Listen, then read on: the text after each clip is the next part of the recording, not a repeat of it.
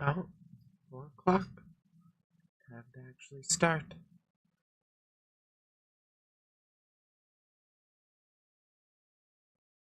Howdy, howdy, everybody.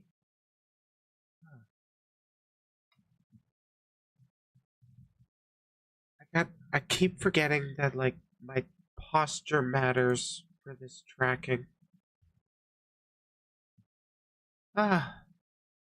Pretty chill Sunday. Mostly been staying in lately. Got some stuff I do want to cover before I get into the model building. God, I should really have some kind of background music.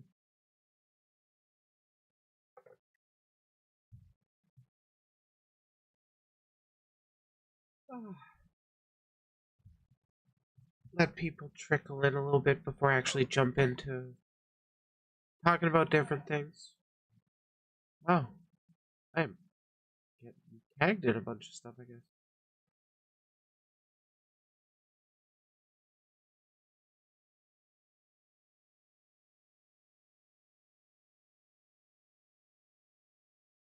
Let's see. We got art scams. Well, not plural, it's just one story. Let's see. Oh, I can talk about Activision Blizzard. That'll be an interesting one.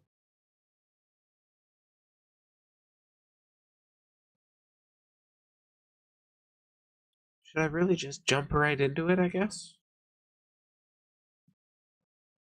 Might as well. But what one do I want to start on?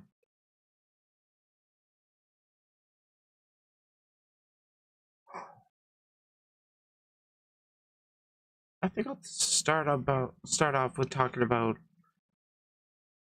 taking breaks for creators. Specifically, a thread that went around in the Vtuber scene, or the Vtuber side of Twitter.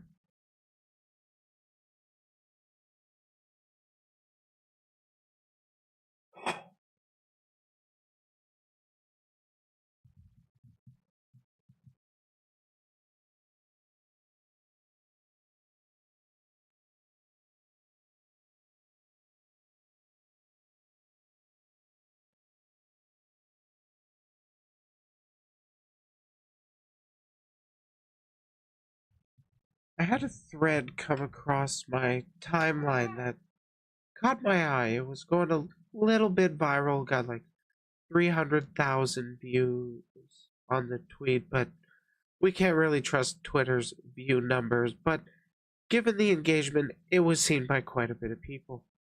Anyways, the thread itself is talking about how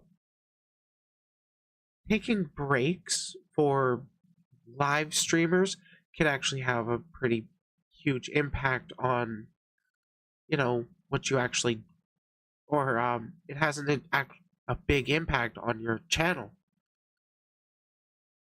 And before I dive into really my thoughts about breaks regarding whatever they need to be about, I'm gonna see what this person has to say. Thread was put out by PP Slayer. I have no idea who they are. But the thread reads, I don't think many stream watchers realize just how devastating it is for small indie VTubers to be forced into even 1 week of hiatus, either due to health or tech issues. I see many times the go-to response to someone is this issue is, quote, take a break, your health comes first, end quote. Which is a nice sentiment, but the majority of us will not do this until we literally can't go on anymore.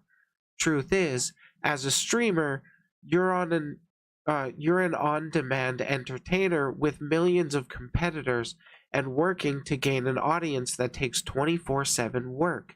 And yes, it is a bit silly to think that all your viewers will move on if you take 2 days off. that fear in itself isn't completely unfounded. In the end, all I'm trying to say is that with this post is that it's really not as easy as just take a break forehead. Now, there is a time when you literally do need to take a break from whatever you're focusing on, be it health concerns or your computer breaks down and you literally just can't. Largely, that can have a positive impact overall if you can overcome that and then use that drive to fuel your content going forward. I think that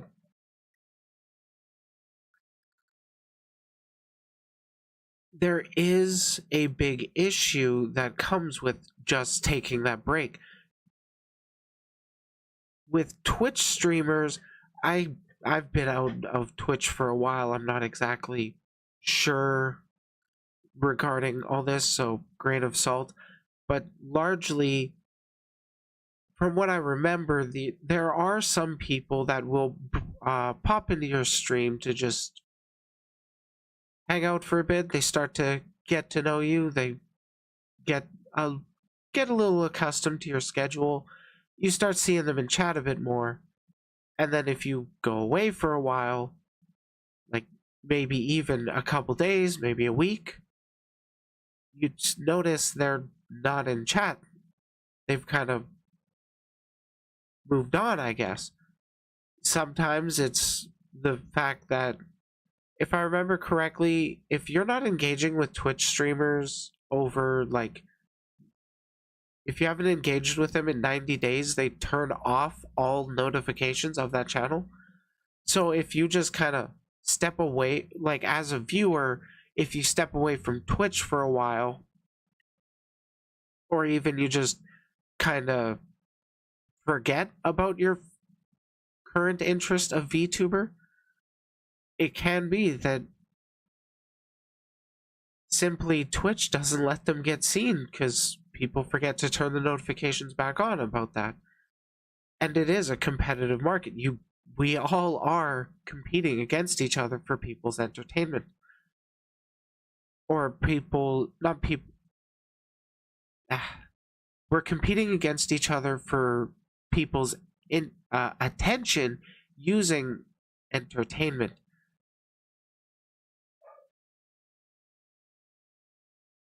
Because at the end of the day, we are just entertainers. There's no denying that. It's pretty straightforward.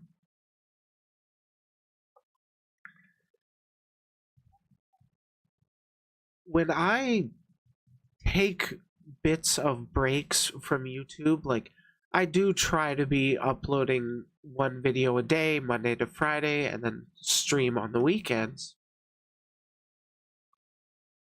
But I have taken some times where it's like I stream once a week, but I've taken 1 week off, and then I go from seeing 2 videos a week that hit 1,000 views to seeing almost all my videos getting about 200.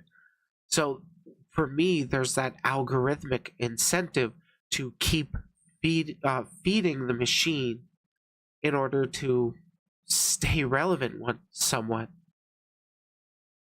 It's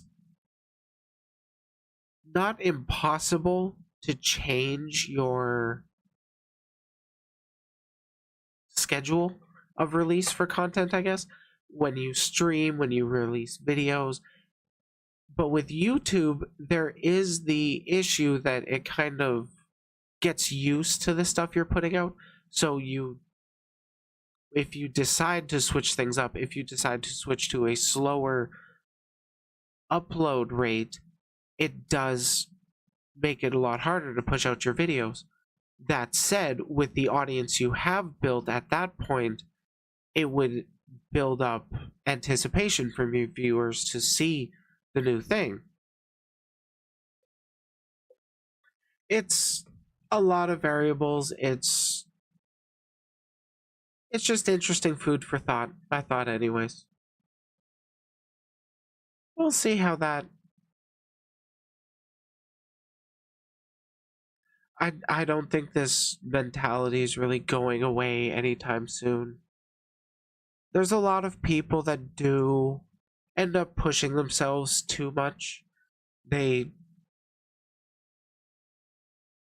they work their hardest to try and grow their Twitch channels, but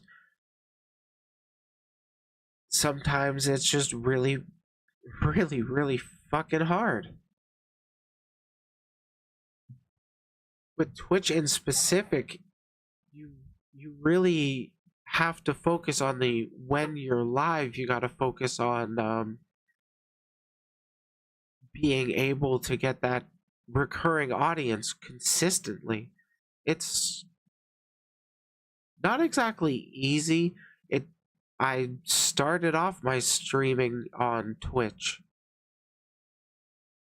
and it was really hard to build up any sort of consistent viewer base.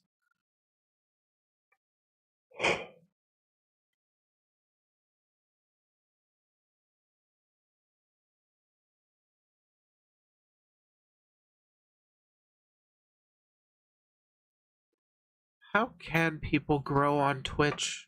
That's the burning question for me. I think the best way for Twitch streamers to actually get their name out there would be highlighting them clips.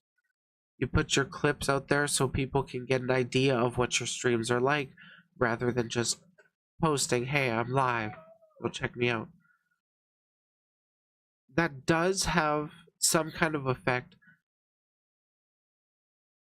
Like, it can bring in the occasional viewer, but the majority of your viewers are likely not going to be checking on your streams from your Twitter advertisements.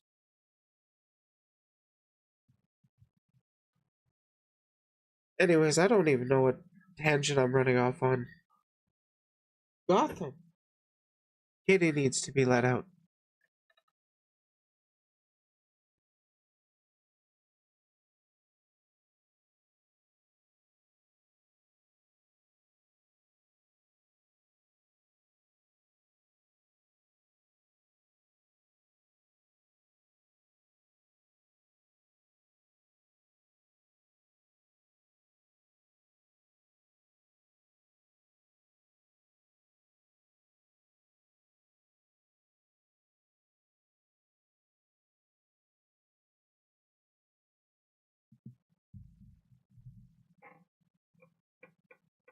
Well, that's one segment.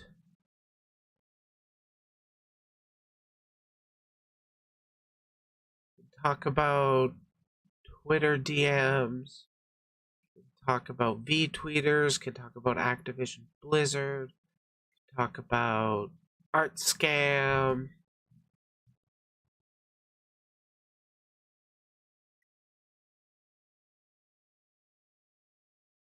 Which do I want to jump into first?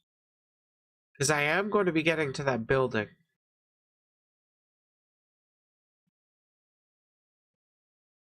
I want to get to the model building. But I do want to make sure I got, full on content out there. Gotta feed the machine, right?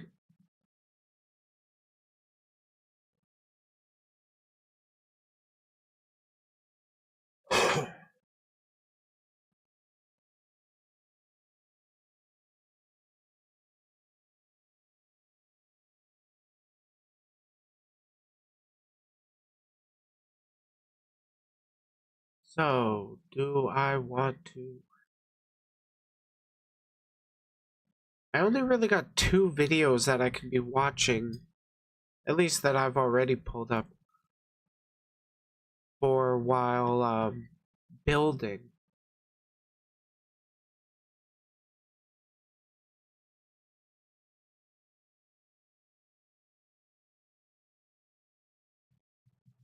Not really sure what other videos I'd want to go over.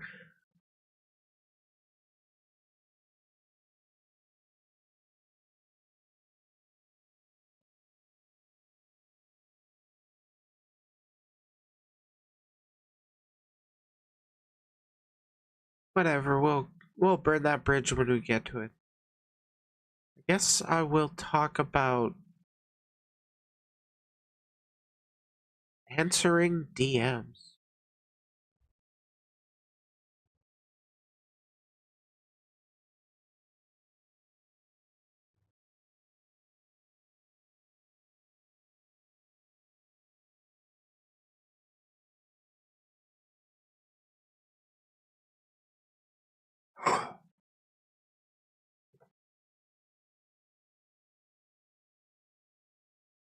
I really should just be jumping straight into this shit.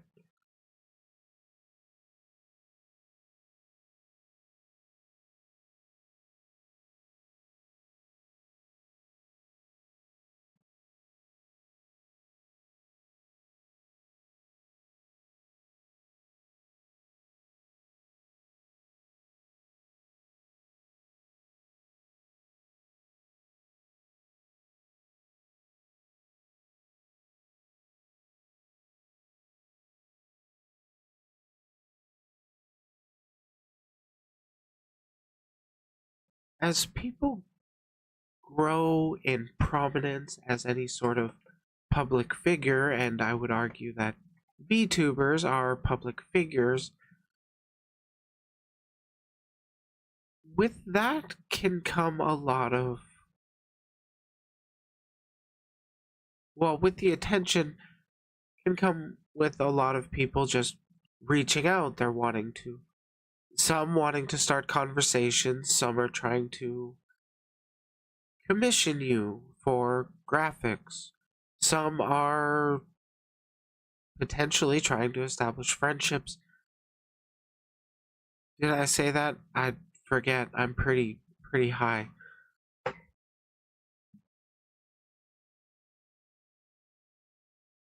I do personally try to answer the DMs that I get. I do more or less answer whoever I don't think is really a bot. So there are some DMs that just I haven't accepted the requests. And a thread on Twitter, surprise, surprise, came across my, or piqued my interest, so to speak.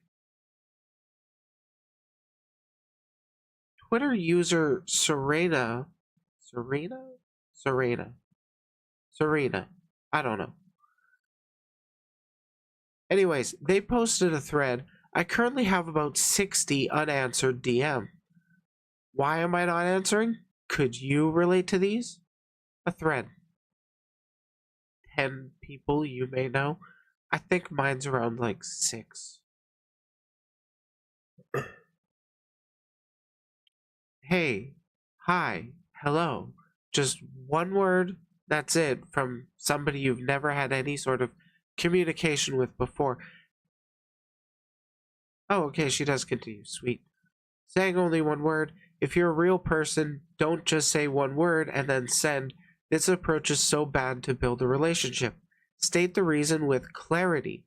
Yeah, like say, hi, I've been finding your Twitter posts funny. Where have you been, or how do you come up with that stuff? Um, hey, I've been enjoying your content. What? Ask them about it a little bit, I guess.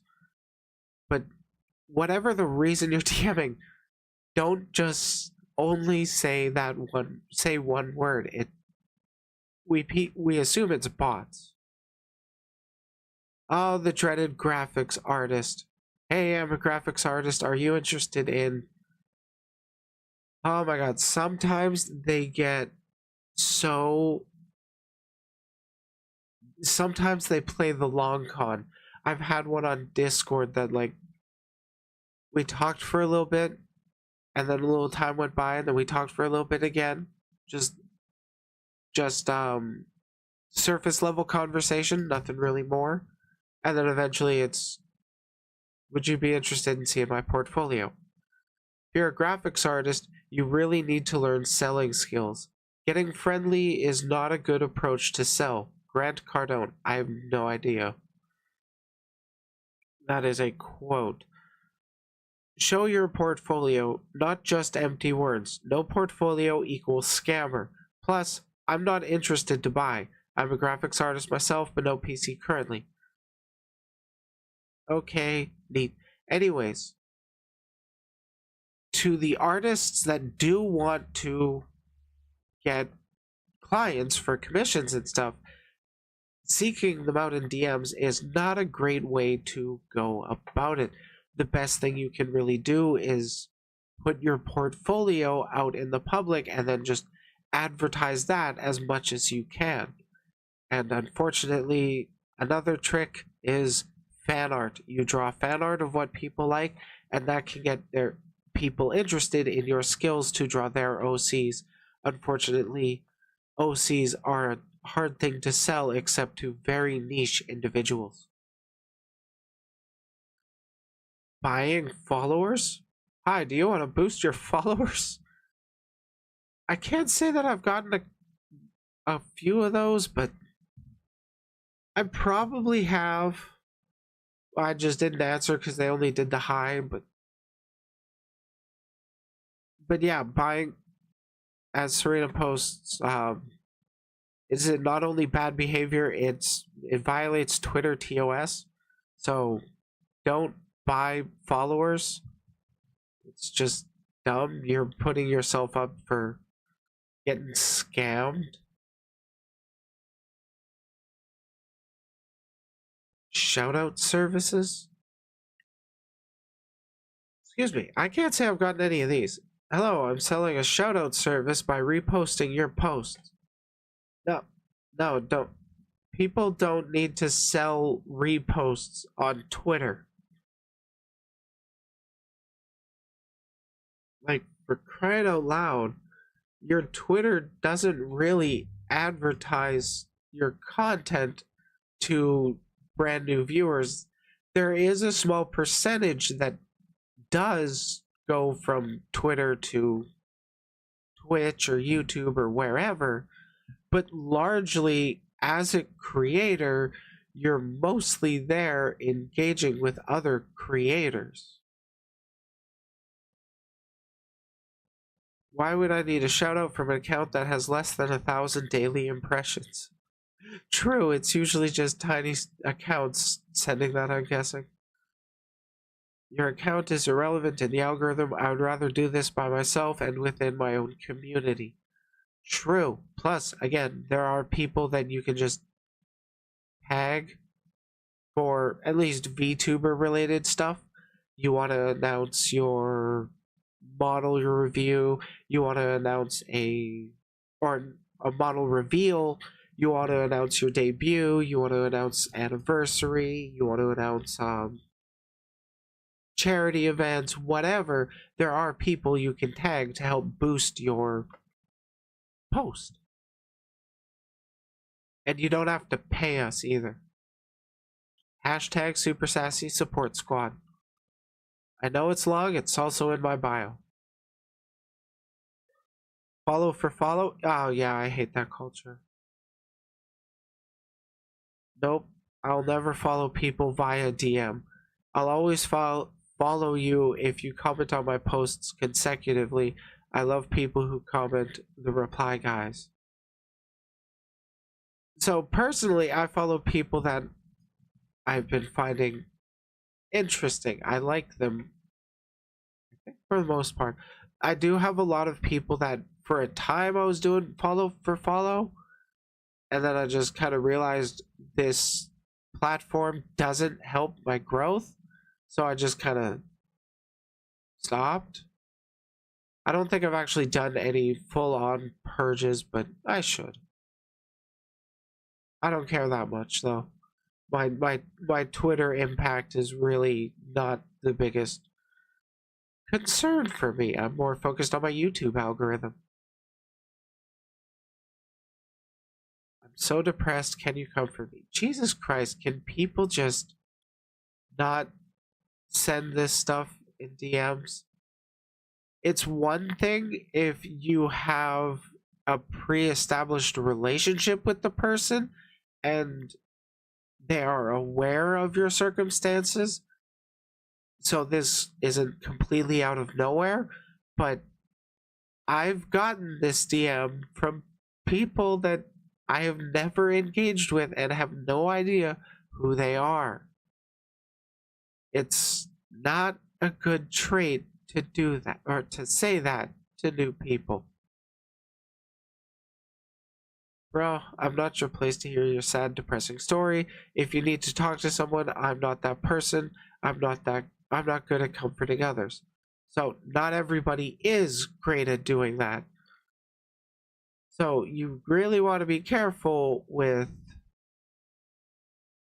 um, who you're actually just potentially randomly opening up to. Muted accounts?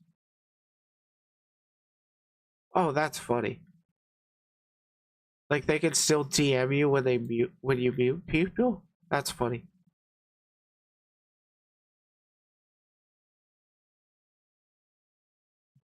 Muted, don't answer people who are muted, simple. I guess that makes sense. The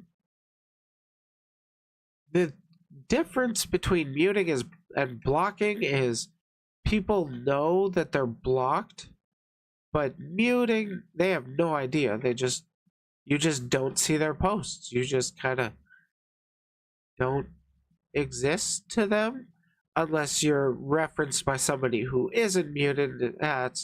It's weird. Thank you for reading the thread. Can you relate? Yeah, I can relate. I can relate. I've had some wacky DMs. Actually, do I have that saved to this PC?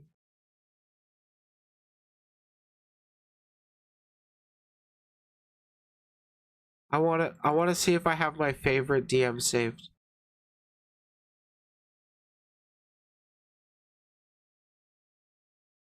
Ah, it's not on PC. Oh well, I guess another time. But yeah, DMs are sometimes a wild fucking west. You'll get some people that'll say fuck off and never bother us again, and then they proceed to block you and then shadowbox behind the block for some reason. And then you get people in DMs that are actually pretty cool, and you have like legit conversations.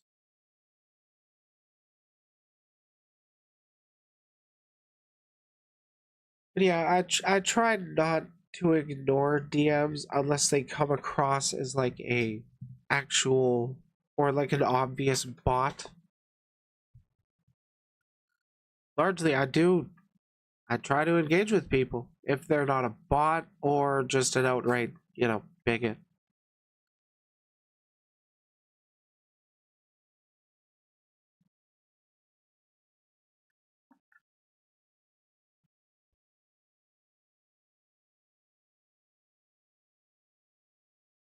Oh, that was a fun little segment.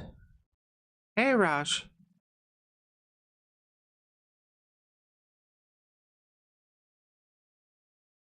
Do I want to talk about? I kind of want to get into the building, honestly.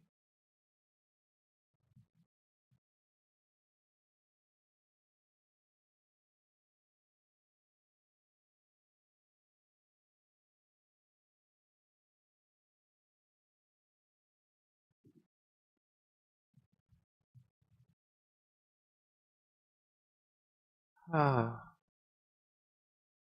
this has been a wacky, wacky year. And it's kind of looking like I'm going to be hitting YouTube partner to, or like the base level of YouTube partner to start the new year off. That's pretty sweet. Pretty cool.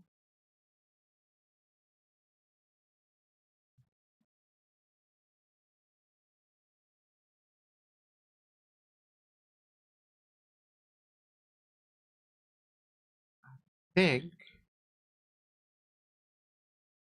I think with the new year, I do want to get back into interviewing different VTubers.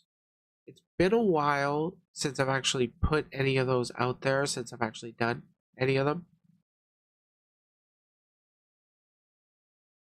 So I kind of do want to get back into that.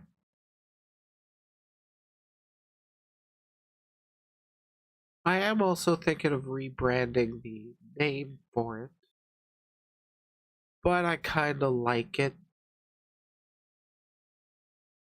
We'll see. We'll see how things play out. You've been partying with your folks? Yeah, it's getting close to the new year. What was that, 7.5 hours for me?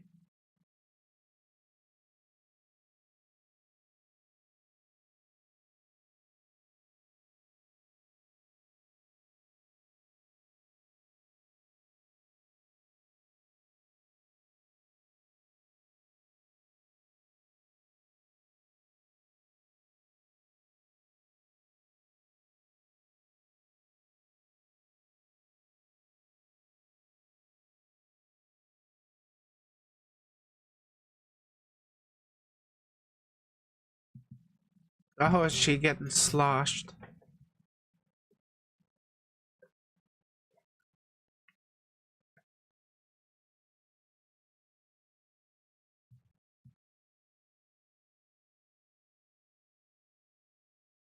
Yeah, that makes sense. Gonna get juiced up. The fun kind of juice.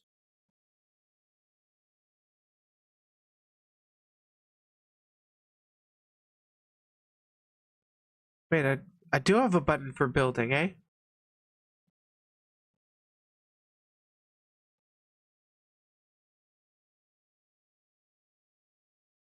French red wine.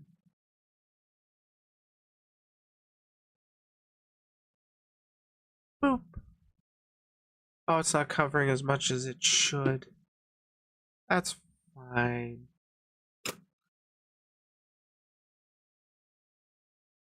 Yeah, that's fine. I'm building this.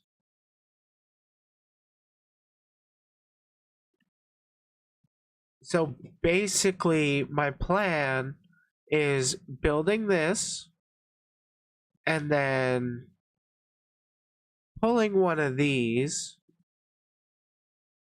where this is a custom I built off of the Mars 3 Gundam from, no, Mars 4 from the, shit, which series was that? That was not double O. I've been watching double O. That was from Build Fighter.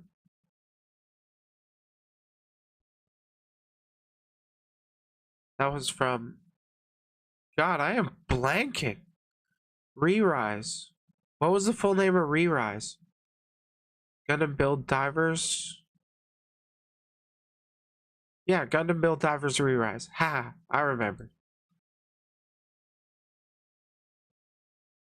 But anyways, I took the melee version of that suit and then turned it into a War Greymon custom.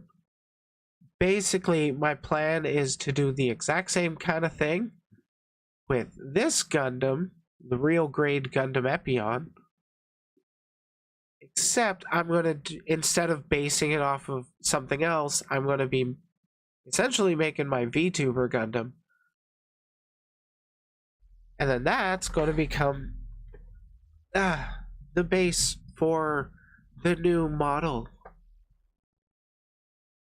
so to speak. Anyways,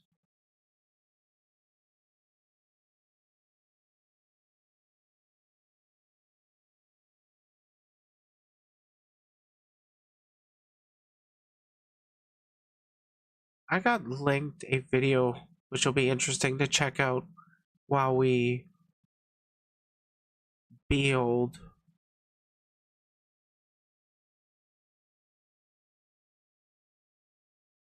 Excuse me.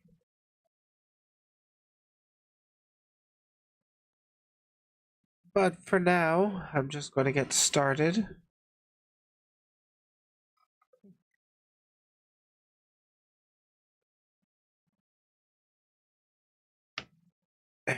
Real grade.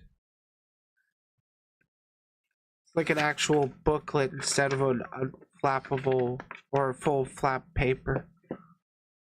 Ah, you're starting me with the legs?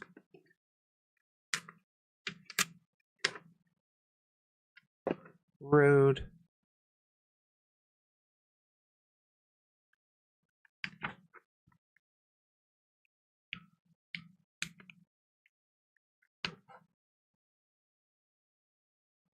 I think part of me wants to kind of turn this focus camera.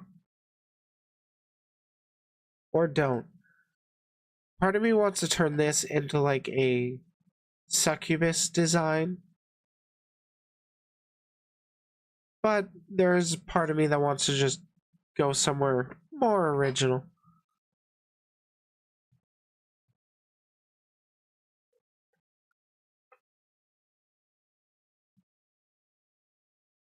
All the different pieces, yay. What surprised me the most about this model kit, from the get-go, I don't actually have to build the whip. It's basically just cut it out and it's pre-assembled.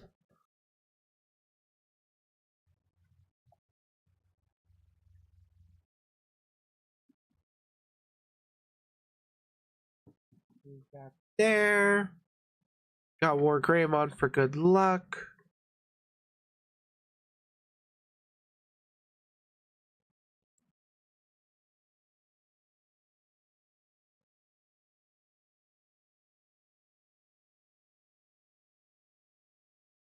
I like how pretty stable he is.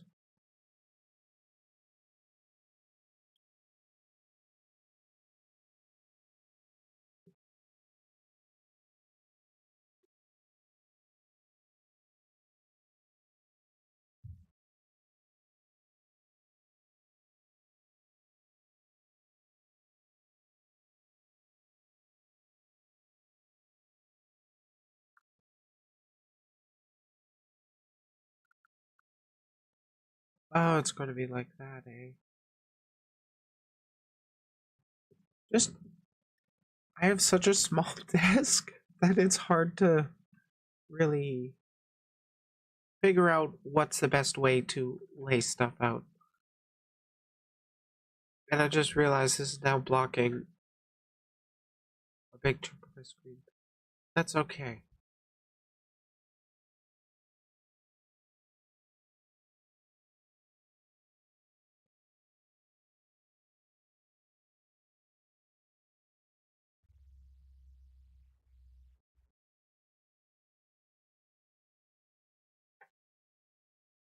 Studio now.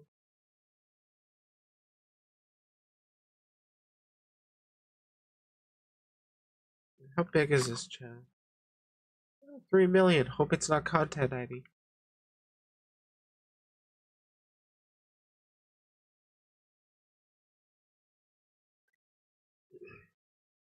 Scoozy.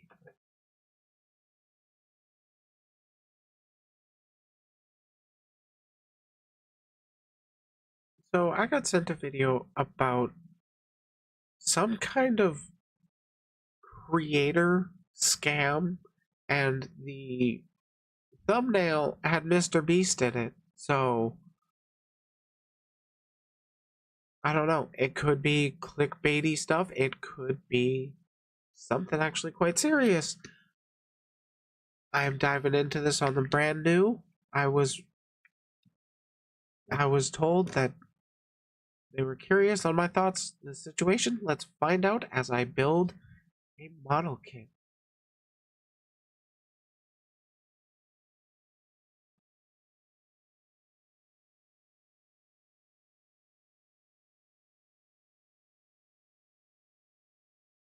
Okay. Now I think I'm properly set up.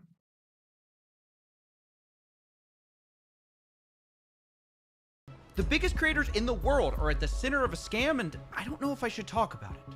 Some have been defrauded, others are associated. Wait, who were they? The biggest creators in the world are at... I know Mr. Beast and Anthony Padilla. I've heard of Valkyrie. I don't quite know Corpse Husband or Car Jacobs. Maybe I have heard of them. Oh wait, was Corpse the dude that did the Choke Me song? the center of a scam, and I don't know if I should talk about it. Some have been defrauded, others are associated, and most are plain embarrassed. But I don't want to get sued. I mean, what do you think I should do? Here, have a drink. And maybe start at the beginning? Thanks. It started 2 months ago. Holy shit, the effort this guy's putting in. Hello, this is CoffeeZilla. I know who you are, and I've got something for you. Tell me more. Alright, well this is Hey. for sure a lie. There's no way you look that cool. Okay, maybe I exaggerated the setting a bit, but I did get a call.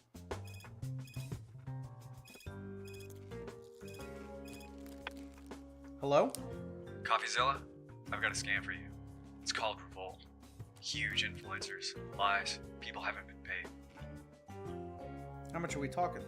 Not sure. Rumors 5 mil, and some of the merchandise still hasn't shipped. You interested? Yeah, can I source you? Nah, keep me anonymous on this one.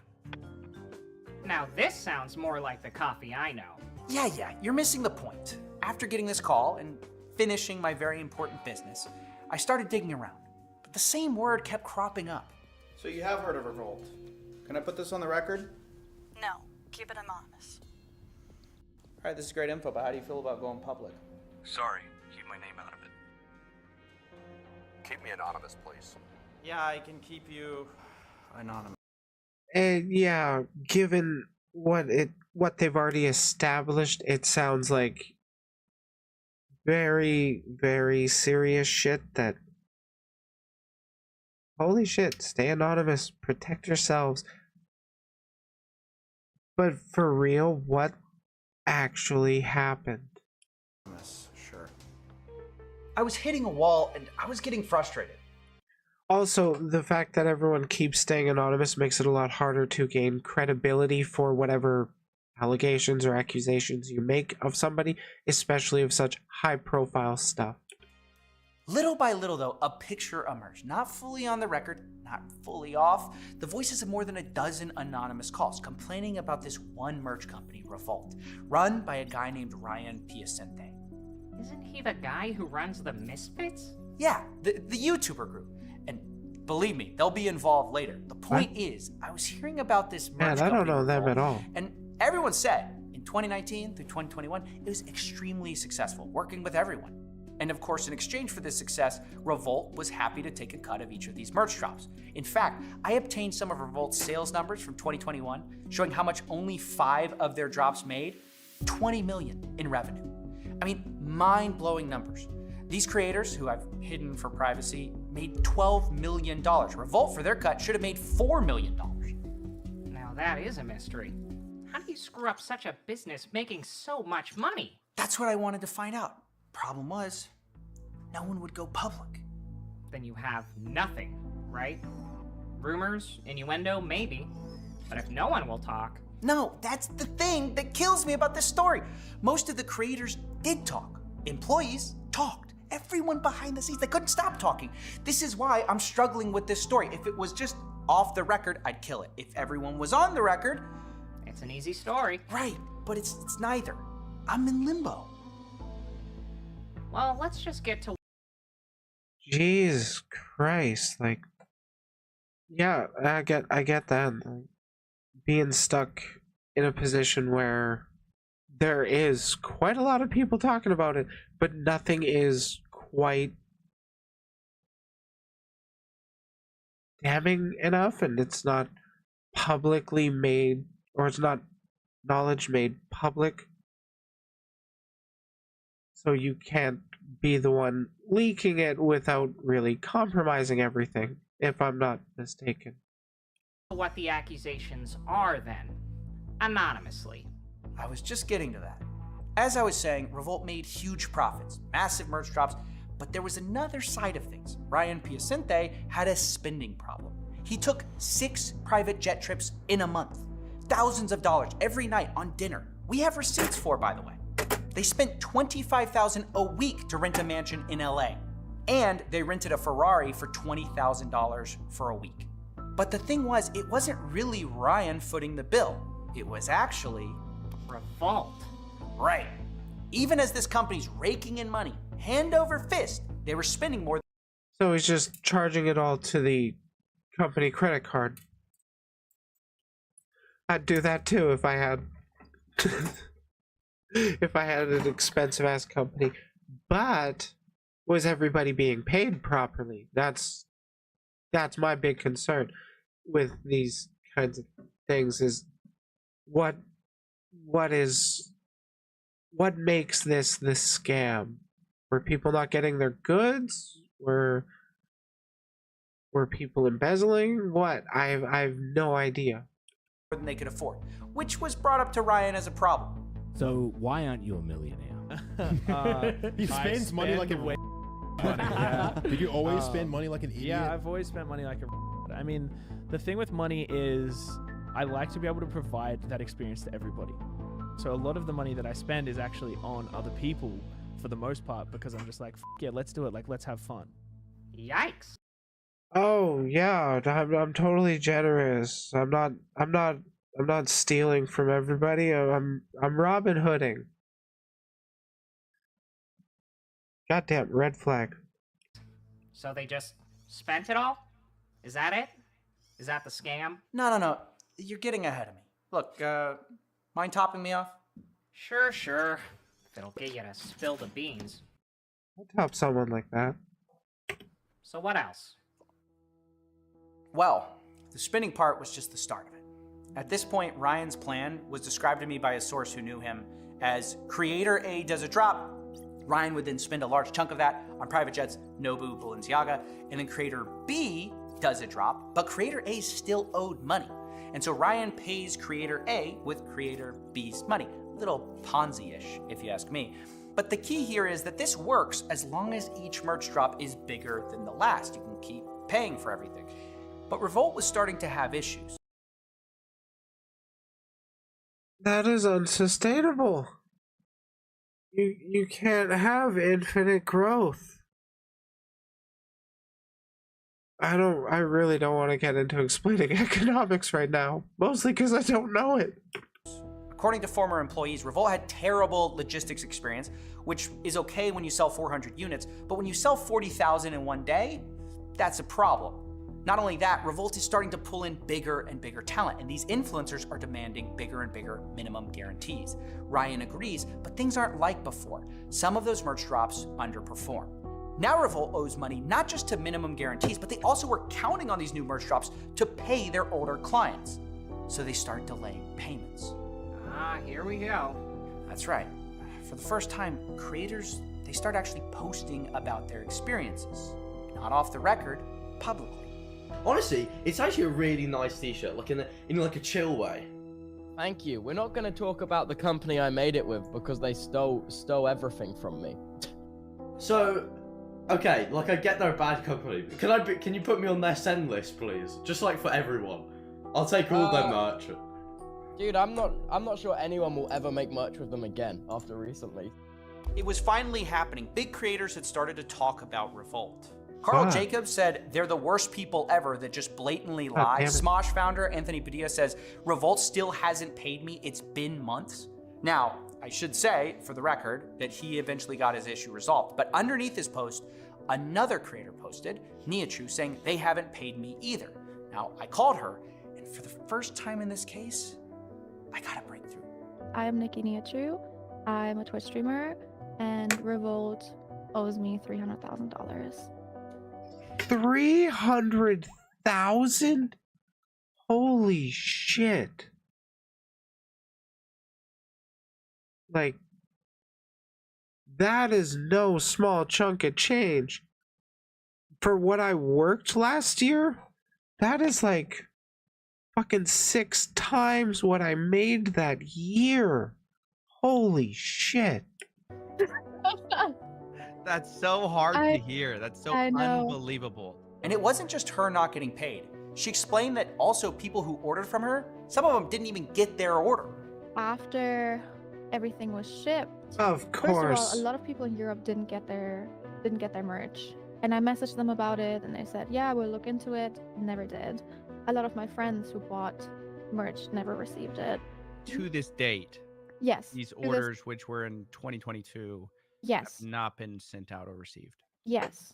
Now, as bad as that sounds, as I look I wonder when exactly were those orders made, but like, given what we've already established, I'm kind of inclined to believe, yeah, this shit tracks. closer, I realized this was common, really common. Delays, missing orders. Sometimes the order would just be wrong, like when they sent out a pin collection but forgot the pins. Now, because of this, an insider... Yeah, they totally forgot those pins. They weren't just, you know, scamming you. Revolt told me that in December of 21, they had over 100,000 customer support tickets open for quality issues and items not being shipped. And that gets us to the good part. Ooh, we getting juicy? In a world where common sense takes a backseat and physics is just a suggestion, comes a movie that punches logic in the face. Are you ready for best pizza of life? Yes. Bring friends down to Pepperoni Hug Spot. Our chefs make pizza with heart and special touch. Tired of watching low-effort content? Then come on down to patreon.com/coffeezilla. If you support high-effort investigations, you also get all these perks. But wait, there's more. You know, he's been putting tons of effort into this shit. Yeah, check. And, like, shout out to the small channel with only 3 million subscribers. Yeah, this guy's definitely worth checking out. At least from what I've seen so far in this 8 minutes I've ever watched of his channel. Imagine your name up in lights. It's a $50,000 value. And it also helps us make things, which is good too. Terms and conditions apply. Please read fine print for more details. Okay, where were we? Can I get another drink, actually? Yeah, I'll pour you another one. Thanks. Remember that insider document I showed you earlier? Yeah, made me want to sell merch.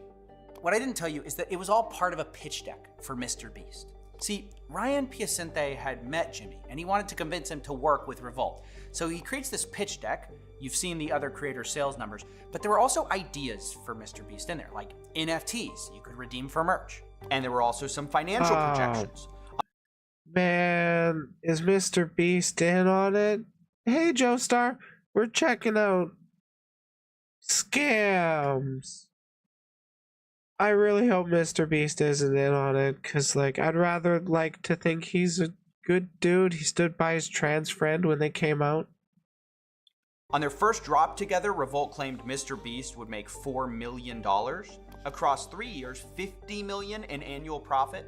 There's no way. That's what I thought. I thought maybe the team was delusional enough to think it was possible, though. So I asked. According to insiders at the company, they actually met Jimmy and started discussing minimum guarantees and how Revolt would 10x his merch business over the next 2 years. But check this out. This being impossible was openly discussed by the Revolt team. Oh no, they knew? Yeah. And this is where things go from bad to worse. So Mr. Beast gets this minimum guarantee deal. Oh, fuck. So they scammed Mr. Beast out of money, too? Oh, man. Oh, Jimmy. Shout out to the other small creator, Mr. Beast. To do his 100 million subscriber collection with Revolt, right? But Revolt doesn't sell like they claimed they would. It does revenue way below expected, meaning Revolt didn't hit their minimum guarantee. So what do they do? Well, this is where things dip into fraud, right? Our insider says, I assume this is when they decided to increase cost of goods, meaning Revolt charged Mr. Beast more for every item of clothing than he was actually paying for at the factory. That's a pretty huge accusation. Where's the evidence? My question exactly. I got sent this. What exactly am I looking at here? What I just sent you is the pricing sheet from the Chinese factory, top left. You can see the invoice. Yeah, so I have no fucking clue whether or not this is like legit stuff. It's speculation from me. Allegations. I'm gonna be using those terms a lot more. Yeah. Is that nub supposed to be there?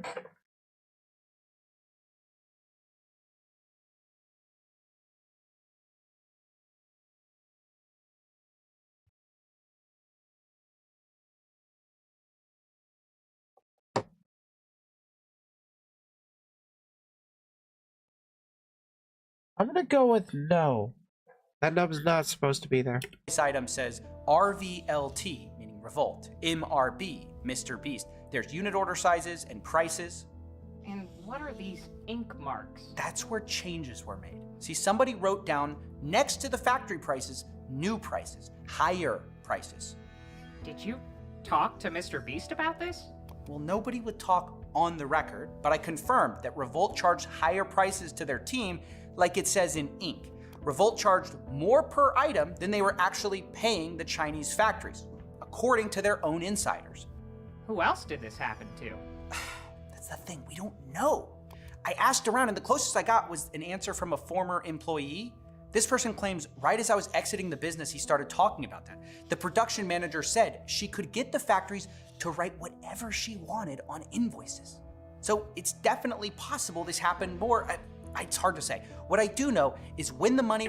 I would definitely say that, like, if they're already at this level of what they're going after, there are going to be victims that we don't know. We just know some of them. I don't think we can ever really know all of the victims of Revolt, I guess. Allegedly. Ran out, it all fell apart. What do you mean? Well, the merch business has a lot of middlemen. People who create the shirts warehouses, store it, fulfillment centers. The thing is, Ryan was running out of money for all of it. What is this? Misfits merch company going under. Earlier this year, the Salvation Army... Oh no, this is a CoffeeZilla video. I honestly don't know if I'm going to be making this into a segment. It's like a little too interesting and I don't feel like I'm really adding anything to this. Army Arc Memphis received a donation of 100+ clothing items from Revolt Factory, the merch company. This ranges from Corpse Husband hoodies to Swagger Soul hoodies and other scuffed merch. With everything coming out about the Misfits quietly shutting down, it makes sense that they were selling and donating old stock. They donated it? Basically, from what I heard, the storage fees weren't paid on time to the fulfillment center, so they donated people's clothing to get rid of it. So not only are people not getting their merch on time, some of it is literally randomly sitting on eBay because Revolt didn't pay their bills on time. Allegedly. Holy fuck. So, not only did they not send out the merch that was paid for, they donated it, I'm guessing, in an attempt to have it as like a tax write-off. Oh, this seems so fucking bad for Revolt. Wow. I assume you reached out to Ryan Piacente about all this though, right? Yeah, multiple times. And we might have talked, but he ghosted me when the next wave of accusations came. Then I think it's time to go public about this. Wait, did you say there's more accusations? We're like 2/3 in and there's more? Holy fucking shit. I mean, the thing with money is I like to be able to provide that experience to everybody. So a lot of the money that I spend is actually on other people for the most part because I'm just like, yeah, let's do it. Like, let's have fun. You're a psychopath. Actually, or maybe a sociopath, whatever the difference is. Operational sociopath. That is a character you have, though.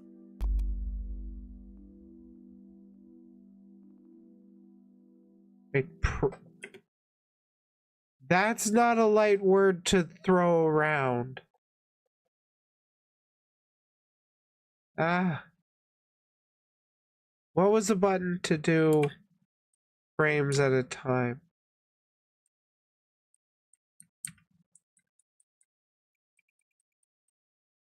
Fuck. Anyways, what territory are we going into? Welcome back to the $10 million studio. I was investigating what I thought was a case of financial fraud, but what happened next made it also a case of YouTube's own version of Harvey Weinstein. And I don't mean to say that to exaggerate the severity of the accusations you're about to hear. I do say it to convey the seriousness, similarities, and signal that the following is disturbing. Now, if that sounds a little too graphic, I understand if you need to click off. In other words, trigger warning. I think we're going to be talking about not a hebophiles. The video. We normally don't cover these types of allegations. However, I felt that given we found this halfway through the investigation, we couldn't ignore it.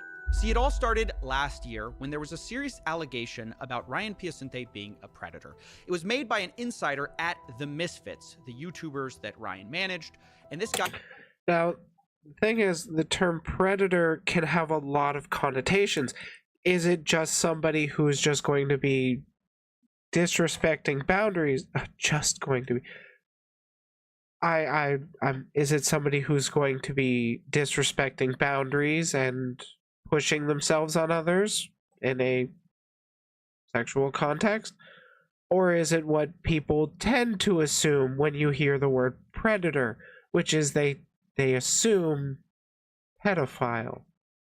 I went by Peckett.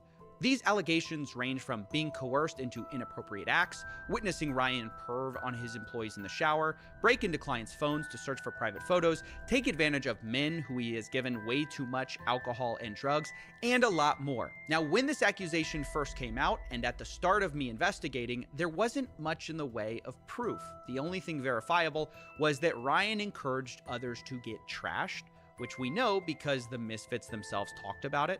So funny compared to like now when that's just the norm. Like people get f***ed up all the time. Yeah. No, he's just the one encouraging everyone else to. Yeah. Now, besides this piece of evidence. Oh, Jesus. This is not looking good for Mr. Ryan. But yeah, there's... You kind of need a lot of actual evidence to prove beyond a shadow of a doubt, because right now there is still the kind of shadow of a doubt. But to me, it's clearing up a little bit. Yeah, hey hero, you ever hear about Revolt? We're finding out about how bad of a scam it is. There wasn't much else in the way of allegedly corroborating evidence until October, when two more stories came out that had very similar stories to the original, and I knew we had to take them very seriously. In one story, a guy who was between 18 and 19 was told by Ryan, quote, he saw potential in me before being assaulted in the shower. The other guy was in their early 20s and tells a story of how he was invited to a party with the Misfits, a YouTuber group he liked. But in order to get in the house, he was forced to inhale a substance as a condition of entry. Later... Inhale in what way? Holy shit, these fucking frat boy dude bros. I'm just assuming with the frat boy dude bro thing. What the fuck? Extremely intoxicated, he was also assaulted by Ryan Piacente in the shower. Now let me remind you that these all are allegations, but let me also tell you that 4 other people have come forward who... This is kind of the thing with the Me Too movement. We don't have any direct, concrete proof of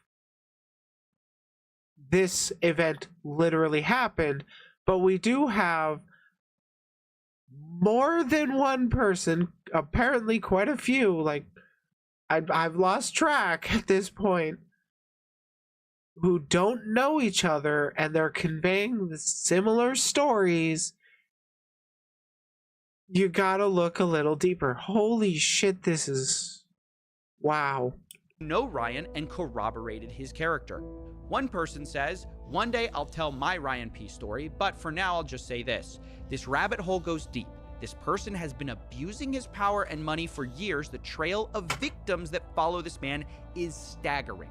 Another says, I've known Ryan since we were 16. He was always a weird, pervy dude from the start. I guess it tracks. We can't prove that one tweet one way or another, whether or not they actually knew somebody, but it tracks so far with what we already have with our biases, right? Billy says Ryan P has been a disgusting individual for years. Personally, I've seen him do very questionable things. Yet another says Ryan P is a master manipulator. I myself was manipulated by him for far too long. But that's not all, that's just what's public. Behind the scenes, I began to receive much more. One guy told me Ryan offered to fly him out and give him $5,000 to cover work. He showed me receipts of this payment from Ryan. He then told me I end up going and it's all good for the first few hours, but when I went to the bathroom, he followed me and without going into detail, assaulted me when I clearly was extremely uncomfortable. Now, this story specifically has a thread we're going to follow because there's numerous allegations. Okay, lesson learned. If you get an email that they're going to fly you out, go with friends. Don't go alone. What the fuck is wrong with this dude? Ryan would use money to coerce people into situations they wouldn't otherwise do, like paying this guy $5,000 to come over for work. Or more commonly, he'd pay creators who were struggling for explicit photos of themselves. People sent me emails. They'd get notifying them of Twitter DMs from Ryan asking for explicit photos. Oh, wow. Dude, I got explicit photos too. Along with accompanying payments from Ryan. The reason I'm telling you about all this is not only that it demonstrates this behavior was happening and provides a financial paper trail, but some of it dovetails into fraud. Because as I started asking for some of these financial documents, I found that Ryan would often not just pay people from personal accounts. He would use business accounts to pay for these things, specifically the Misfits business account. Remember, that's the... Oh, dude, what a fucking blunder move. You're doing your shady shit on Maine? No, if you want to get away with it, you gotta be on a burner account, man. Ah. I mean, not to give the dude pointers, but it's not like he's gonna watch it. Beloved YouTuber group people supported through Patreon, merch, through a podcast. Turns out their company accounts were being used in part to pay for explicit photos of some of the fans of the show. I was shown these payments, and the question is, why even do this? For real, why? Literally, why is it? I can only assume it's to feel a control of power over other people. Like, what in the actual fuck, assuming all this is true, is wrong with this guy? There's a lot better stuff you could be doing with that money. Also, OnlyFans subscriptions are cheaper. To write it off your taxes? No matter the reason, this is like some weird... Oh, right, it was a business expense too, so he's buying or paying for viewer nudes, and it's a business expense. Form of fraud is not the kind that I normally like to talk about, but who uses their business account for this? We also need to talk about what happened in April of 2016 as well, when Ryan asked a fan, can we get married? When she told him she was 16, he said, come back in 2 years, which would be... Oh, that is creepy behavior. Holy shit. I'm not going after kids. I'm getting them when they're perfectly ripe. Wow. God damn. When she was 18, but 1 year later, Ryan reached back out, saying this, quote, I retweeted your selfie. Do I get nudes? She replies, that's illegal. He says, quote, don't worry, I ain't no snitch.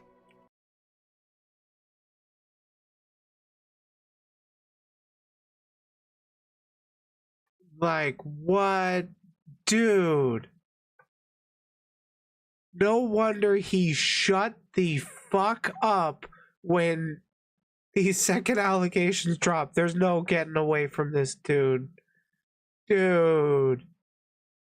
Now, I asked the person who gave me these if she thought he was joking at the time. She responded, no, I think it was legit because it happened a lot on Snapchat.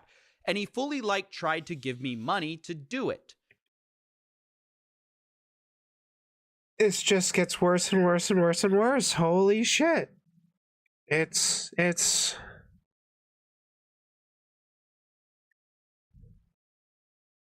like a certain person I know if he was successful. God fucking damn. What is it with people who get into like these positions of power and then just have to use it in that way?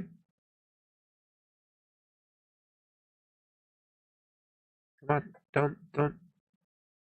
God, I'm scared with these RGs. This is starting to hurt. Yeah, no kidding. Holy shit. Now, this once again corroborates the creepy behavior we've seen from Ryan Piacente in the past. So, for those of you who have been counting, we now have 5 independent accusations, some anonymous, some fully on the record. We have multiple forms of evidence, first-hand accounts, DMs, payment processing receipts, and we have 4 independent character testimonies from people who claim to know Ryan. Now, as always, I've tried to reach out to Ryan to get his side of the story 7 times over 2 months and have gotten nothing in the way of an explanation. The last I heard, he was spotted at an airport, and we have no idea of his whereabouts since. Now, holy shit. And of course, rich dude gets away with it. Like, yay. God damn it. This dude needs to answer for this shit. Staying silent over it. Over such serious shit.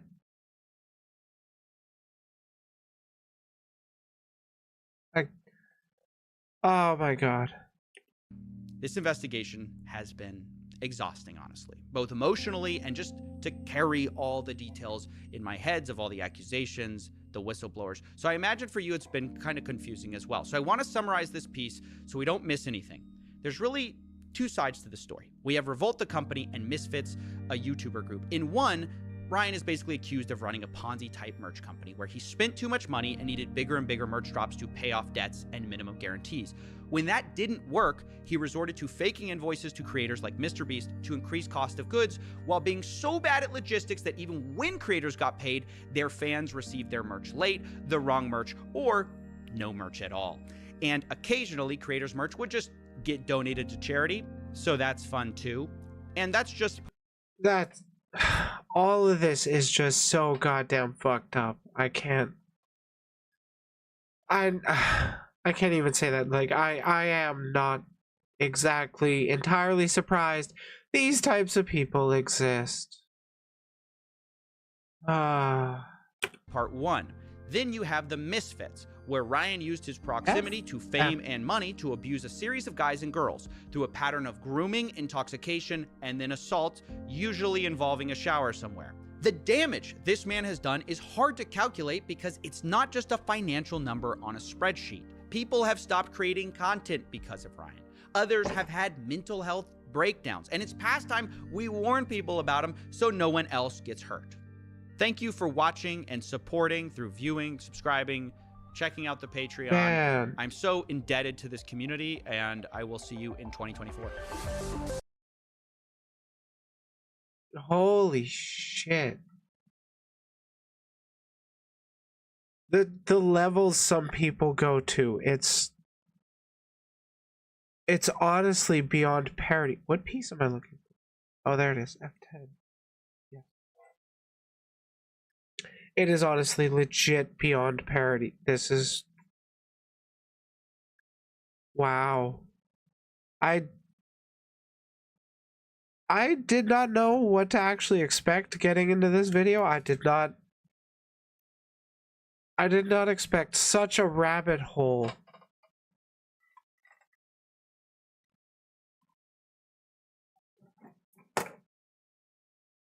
Oh, that's H. Where's my other F?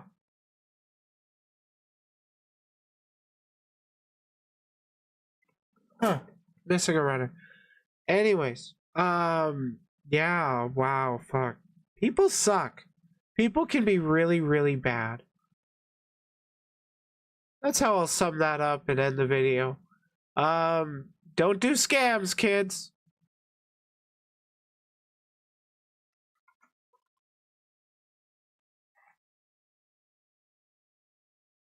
There it is. But before I get into that, man, I need more videos. I don't know what to go over though. Can you put my socials in the description? I mean, I guess.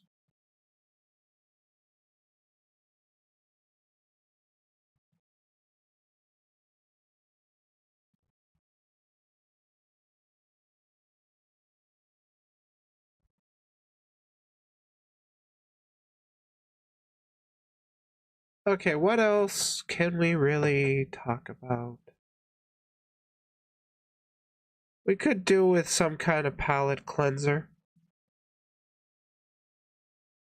What the fuck? Go.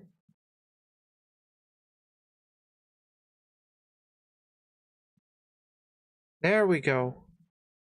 Man, I'm just barely getting the feet done, but holy shit, it's looking good. Why is this so hard to open the mouth? I love that that opens. Ah. So the Gundam that I'm building can actually transform. Turns into a double-headed dragon. Because that's cool. Okay, building this last piece. Anybody have recommendations for videos to watch? What do you want, Epic? I'm about to mute you.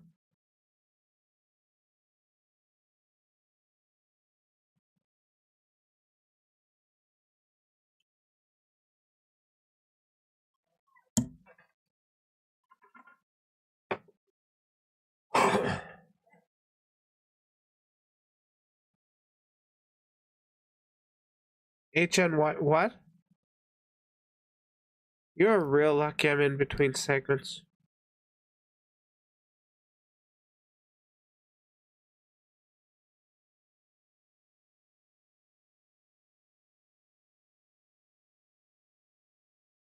I'm assuming you just want more time in the spotlight.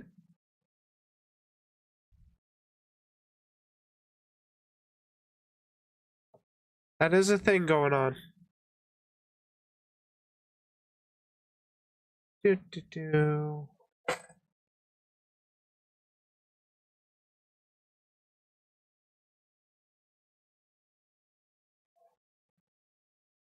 And gone.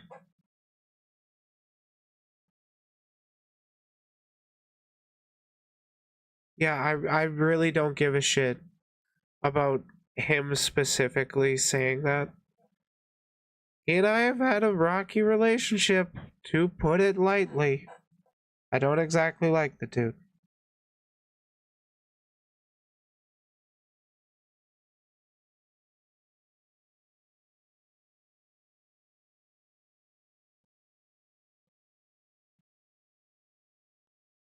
Man, I find it real funny that it's like a depressing kind of funny that we're just going over a video where a dude is accused of oh, I muted him. Dude is accused of sexually assaulting people, and who pops in? Funny that.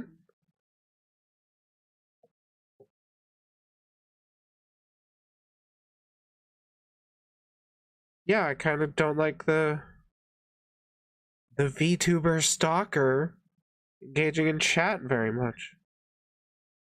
Should have done that a long time ago.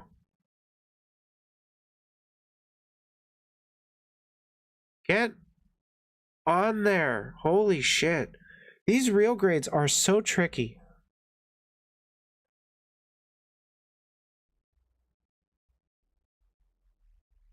Yeah, I'm not really interested in dunking on him too much.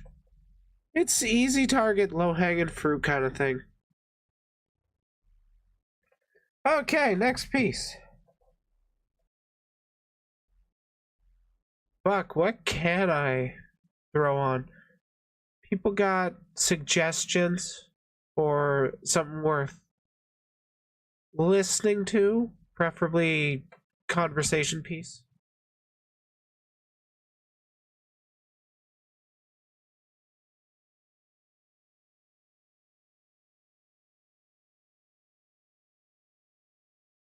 Could also do like a kind of retrospective of my own content. Actually, I kind of like that idea.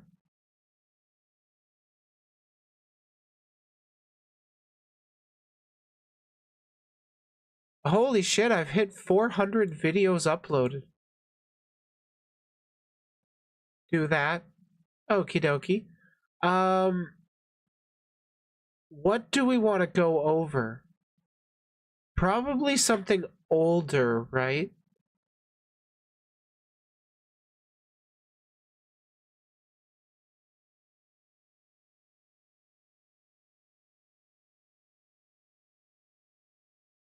What would I even want to go over?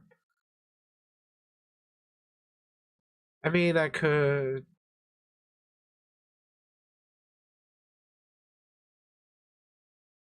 newer but old. What?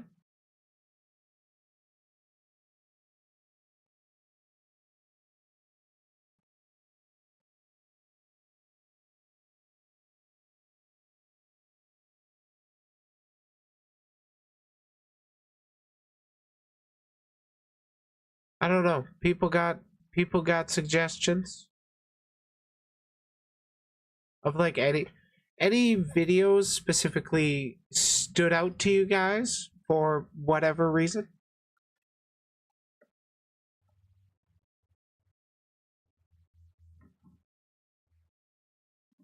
H. 34, 35, and 28.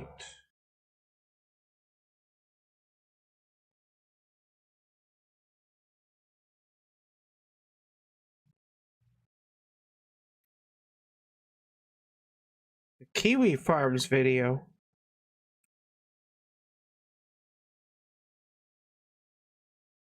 Oh boy. That could lead into a lot of other commentary. Because there's been a lot of stuff going on lately with Keffels.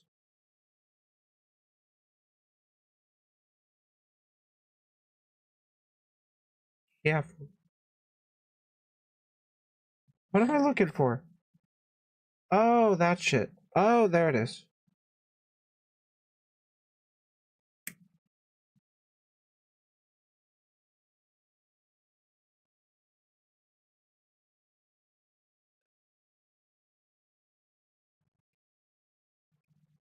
So far, Kiwi Farms video is what we'll be reviewing, going over. Any other recommendations? Preferences?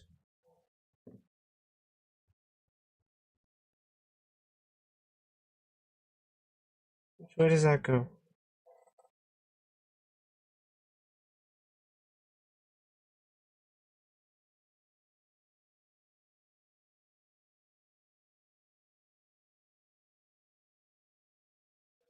Oh, great, it's got more nubs.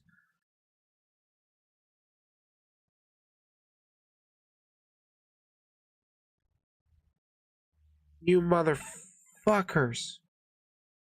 Oh, I could also go over a depressed Nasagi video or something.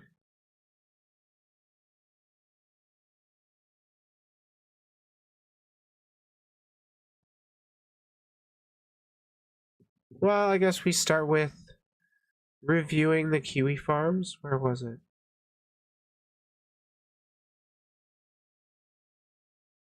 I want to update. What update for what?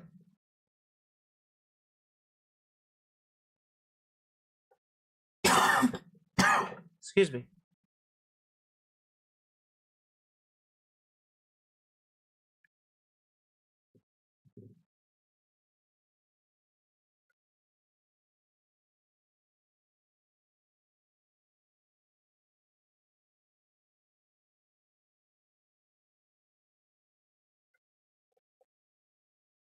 That goes up.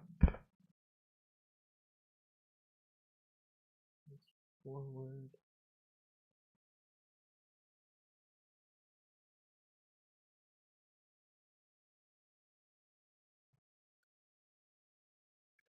I goddamn hope I got this right.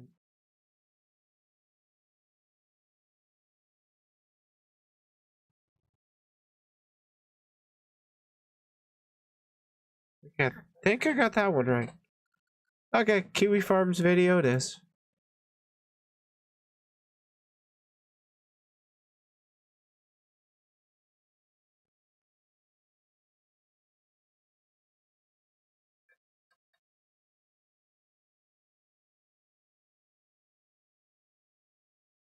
Every time. Ah, they're just gonna lie with like even worse information.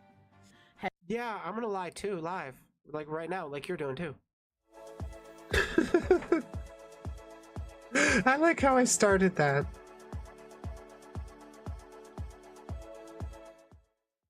I was recently sent a video that was interesting to me, so to speak.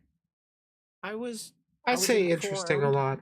That a certain person was. Oh, hey, you can see that I had to use YouTube, the web browser, and just copy that or crop that as my actual chat. I think this was because I already had something else planned ahead of time, and then I was like, I'll do an interim stream, and well, the way my chat shows up now, it doesn't like doing that on a stream that's not the most recently or not the first one scheduled. So like I can schedule one for later and then I do one earlier and then this chat just doesn't work. It only shows it for the next one, I guess. The next one created. It's fucking weird. Talking about kiwi farms of all things. And apparently a streamer that I am aware of was mentioned in this. I don't really know. But I know now. We're going to see what exactly goes down because I have been told some things about what happens here, but I don't really know. What I will say is I am not the biggest fan of kiwi farms. I think it should go away. We don't need it. It's just for a bunch of virgins that have nothing better to do with their lives. Okay, I was going to say, man, I've really got the kitty gloves on when talking about kiwi farms. At least I called them a bunch of virgins. Now, that said, we're going to hear the perspective of a certain VTuber going over a article from the Washington Post. Everybody say hi to Kirsch. I've covered hi Kirsch, one of her takes before on this channel, and today we're covering another one. Let's see what she has to say, okay? The endless battle to banish the world's most notorious stalker website. The anonymous forum known as Kiwi Farms keeps popping back online despite a relentless campaign by transgender activists and a former insider. Oh, fun fact, there is a little update to this. So from what I've heard, ever since the drop Kiwi Farm stuff has been, since Kiwi Farms was dropped by Cloudflare, there is at the very least a Canadian registry or swatting registration database. So like when it happens to people like public figures over and over, it they just defer to the SWAT list. Oh, this is another online person. It's kind of a pretty big deal. Pretty cool. I definitely got to look into it more, but thanks, Keffels. This is kind of weird that they're like going on this crazy crusade to try and bring down Kiwi Farms when I think everybody knows Kiwi Farms is going to outlive every single one of these transgender activists. They hate what they can't control. The thing is,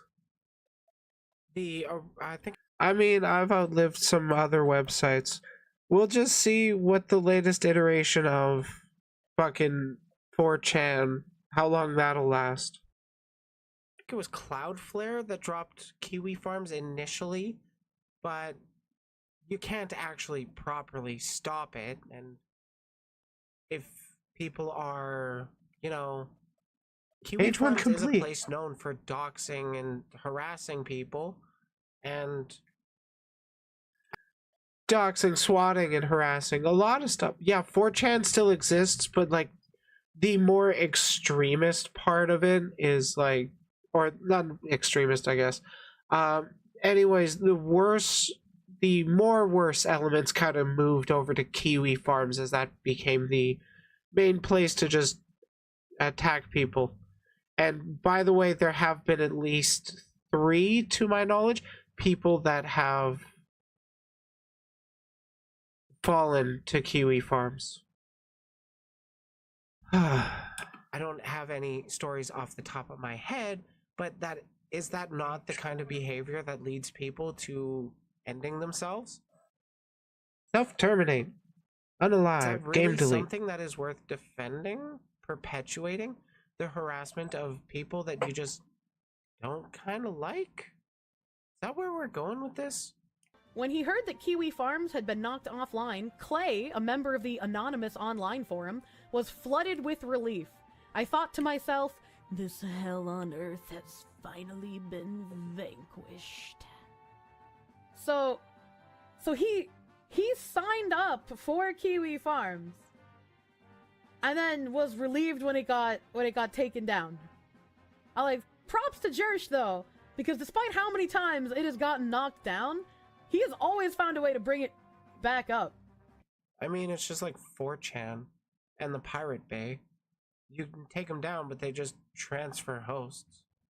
But the thing with Cloudflare dropping Kiwi Farms was pretty fucking big, because that's not the kiss mark isn't a succubus mark. That's just something I've always had. And at least with current lore, I guess I'm still a succubus. I'm just using illusion magic or shit to hide my horns and wings and tail. Just because I like sci-fi stuff. Welcome back, Joestar. I can't remember exactly. I think it was that there was something about protecting the owners of the websites. I can't remember. We'll see. I hope she's going to go through all of this article, so like we can all go through it together. And I'm going off of some stuff from my memory. I haven't really looked into Kiwi Farms too much. I just know it's a cesspool of doxing and harassment. Like every single time. Like he's just like a crotchety old man having to restart his basement generator all the time. It's hilarious how such evil people like their tubas. I mean, it's like when years ago, when people first asked me like my opinions on it, it's like, if you wanted to learn about someone as like a content creator that you were going to be interacting with, they have archives of information that go back years on like sketchy people. They've outed some real pieces. Yeah, like the site has value. Like if you how many horrible pieces of shit have they outed compared to just random people that they don't actually like? And honest question, I actually don't have the answer to that one. I haven't looked into kiwi farms. I don't browse it. I've got better things to do. Is this? Yeah, okay. I think I did that right. 1 foot complete. Yay! And then they've dived into things and looked for things that weren't there.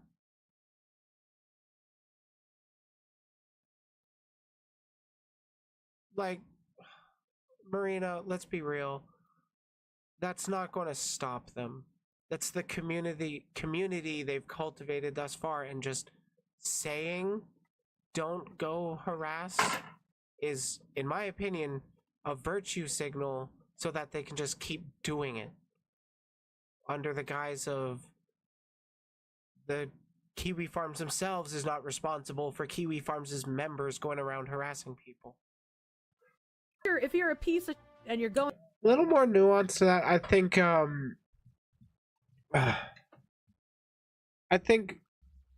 with some of these people, like I'm gonna guess Kirsch's audience, I don't know 100%, but there are people who say don't harass, but all they do with their content is kind of agitate and rile people up and then push them into a direction of thinking these other people are bad, and then just it just kind of leads to the inevitable outcome of harassment.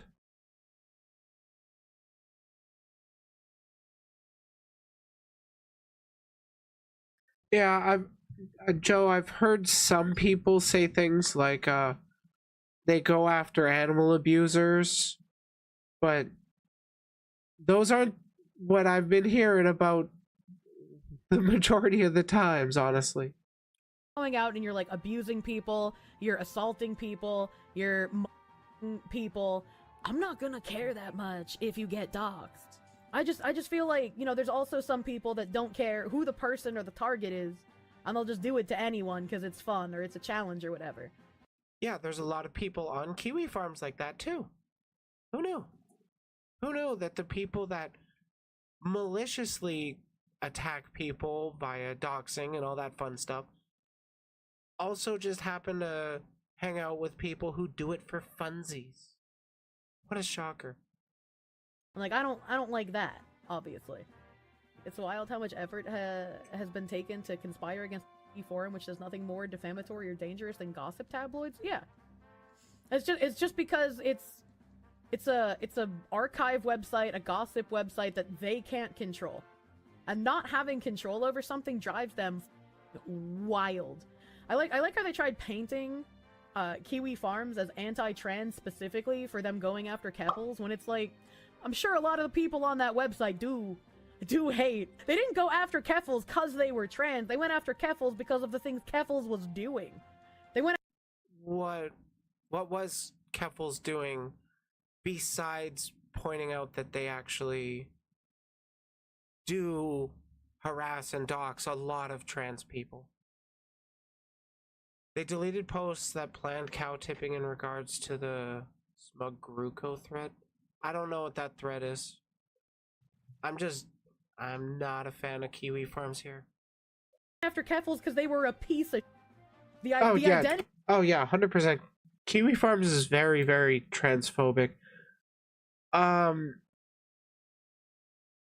think I have gone over it like once or twice. I don't have any account there or anything. I've just browsed it, see what's what. I mean, I've browsed 4chan before.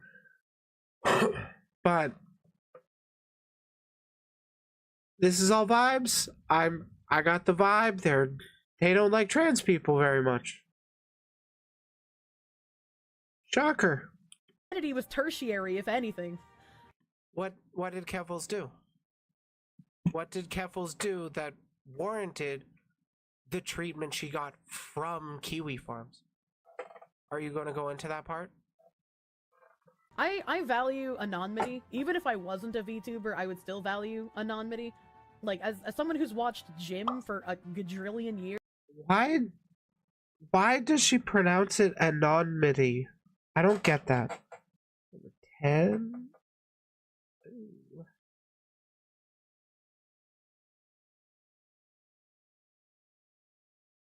Oh, I guess I'm doing the thighs now?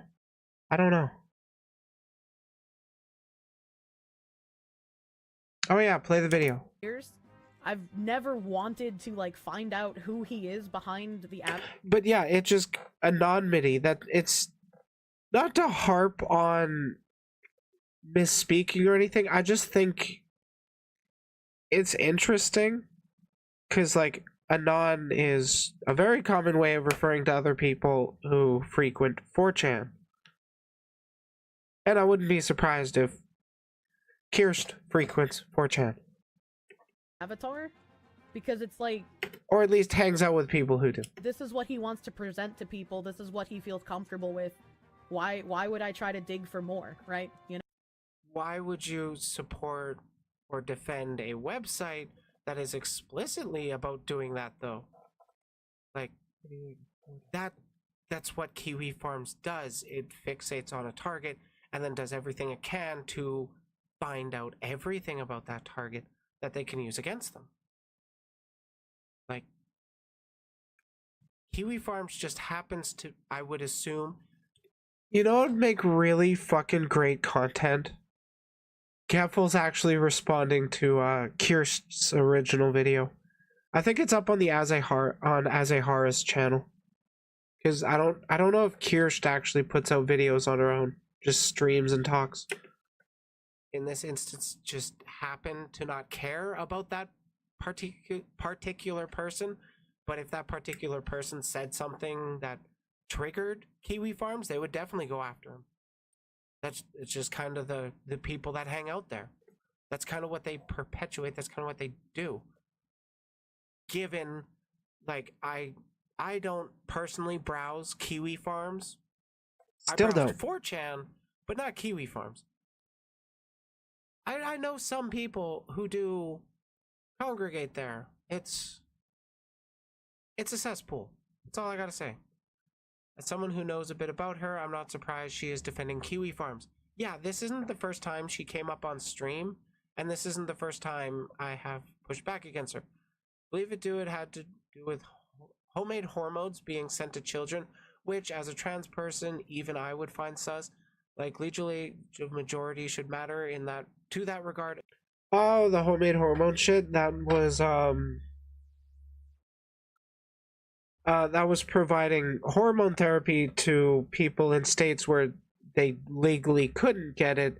And if you actually listen to the medical consensus data, gender affirming care is life-saving care. As well, IMO. D5. Wait, the Capfull's advocating homemade hormones? Because, welcome back, Tiberius. Because to my knowledge, or to my understanding, like, I haven't watched a fuck ton of Capfull's. I've actually kind of only been watching her more recently these days. So, I've been watching her a bit more. I can't say I'm too big on her latest bent, but her shit's informative at least. I do have issues with her, but I'm not really here to make a hit piece. I don't recall every little bit about what was I saying? I don't know. What were you saying? I don't recall every little bit about the homemade hormone stuff, but I believe she was of the position that if you're in a state where you actively can't get that proper procedure to get hormones, then go with DIY homemade hormones. I don't know, did she literally send them to children? She was more so a sponsor to the site that endorses it, I believe. Okay, so she didn't directly send homemade hormones to people.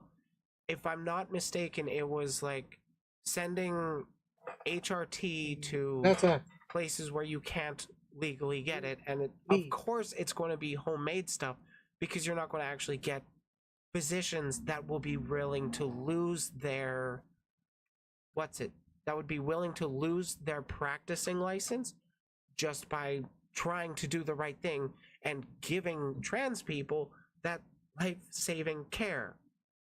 She didn't really like Marina, she merely endorsed it.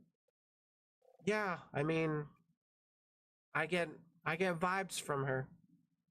I'm getting some kind of particles off of Kirsch. No. Founded in 2013, Kiwi Farms has been used Oh, to yeah, I'm organize supposed to be doing vicious two at once. harassment and stalking campaigns against targets including Clara Sorrenti, True, a transgender activist known as Keffels, and Rep. Marjorie Taylor Greene, a far-right Republican. Wait, Kiwi Farms went after Marjorie Taylor Greene? That's fucking hilarious. Leopards eating people's faces party. Let's go. I mean, that means they're equal opportunity, though. They're for equality.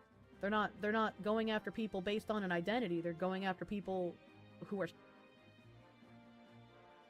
Why did Kiwi Farms go after MTG? Like, did she particularly attack them? Yeah, I thought Kiwi Farms was older than 2013 as well. Oh, what model am I building? I just know that MTG is The Gundam Epyon. Yeah. I am amazed that she is in office and continues to be in office. Like, she supported Gen 6 explicitly and is still in office. Shit. So what's the problem here? It went down exactly hopefully 1 that's a year bit ago better. after Cloud... I would say the problem, a lot of it is, you know, The goddamn overall light. site being Hard to show. harass and dox people. Even if it's H. going towards bad people, it's still a bad tactic to use. I think that's the main argument that people use against her. I was thinking that MTG's the bitch who shat her pants. For that argument, I think, or to expand on that anyways, a lot of it is, shit. I lost that train of thought. You're opening up the door to allow that type of behavior to anyone you label as that bad thing, so all you have to do is sort of prove that, or at least convince people that you're correct in what you're call them, and then they just don't care that you're doing that horrible shit, and it's not good to do, guys. Not good. MTG got swatted again. Oh shit! At a party, these far-right Quisling girls all look the same. You're thinking of Caitlyn Bennett. Caitlyn Bennett was the one that gets made fun of for being poopy pants by, like, most famously, Lil Nas X. That was really funny. Yeah, that was really funny.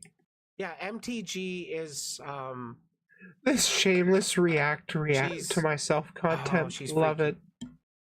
And not in, like, the fun, sexual kind of way of freaky. She's, like...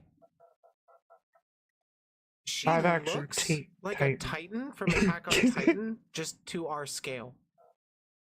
Cloudflare, a major tech security firm, stopped providing services, saying contributors to the forum were posting the home addresses of those seen as enemies and calling for them to be shot.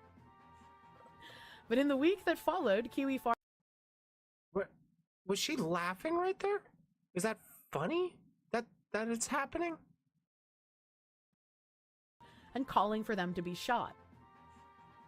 But in the week that followed, Kiwi Farms scrambled to stay alive. That really sounded to me like she was laughing about that.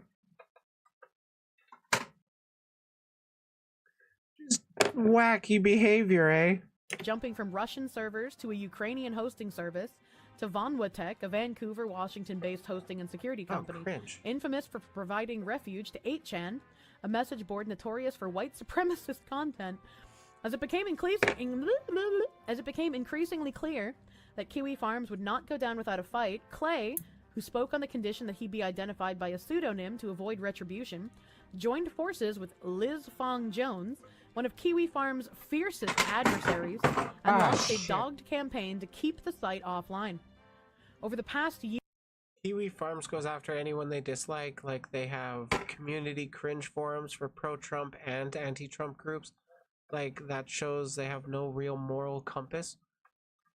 It's about the hate. It's about the anguish. It's about hurting people. That's personally why I'm against it. It's not that Kiwi Farms is transphobic. No, Kiwi Farms has a culture that is focused on the perpetuation of that anger and taking it out on other people. And yeah, it just breeds itself, or it just keeps breeding that kind of mindset towards people. It's very sad, disappointing, painful. It just so happens that a huge part of the political sphere in the global north talks about trans people disproportionately in like all of their media, and that kind of just disseminates it. So I wouldn't be surprised if there's a disproportionate amount of trans people that are being attacked by Kiwi Farms. Here, their little group of internet Spin sleuths, facts. trans engineers, and activists has methodically chased Kiwi Farms across servers and networks around the globe, successfully persuading more than 24 companies to drop the site. Doesn't this make them the stalkers and not Kiwi Farms? So fucking big brained of her. Where Kiwi Farms does all this putting people's names and addresses out publicly, and then a handful of people are like, hey, that's fucked up, you shouldn't do that. And Kirsch here is like, they're doing the same thing. It's such a false equivocation to me. Doesn't this mean that they are the ones doing a harassment campaign against a silly little forum? Against a silly little forum? Do you know what happened to Keffels? She does, and she doesn't care. I'm assuming she does, and she doesn't care. It's just the vibe I'm getting, the particles. Seriously, Kirsch, do you know how broad that coverage became? Do you know what actually happened because of her docs being put on Kiwi Farms? Or are you just talking out your ass? That basically serves as an archive and as a news resource? People you don't like's home addresses and IRL names are not something that should be archived. Especially when so many people online are fucking deranged enough to do something about it with that information. Like, you're downplaying the threat of doxing right here, girl. This makes them the harassment campaign. I don't know if they understand the irony here. Kiwi Farms can't be bad because the people opposing Kiwi Farms are harassing Kiwi Farms.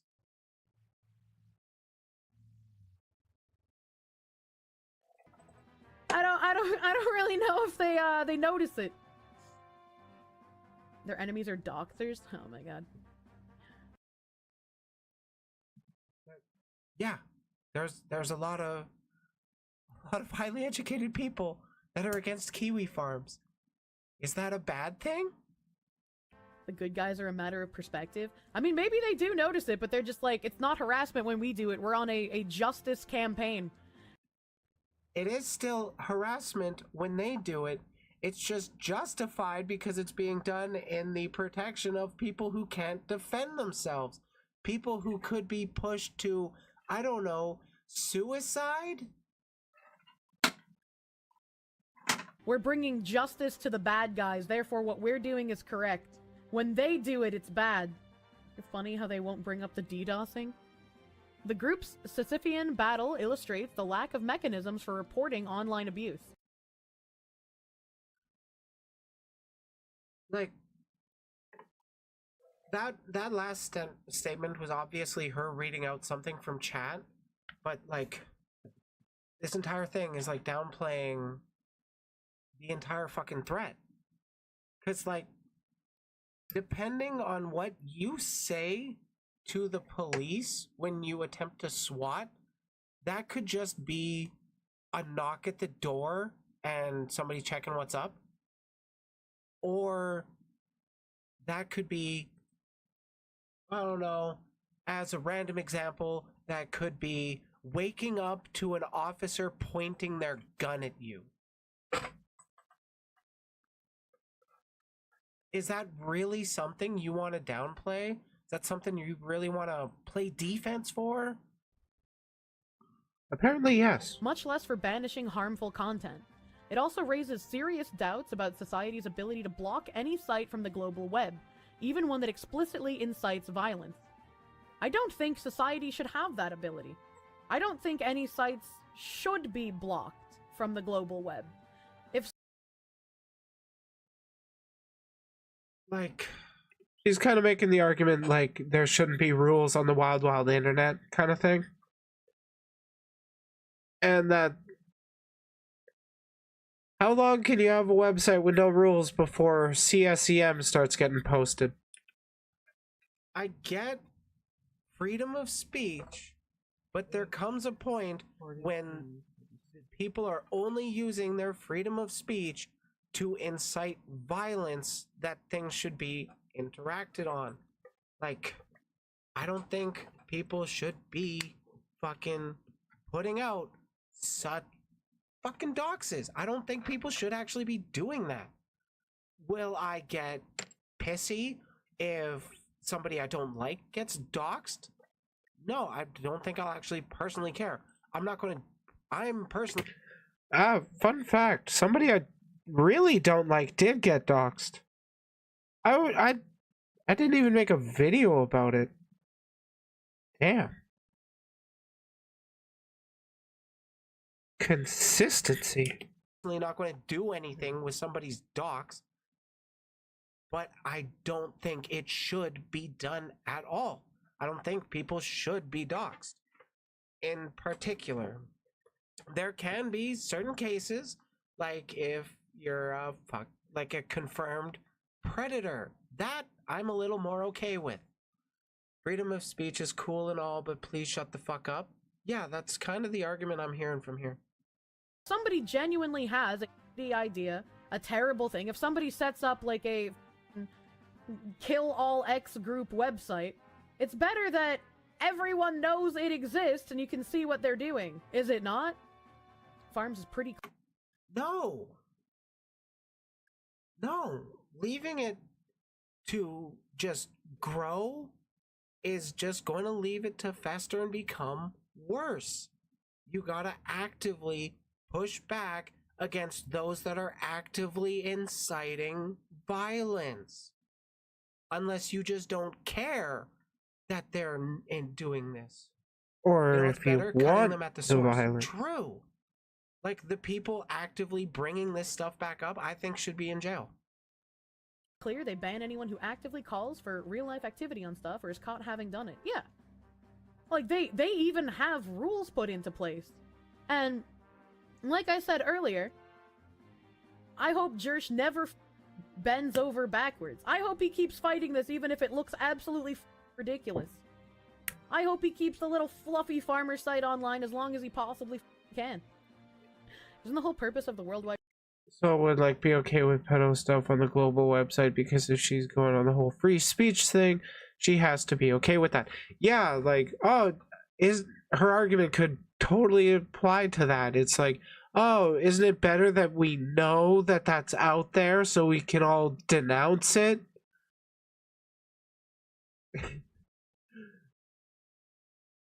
It's it's so dumb. Wide Web to prevent them from blocking stuff from being removed? Yes. Yes, it was. Founded by Joshua Moon, a former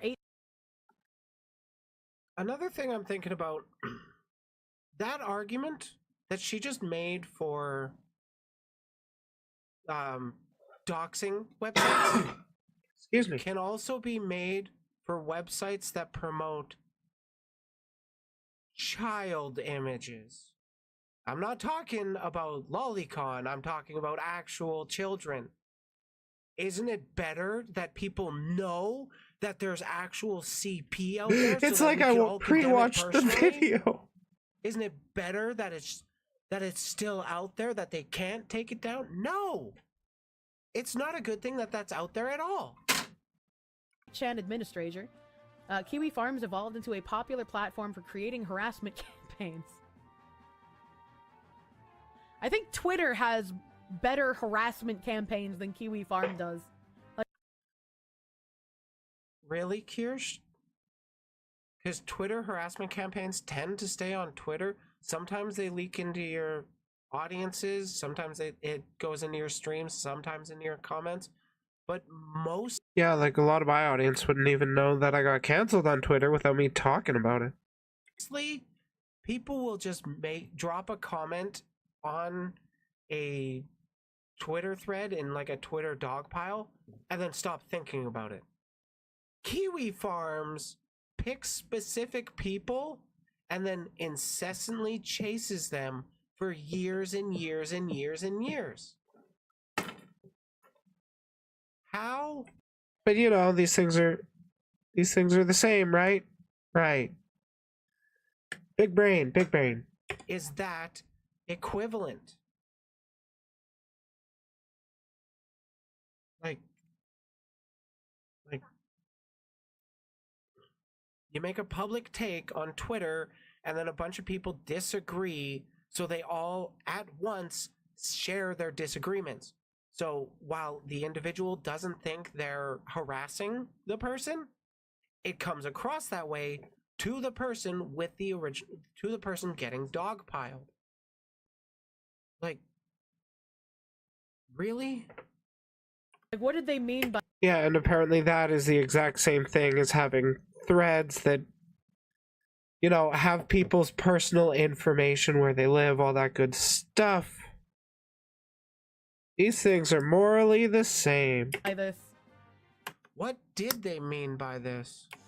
Its users often fixated on transgender people, relentlessly stalking and doxing them. At least 3 of its victims died by suicide. If you tell me that someone has a thread on Kiwi Farms, like a specific person has a thread on Kiwi Farms, I'm not gonna think, oh no, what are they a victim of? I'm gonna think, alright, how f***ed up is this person and what did they do? Because if you get to the point of having your own thread on the farms, you've done something weird. Literally anybody can make a thread on those farms. They're fucking... Anybody can make a thread, anybody can just join it. And that's enough for Kirsch to be like, okay, they're a horrible person just because this one horrible website found them. Right? Like... Or you just pissed off a nerd that happened to try and weaponize the fucking platform against you? Like... It looks like this article is going to be going into what happened to Keffels. Let's just see how she responds to that. Because right now, I'm getting the impression that she's okay with people having killed themselves.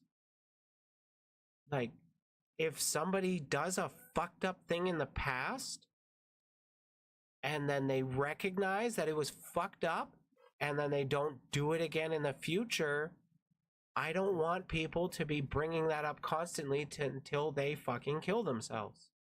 That's just me. True freedom of speech can never be done, and for good reason. There are irredeemable people that can and never should be forgiven. Well,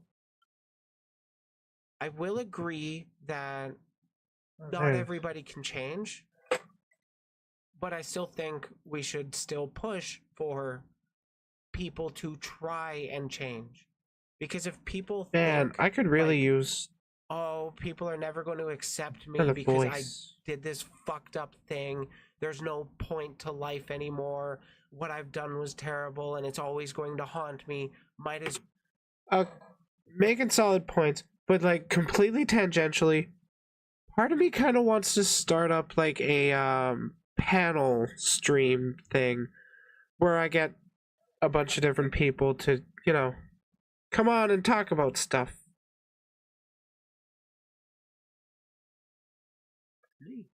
As well end it. That's not a bad person leaving the world. That's a person who recognized the harm they did and actually reflected on it. Seriously, what the fuck is with defending kiwi farms? You've got some skeletons in your closet, man. Everybody does. I made a very ableist video that is bigger than anything that's currently on my channel. It's unlisted, but it's still out there. I've also done some bad shit. I was damn near being a Nazi, like an actual Sieg Heiling Nazi. But I'm not anymore. I like the way I enunciated that. It doesn't have to define you. It'll define you if you fucking let it. And this website tries to not let you move on. This bitch has full-on corpses in their closet, more than likely, and I've only watched 2 videos of her. I don't even know like what victims they'd even be talking of, you know? Literally the people that killed themselves. But I'm pretty sure I'm literally about to say that.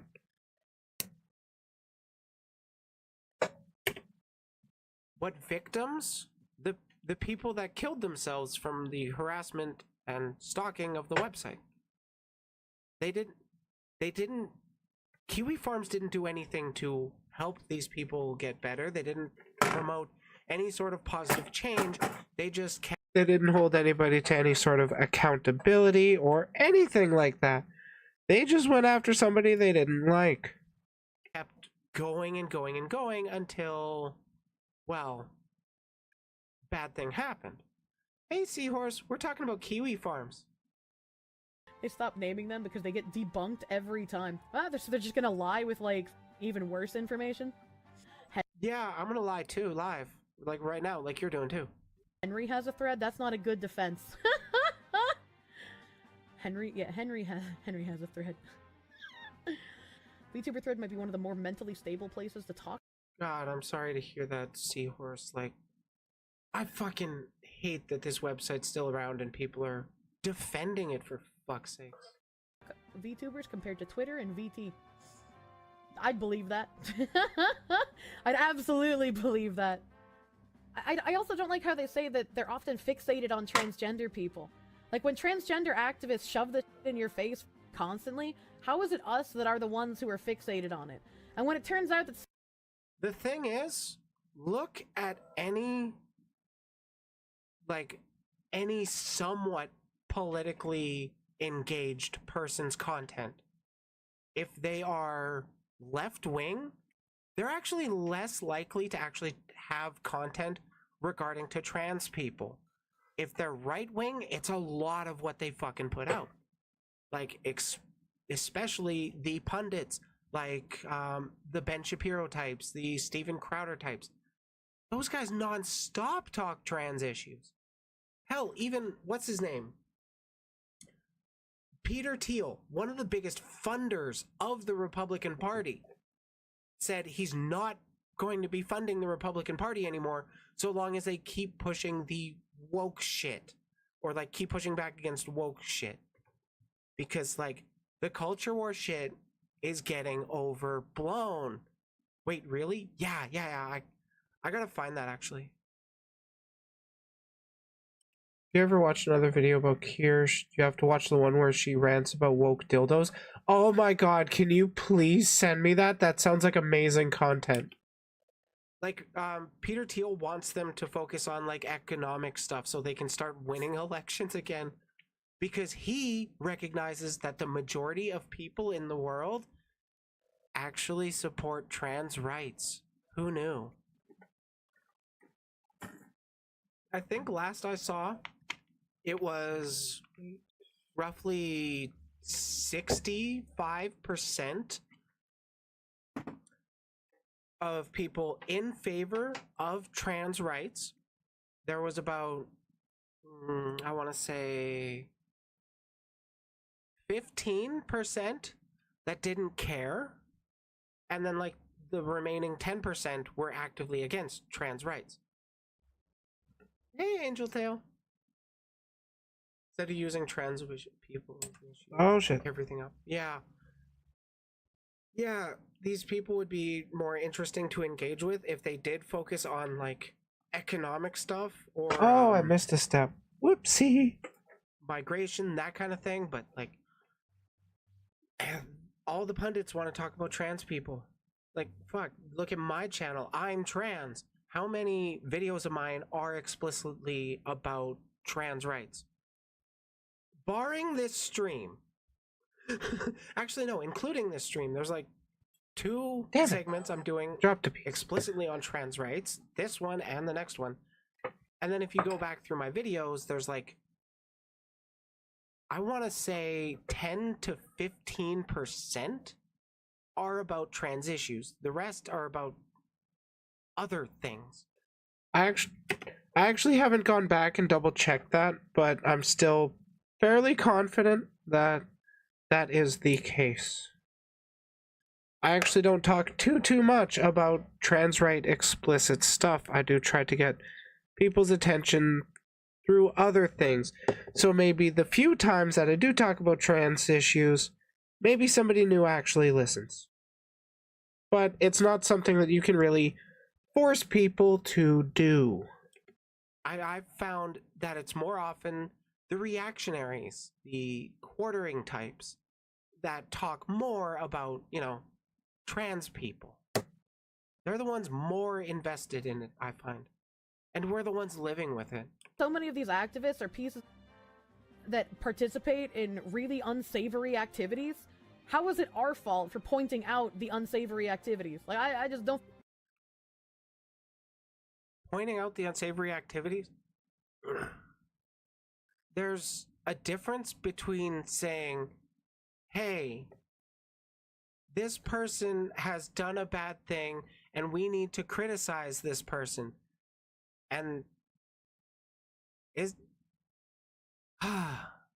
criticism, and then there's putting out somebody's fucking address saying, hey, let's get the cops to attack them. What the fuck? Oh yeah, I have Get it. I have the ability It's to like so do many little weasel reaction words in scenes one like that. article. I keep forgetting In about response to a that. request for comment, Moon wrote by email, "Do you still print that rag on a paper? If so, please send a physical copy of your smear piece to the P.O. box listed on the website so I can frame it. Thanks." This guy's funny. Actually, babe.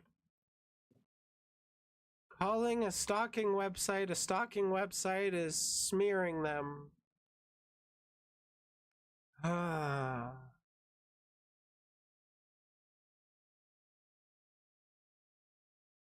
It's not a great site. That's all I'm gonna say.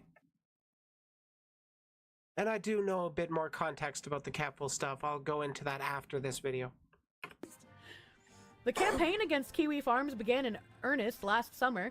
Sorrenti, a Twitch streamer who became famous as a news star for trans youth, had been under attack for months. Right here, I will say that Keffels did gain some popularity through her IRL organizing stuff. But online, she mostly became prominent, at least to me, by being the girl that ratios everybody. And then that kind of like built on her activism and like dunking on the people that, you know, are pushing back against trans rights and progressivism and all that. By Kiwi Farms users because of what they were doing in regards to these kids. Oh, you can't link on YouTube? What? Let's talk about... Wait, what? What was she doing?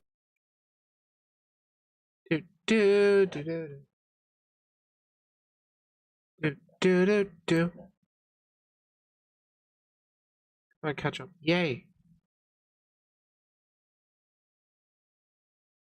Oh, I actually have to go into the studio separately to whitelist people.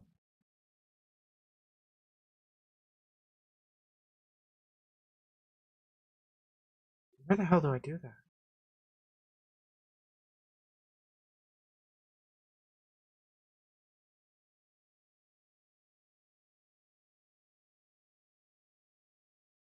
Huh. You're supposed to be on...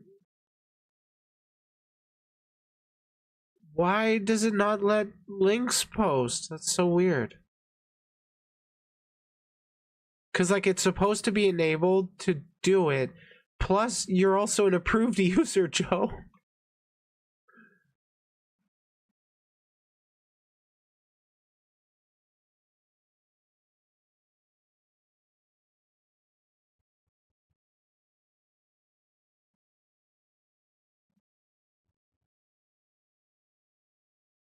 Yeah, it's so weird.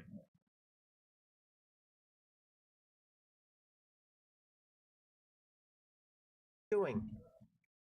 What was she doing regarding kids?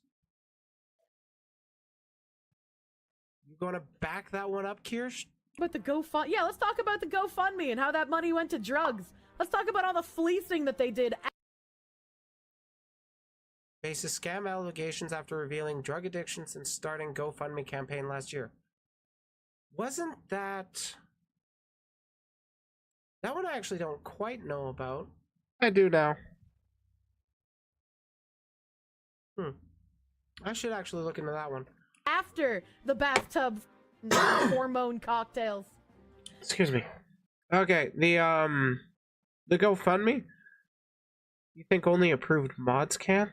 Ah, I'd have to make you a mod. I mean, if you'd want to be. I could use more. Let's see. What was I going to say? Talking about... I forget. The GoFundMe, right. To my knowledge, that GoFundMe has only ever been used or was made at the discretion with her lawyer, and it has only been accessed as at that lawyer's discretion, so... Plus, all the people that at least I've seen... Well, I don't know if Tibbs actually... Or if Joestar actually wants to be a mod. If he wants to, that'd be Pog. From what I understand, they're still working on the case. I would not be surprised. It's going to take a long time for the case to be closed. But, yeah, the people saying that she's just used it for drugs are basically, it's all coming from one tweet of one person making the accusation, and then everybody else is running with it because fuck Keffels.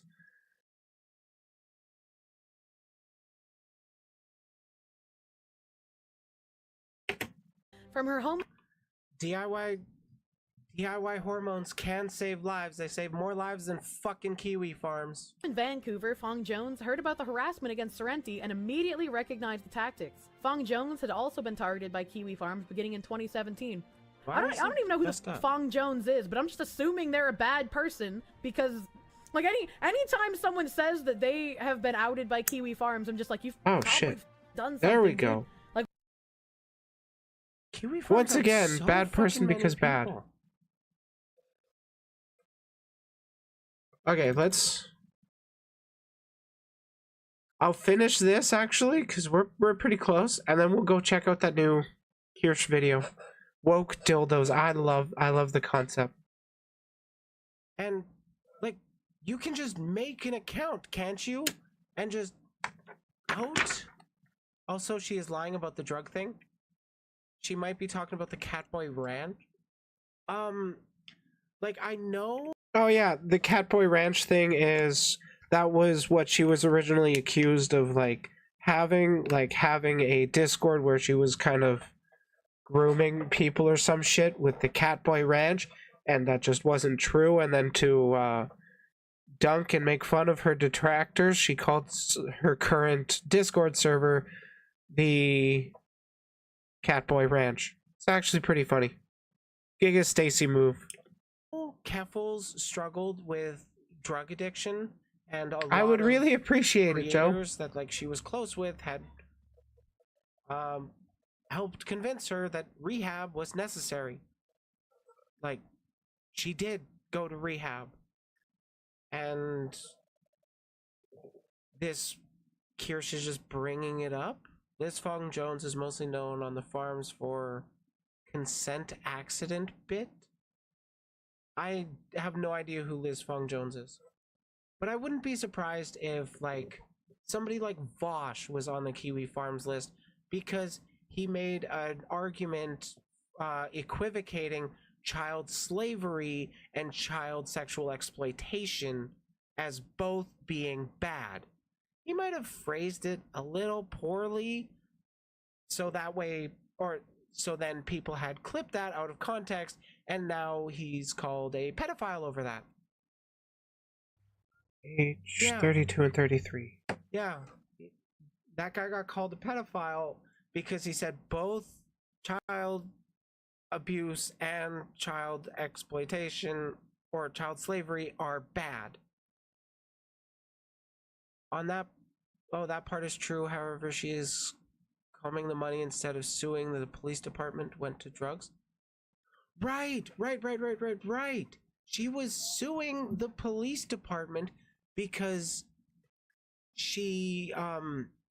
because the police department booked her under her dead name, and she had changed her name years ago, like so many years. Literally And over the a only decade. reason the police knew the Literally over a decade had she been legally Clara Sorrenti. But didn't stop the police from booking her under her dead name.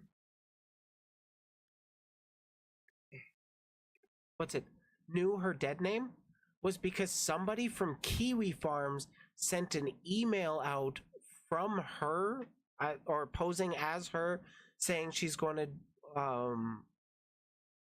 bomb a famous politician thing or whatever. The email actually said that, or claimed that they were Keffals and that they were going to shoot up every cisgender person they saw because they've had enough of the cis regime or some shit like that. You know, like normal human behavior. Or going to attack somebody or whatever, and that was how she actually got swatted, or led her to getting swatted.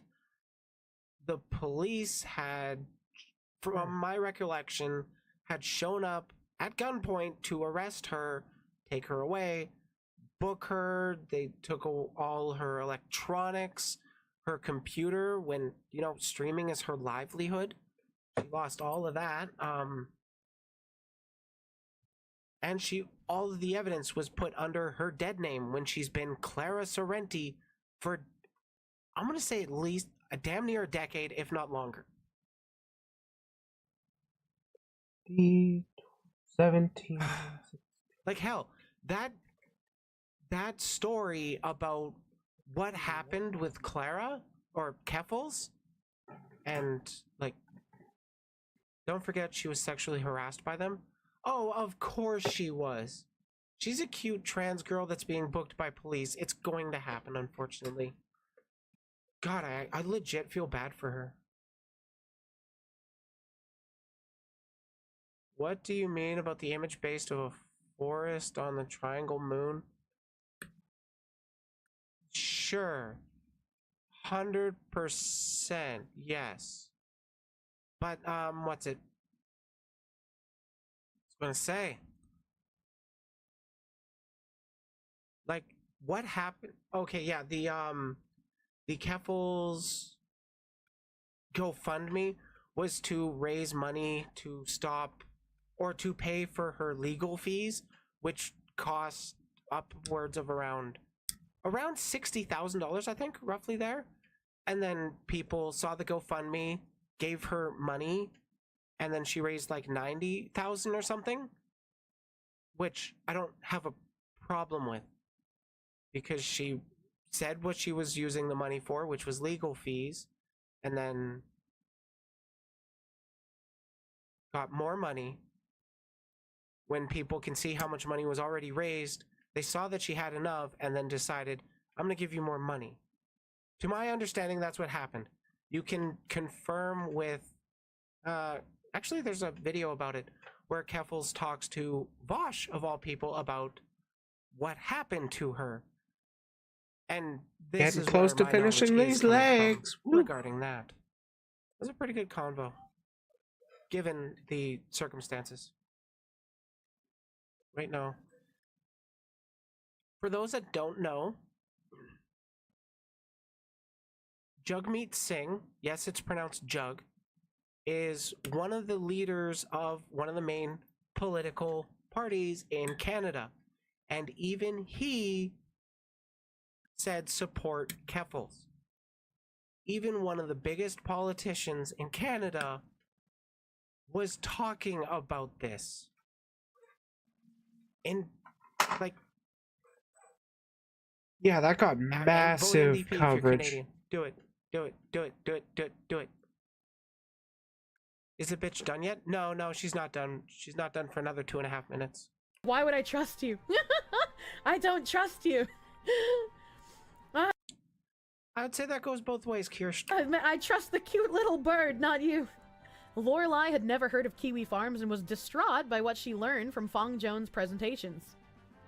The group began spending dozens of hours each week navigating the Byzantine web of network infrastructure, trying to ferret out connections between no-name intermediaries to track down Kiwi Farm's new home. Hey, Then they would Nessie. send carefully worded emails to those companies' employees, even cold messaging on LinkedIn, to persuade them to stop working with the website. I know, that is so fucking frustrating to me. I noticed them. I noticed them too. This is crazy. You know, The money is what I was there is talking a about. saying Kirsch getting tips and or stuff. there is a thing going on. Happy New that, Year, Nessie. A lot of right-leaning creators are backed by, you know, certain politicians. They're paid to push conservative talking points. Chris Raygun actually talked about this, where a while back he got an email saying that, or he got an offer saying, hey, if you push conservative talking points, we'll give you a substantial amount of money. And he had said that it became really obvious of the creators who took that money. So I wonder, do the Republican dark money web, does that extend to VTubers as well? Or is it just these people working with Kirsch and want to give her money?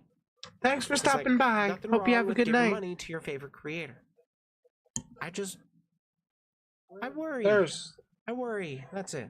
They can't stand that a bunch of people in a corner of the internet are It probably extends wherever they want. Yeah, what I mean is, have they even noticed VTubers yet, is my thing. archiving people doing things while also By notice, I mean like, have they considered VTubers as like a viable way to push their propaganda? Because they are always trying to find newer ways to push their propaganda. That's something you got to be aware of. Yay! saying words that you're not allowed to say.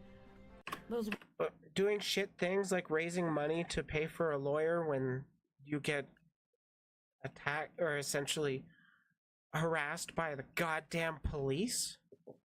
How horrible. words are bad, and we can't let you have a corner of the internet where you call people candy-ass Rudy Poos. That's just too far. You can call people candy-ass Rudy Poos. I don't give a fuck. Don't put their address online just because you don't like them. The group operated in cells in case they were doxxed, but kept track of every internet provider they persuaded to cut ties with Kiwi Farms. Moon had a few major advantages. They were keeping a fucking ledger. He's so mad. So fucking mad. After earlier attempts to take down the site, he incorporated as his own internet service provider, acquiring his own physical hardware, network resources, and a block of IP addresses, making Kiwi Farms much more difficult to dislodge. It marks the site as a peer on the internet, meaning Moon directly receives any abuse reports and is entitled to a presumption of good faith. I like how they say this like it's a bad thing, and how it should make people worried or scared. This is a good thing. This is a good thing. And if they manage to take him offline, imagine the sites they will try to go after next.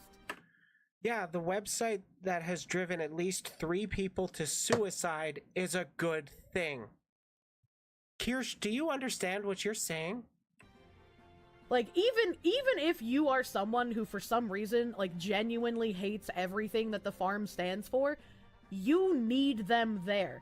No, if I the don't. farms falls, other sites are going to come under this magnifying glass. Other sites are going to have these harassment campaigns perpetuated against them, and you might not even hear about it. You might just wake up and one of your favorite places is gone the next day, much like the massive subreddit purge, where any kind of wrongthink was removed from the site. This is just advocating for censorship. Okay, yeah. That's what I said earlier. Again, like, I hope it's going to be exhausting, and I'm sure he's sick of dealing with it, but I hope he does not give up. Ah, good times. Okay, should probably text or message Tiberius. That's done. What was the name of that video? Standing Up for Fruit Farmers, Kirsch responds to the Washington Post. Now, I will say that Kirsch herself did not upload that to YouTube. That was uploaded by a clip channel that clips her and another VTuber that I don't really like, that I've covered a few times, Pipkin Pippa. Yeah, it's finally over. Thanks for watching. If you enjoyed the video, leave a like. Subscribe for more content. Finally over. And if you want to join... Oh, good times, good times. I say ironically. Okay, I do got a BRB. I want to go take a quick bathroom break. But then after that, I want to check out this new video.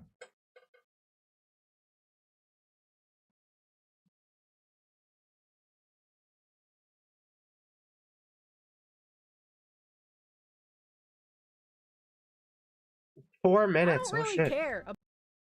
Me either, Kirsch. Me either. BRB.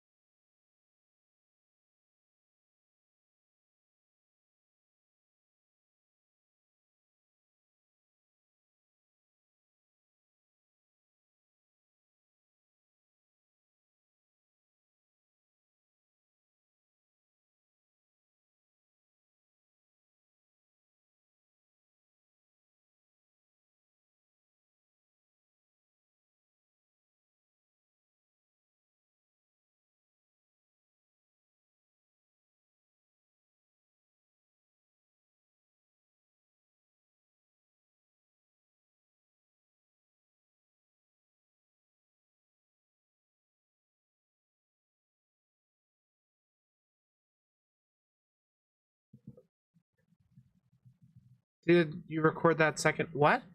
I am confused.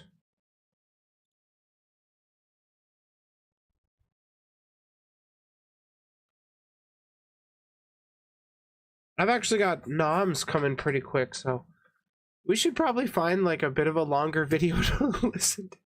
Anyways, I was recently just informed of food coming, so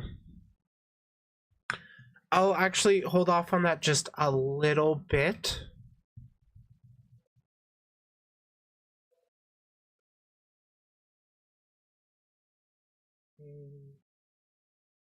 E18.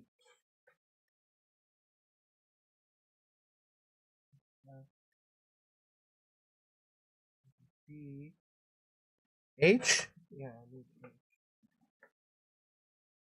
I've got multiple of the H stuff. The H runners. 46. The detail of these real grades, like, holy shit.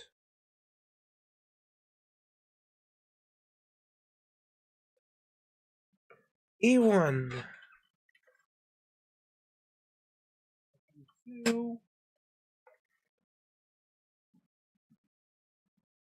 Let's see.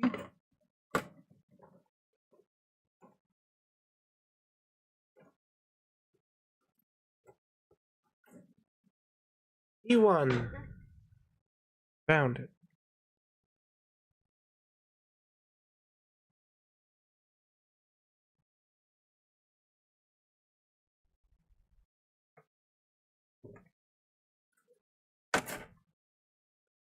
Howdy, Aunt Tommy. How goes it?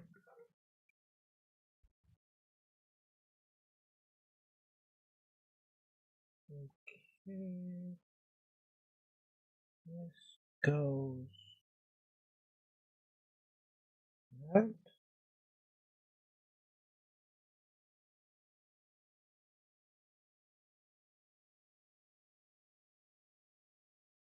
Oh, just like that. Okay.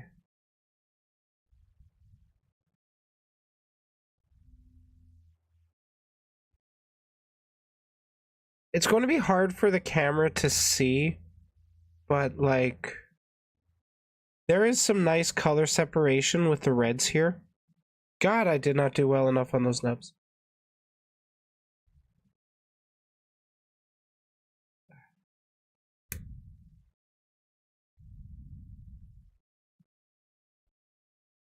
But that's one leg complete. Oh, look at that. Look at that armor separation.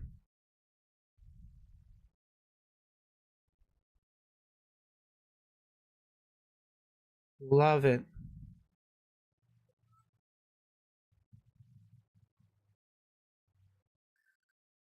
Okay. And then H42 and 41. Yes.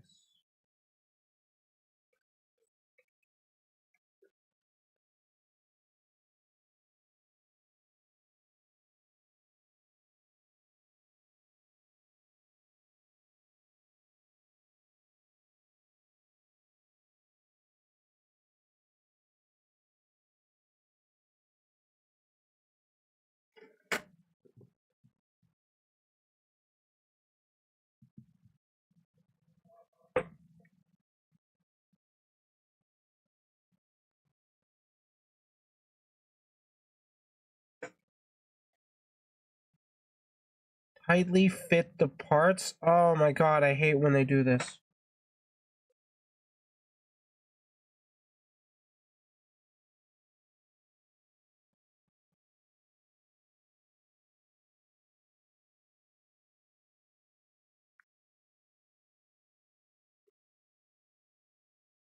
Time to get crunk. Okay, there we go. That's attached.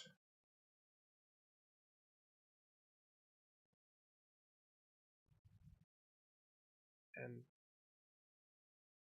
come on, slide in. Motherfucker. Oh no, it's that way.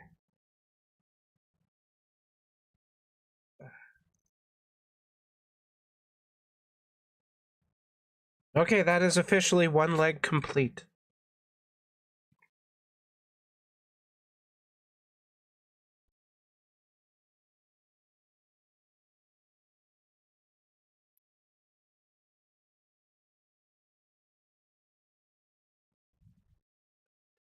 Woo woo.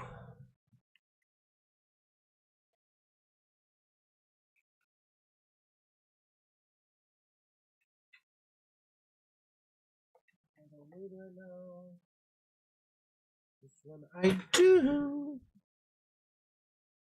God, it's supposed to be like any minute.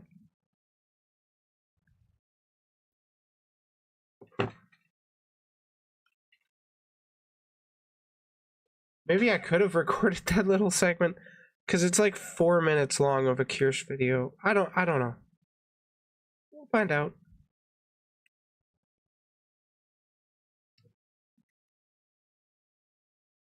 See how long it actually takes me to get through that.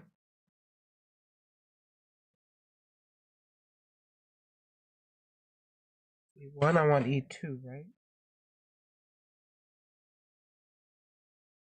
Got the one from D. Oh no, this is E. That was the E2 piece.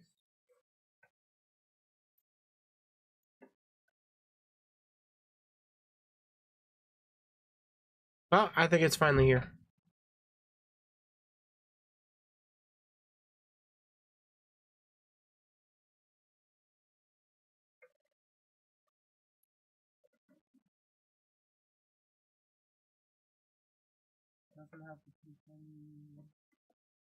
What do I need?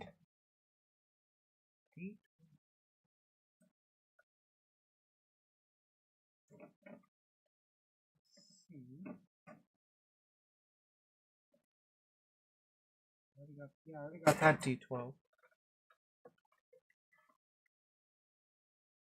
Here it is. God, it would be awesome if I had like an actual workshop space to do these build streams.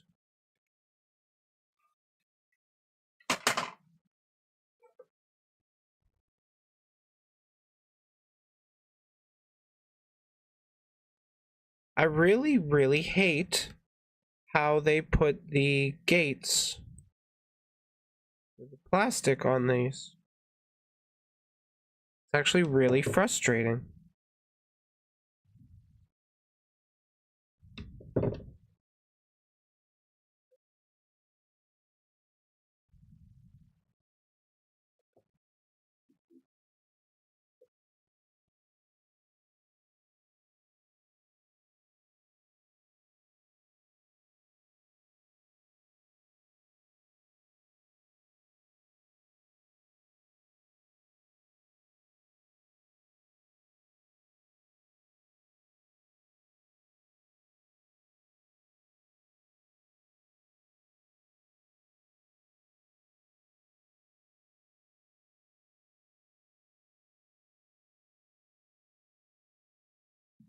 Okay. Can the models I make move? Yes, they can. 1 second. Slide in, bitch. Okay. So, this is a custom I built previously. It's like posable. Tons of articulation, all that good stuff. This was actually a custom built off of a different Gundam. Makes it look like War Greymon. Basically, I'm going to do that same kind of thing with this Gundam Epyon I'm working on. Except... oh, shit. Except I'm not going to be basing the customization of this Gundam on like a Digimon or some other IP. I'm thinking I'm going to make it like a sort of succubus Gundam. I'm not sure.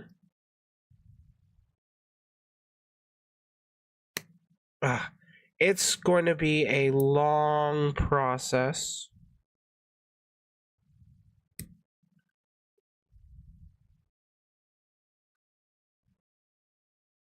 Oh, shit.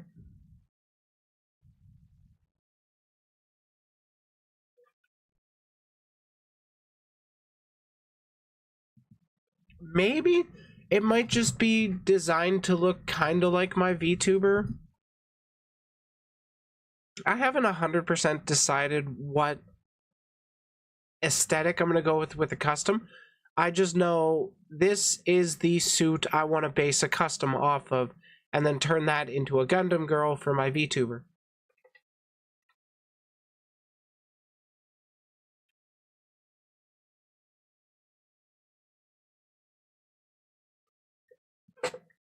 $41, $42. Take these? Yes.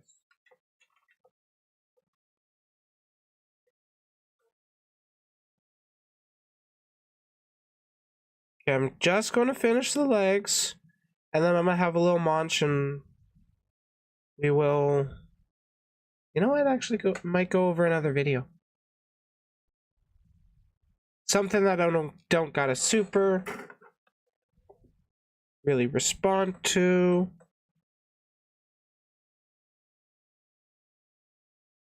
Which way do you go, motherfucker?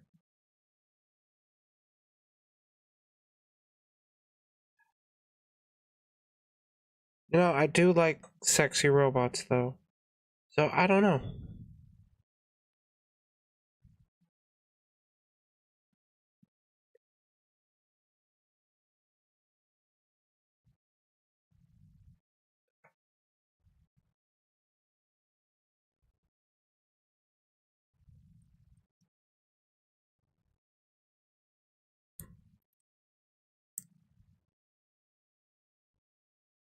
Sweet! 2 legs done.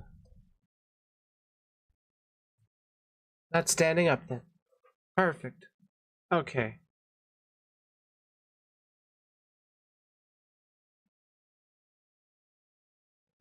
What do I want to quickly throw on?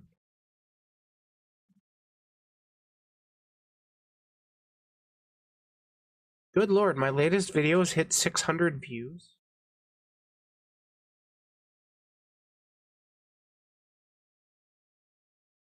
How far am I from finishing this?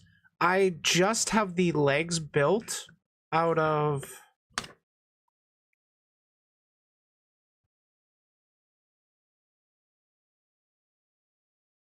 I've got the legs, the arms, the torso, the wings, the head, and then as well the weaponry to build.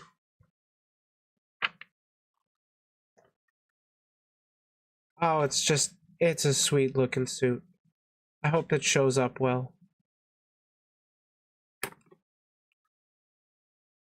Actually. Ah, man, I can't really show you guys without getting copyrighted, right? Or not animated anyways.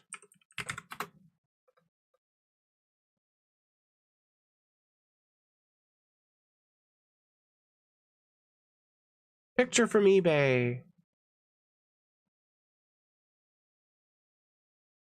This is... Bitch! This is the model kit I am currently building, though mine won't glow. It'd be real cool if it could.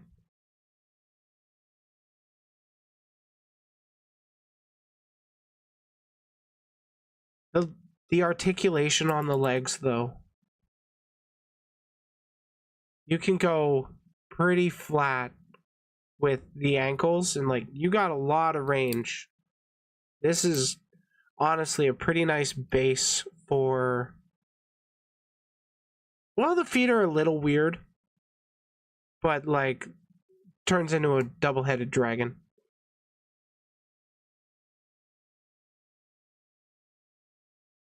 There's its flight mode.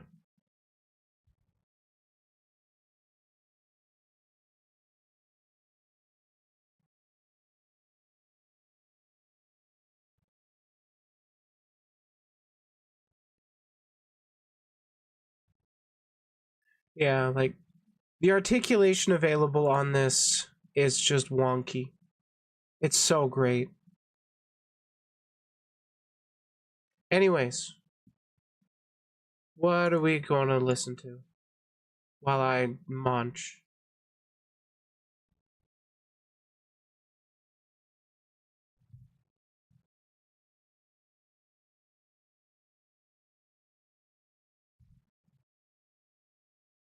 Is it like an informative, bigger channel kind of thing? Let's see.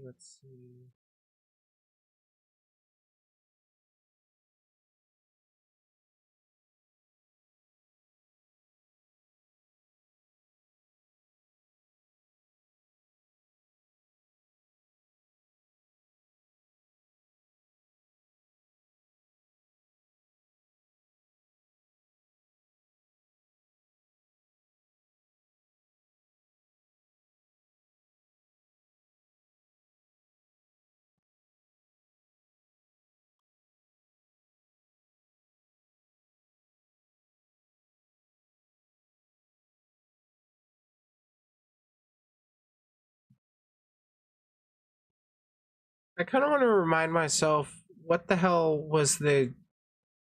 Oh my god, this is interesting. What the Nuxtaku versus Vshoujo stuff was. But, bit of curiosity I had. Oh, the fan theory part where it's all complete conjecture and speculation. Oh, this is what drama channels live for.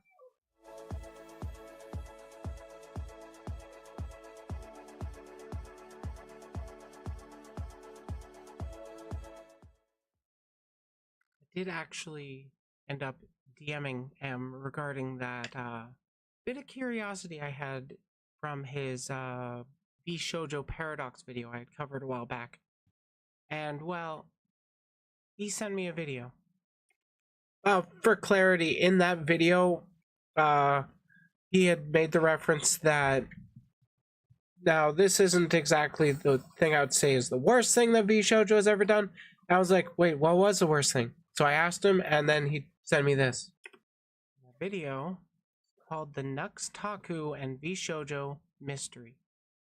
So, I'm going to keep building.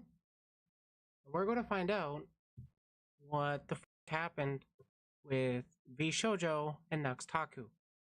Not interested in really digging up old drama, more of let's find out what happened. We don't need to go after anybody. I hope.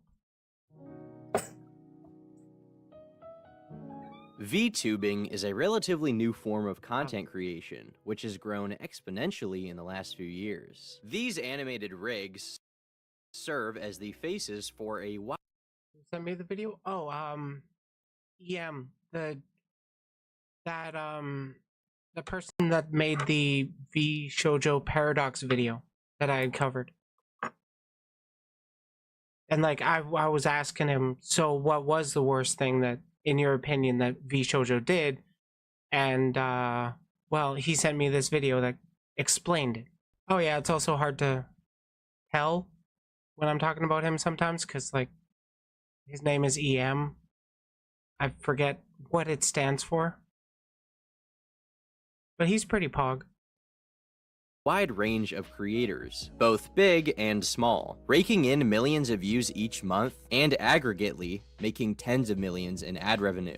It's really impressive that the genre has managed to explode so much recently, surpassing expectations of those within the scene to the point that it is currently one of the fastest growing genres of content. With it blowing up so rapidly, one would expect it to also become a breeding ground for internet drama, where vultures, like me, can then swoop in to profit from the turmoil. Me too. But instead, at the top, these streamers have remained relatively conflict-free, mostly due to corporatism. Many of I actually don't profit off it just yet. I'm only doing it for the clicks right now. Super duper close to the profiting off of it with original funding starting up. I got literally this morning I woke up to being 1 hour off of YouTube partner eligibility for like memberships and super chats.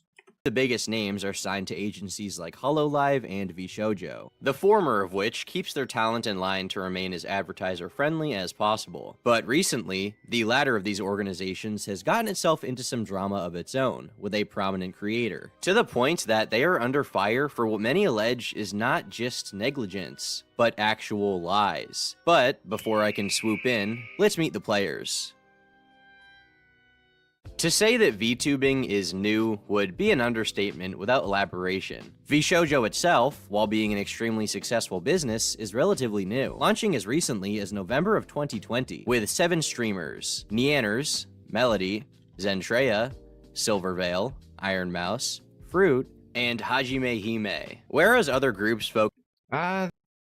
Yeah, I think tomorrow I'm actually going to have the eligibility.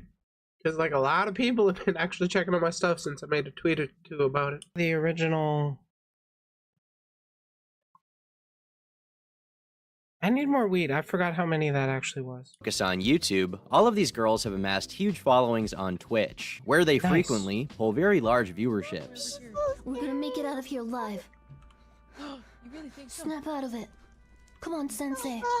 Oh god, yes, Sarge. Yes, Sarge. Yeah, I'll lead the way.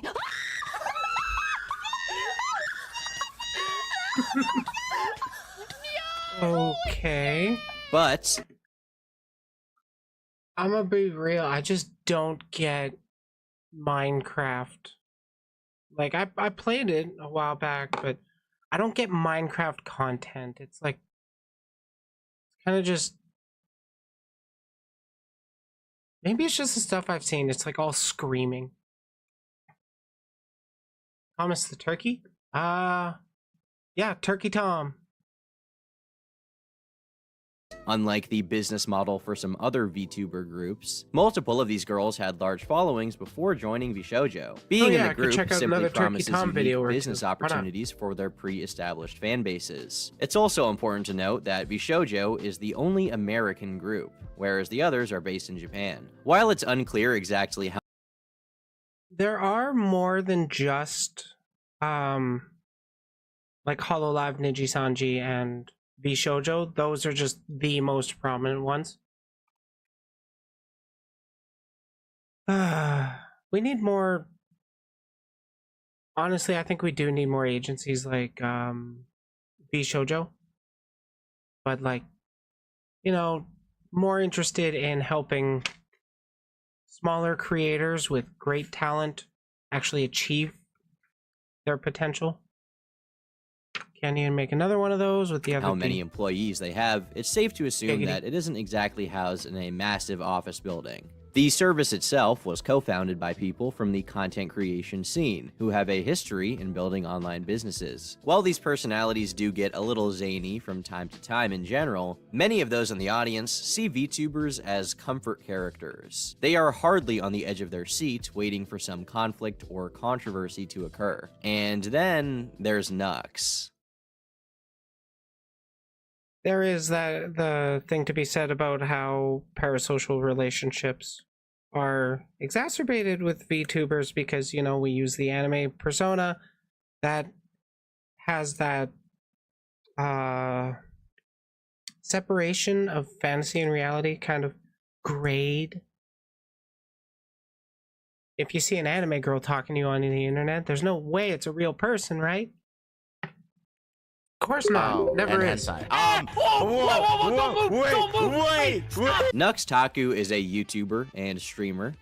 And I find him pretty funny. He's got more than 2 million subscribers, and his videos and content really revolve around reacting and interacting with other e-celebs. His videos on YouTube are frequently age-restricted and demonetized due to the suggestive nature of a lot of his content. I must invade the most private matters of another's area of life. No, I don't want to dox them or anything. Don't get the wrong idea. I want to expose their browser history. Yes, and you thought I couldn't get any more evil. He's not. For me, it's like Rule 34 stuff. Not the biggest problem if that got leaked. I really don't care. Not the most ad-friendly guy in the world, but that's also what has made him so successful as of recent. In a time when many creators are moving towards a more sanitized and clean area, Nux is not afraid to push the line in terms of what is and what is not allowed on social media platforms. It's important to note that Nux himself had an indirect relationship with VShojo prior to the drama. He was actually friendly with half of their main talent before its launch, being publicly associated with creators like Project Melody, but he wasn't popular with everyone. Neanners is a VTuber with hundreds of thousands of followers across all platforms. So Nux was friendly with Melody? Cool, cool. He's friendly with a handful of them. That's pretty pog. I have seen more than one of Nux's collabs with like Iron Mouse. They can have a pretty funny dynamic. Oh. That's where that goes. That looks cool. I do wonder what his problem with Neanners was. Known for her various song covers and streams. She actually has a lot of ties to 4chan culture going back a decade, but I mean, I was in 4chan too, but like, I got out. since then has become a lot more tame in regards to her public image, especially with the that. All of that aside, she's known as somewhat of a cliquey individual fan culture going back a decade, but since then has become a lot more tame in regards to her public image, especially with the that. All of that aside, she's known as somewhat of a. I didn't know she did a song about Lolly. That's where that drama comes from. Okay. Cliquey individual, taking great value in social groups and interpersonal relationships. A big part of VTubing is making connections for content and maintaining them, as many creators build off of each other's brands for content. But, in late 2021, many of these personal relationships would be strained as a result of a community-wide drama, which jeopardized the careers and personal safety of many talents in the industry. Was it because Nuxtaku made a post about how Lolicon is pedophilia? And that's what sparked this, because Neanners is a defender? Or enjoyer, or something?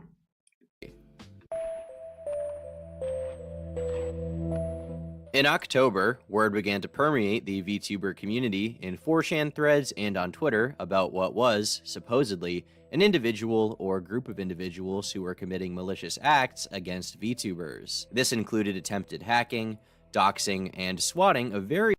Yeah, it's soy jackers. There, or at least there is a group of such individuals that use a soy jack Wikipedia page, essentially, which has like doxes on not just VTubers, but a lot of minority people, people of color, trans people, gay people, that kind of stuff. They tag, harass, dox, swat, that all whole 9 yards, and they try to get the reaction out of you live on stream so that they can clip it. They call it gems. Various members of the community. Naturally, once word began to spread, many became concerned, but for the moment, it was mostly a behind-the-scenes situation among those involved. This story would officially break on the 20th, when Nuxtaku himself tweeted out, "Someone is trying to dox VTubers by masquerading as VShoujo. I can't say any more at this time, but please share this around and be careful. They tried to dox me, but I sniffed them out and gave them the wrong information, so don't worry about me. I spoke to the CEO of VShoujo, and I'm trying to untangle everything. I'll update you when I can." Many in the replies suggested that they had additional tips for Nux, while others expressed a lot of worry over the situation. Much of this speculation around the details would be cleared up, but not until over a month later, with Nux's next upload to his channel. Someone is out there impersonating VShoujo, the massive VTuber group. They tried to steal my info, dox me, and swat me, and they've successfully done this to many, many other VTubers. A clear departure from his typical content, this video instead described the situation in full. Nux even claims to have personally helped neutralize the threat, and bragged about his ownage of these malicious actors. The details of this come down to a few specific events. Someone had emailed Nux and another individual under the guise of being a VShoujo employee, with the promise that they would be accepting him into the agency. They provided a lot of information that made them seem credible. But just prior to Nux forfeiting some of his own personal information, like his phone number and address, he decided to message Gunrun, the CEO of VShoujo. At this point, he was told that the email was fake, and that another VTuber had been doxxed and swatted as a result of thinking that the email was credible. Through his own investigation and a bit of a bait and switch, so the CEO of VShoujo actually confirmed that that somebody had been doxxed and swatted? Fuck's sakes. Is it moving me to the forearm?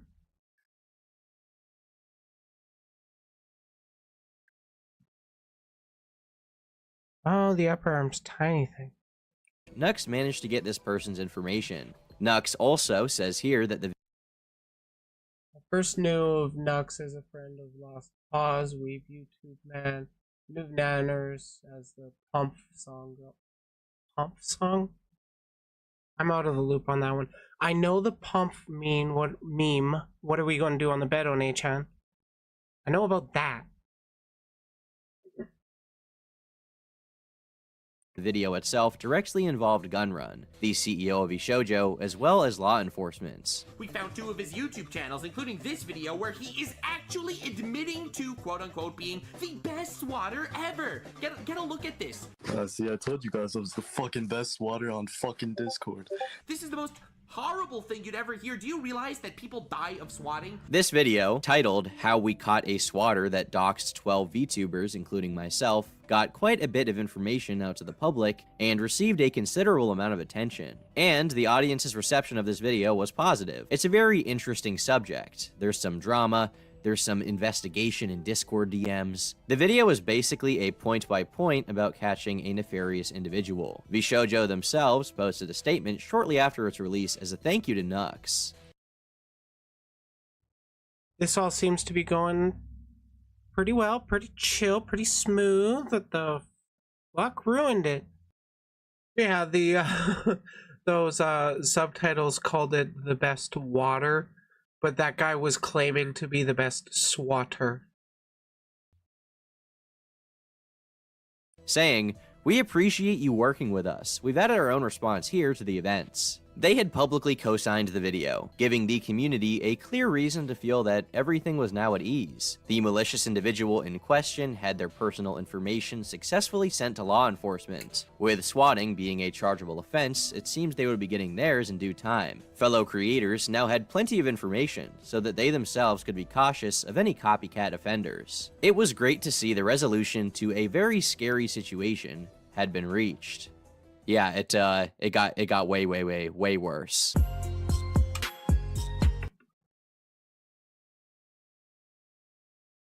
That's... oh boy. I covered a Nux Taku video about betrayal. He might have been talking about this, just, you know, more broadly, because it was a video that I believe came out after this one. While audience scores for the video were positive, fellow Actually, no, I know it came out after this whole what happened here in this video regarding, or whatever. Regarding, I know he put out like a betrayal video like a couple months ago where he talks about it broadly, and I don't think he called anybody out specifically.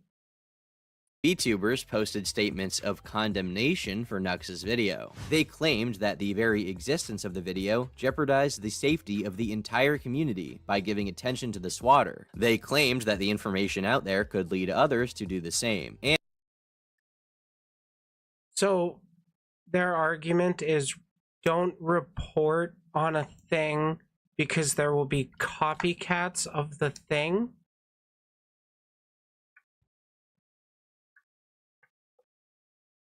Really? Excuse me. Part of the argument is that there could be copycats, or it could just be inciting more from the people that they want that kind of attention. On the other hand, raising a fuss about it is what got, is how Keffels got Canada to actually make some kind of swatting list for these people are the potential, or are at risk for being swatted as Canadian citizens.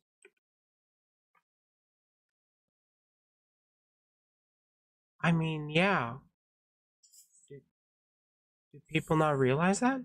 And most importantly, they claimed that Nux was told not to post the video altogether, but had done it anyway. I'm so disappointed in you and hurt that you are doing this, when you know what was truly going on. We asked you to take it down. We told you we feared for our safety, and you didn't care. I am still beyond disappointed. The girls begged for days for it to be removed out of fear for their safety, and it truly boggles my mind how you could put your own video over your friends' feelings when they are directly involved. But what was that tweet about the thanking? I guess. Hey, Becca. Oh yeah, we're going over this drama. Welcome back, Joestar. When multiple people tell you not to upload something in concern of their own safety, you don't. Apparently, Nux was told not to post the video and had done it anyway. Consequently, he had frightened and angered a community of people who told him not to post it prior to its publishing, and had even refused to remove it after its upload, despite their incessant requests. And while all of these responses were public on Twitter, on Discord, the aforementioned Nyanners posted a long private message saying the following: "Whether or not any of the information he gathered helped is..." That doesn't look like a private message. That looks like a message to her Discord community, which is very much public. If I am not mistaken. Did I grab the right piece? Yes, I did. Thank God. Is beside the point, as releasing a video like he did about a very sensitive and potentially dangerous situation that involves me and many of my friends only draws unneeded attention to it for some quick views, when, if a video were to be made about this at all, it should have been handled with a lot more care and consideration. But for someone like Nux, who has consistently used my friends for clickbait views, and has done things like try and bait my friend into watching the Logan Paul Forrest video on stream, and secretly recorded a private call with another one of my friends without permission, and then proceeded to use said call to make a video, it's clear that our safety and feelings are not the priority. So, it seems as if VShojo isn't actually having a problem with this video. It sounds as if they are very happy about this. However, a couple of days ago, that changed. That changed Howdy, Gina. The co-founder of VShojo, Nyanners, who's been an internet personality going back a decade, I think. She released this Discord post specifically throwing Nux under the bus, saying that he was using them for clickbait, that it was all... Oh my God, this just seems so underhanded. Wow, this seems just like complete 180 on what was happening. Almost like they didn't have a problem with the video until they found a problem with Nux, and then they're just kind of jumping into this. I could definitely I'm most likely wrong because I don't know the full context, but hey, who knows? All for clout, and that he completely jeopardized their safety. This message was leaked soon after its posting, which is to be expected, and it made its rounds on Twitter and YouTube very quickly, as is... Wait, that was flamenco? Man, often the case when a very large Discord public server. figure or many large public figures work together to change a popular narrative or express the same opinion, it changes in their favor almost instantly. Soon, not just their fans, but many of Nux's own flipped on a dime, with him becoming enemy number one for the fans and those they followed. Let the witch hunt begin. With everyone going after Nux, he knew a public statement was necessary. So, he made multiple of them, the first of which came in the form of a twitlonger. Here, Nux stated that he had directly worked with the VShojo on the investigation, and that they had seen the video itself prior to its release. I worked with VShojo on this for a while, as they mentioned in their statement in response to my video. I did show them my video before posting it, and was not requested to refrain from uploading. The rumors that I had posted it, regardless of being told not to, are untrue. In fact, leading up to the events of posting it, I was a part of a 4-hour conversation with their chief cybersecurity officer. Oh my God, of course this turns into a giant he said, she said. Like, if you told Nux to not post it, where's the screens of that? Because I assume you wouldn't delete your own message if you're trying to keep your story straight. Overseen by an executive of VShojo. Wait, which guy do you hate now? And one of the members of the group. I sincerely apologize if my actions have caused any undue stress on anyone. It was not my intention. I was only hoping to contribute to keeping the community safe. This hardly swayed the public in his favor, with the replies still being littered with statement after statement of condemnation. You've done a lot more harm than good, despite your good intentions, and in the end, you were clout chasing. Not only that, you may have lost some friends and their respect. But throughout all of this, there seemed to be something missing. A puzzle piece that wasn't there, where nothing available could fit. Nux is a massive YouTuber. He has countless interactions with fellow VTubers and personalities on a weekly basis. He has many important connections with these personalities, which have contributed to a very lucrative business for himself. Do you mean to tell me that he never saw any of this coming? Refer back to Neander's message. Releasing a video like he did about a very sensitive and potentially dangerous situation that involves me and many of my friends draws unneeded attention to it for some quick views. Let's say Nux wanted to make the video just for money. If everyone had been telling him behind the scenes not to post the video, why would he post it? Wouldn't he value those personal relationships more than a few short-term dollars? And couldn't the people saying that he shouldn't have posted it share the DMs? Like, you don't need to share every single fucking DM, but share a DM proving you're saying what you're saying. Because otherwise, it's a baseless assertion. We know from his... And where is this all coming from for Nux? Like,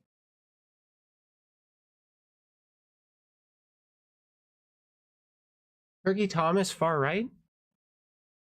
Kind of got that vibe. Past endeavors, he's not exactly strapped for cash right now. The guy collected hundreds of thousands just a few years ago. I wouldn't be surprised if Turkey Tom is also one of the lolly defenders. But like more of a, I'm gonna remain neutral. Because you can totally remain neutral.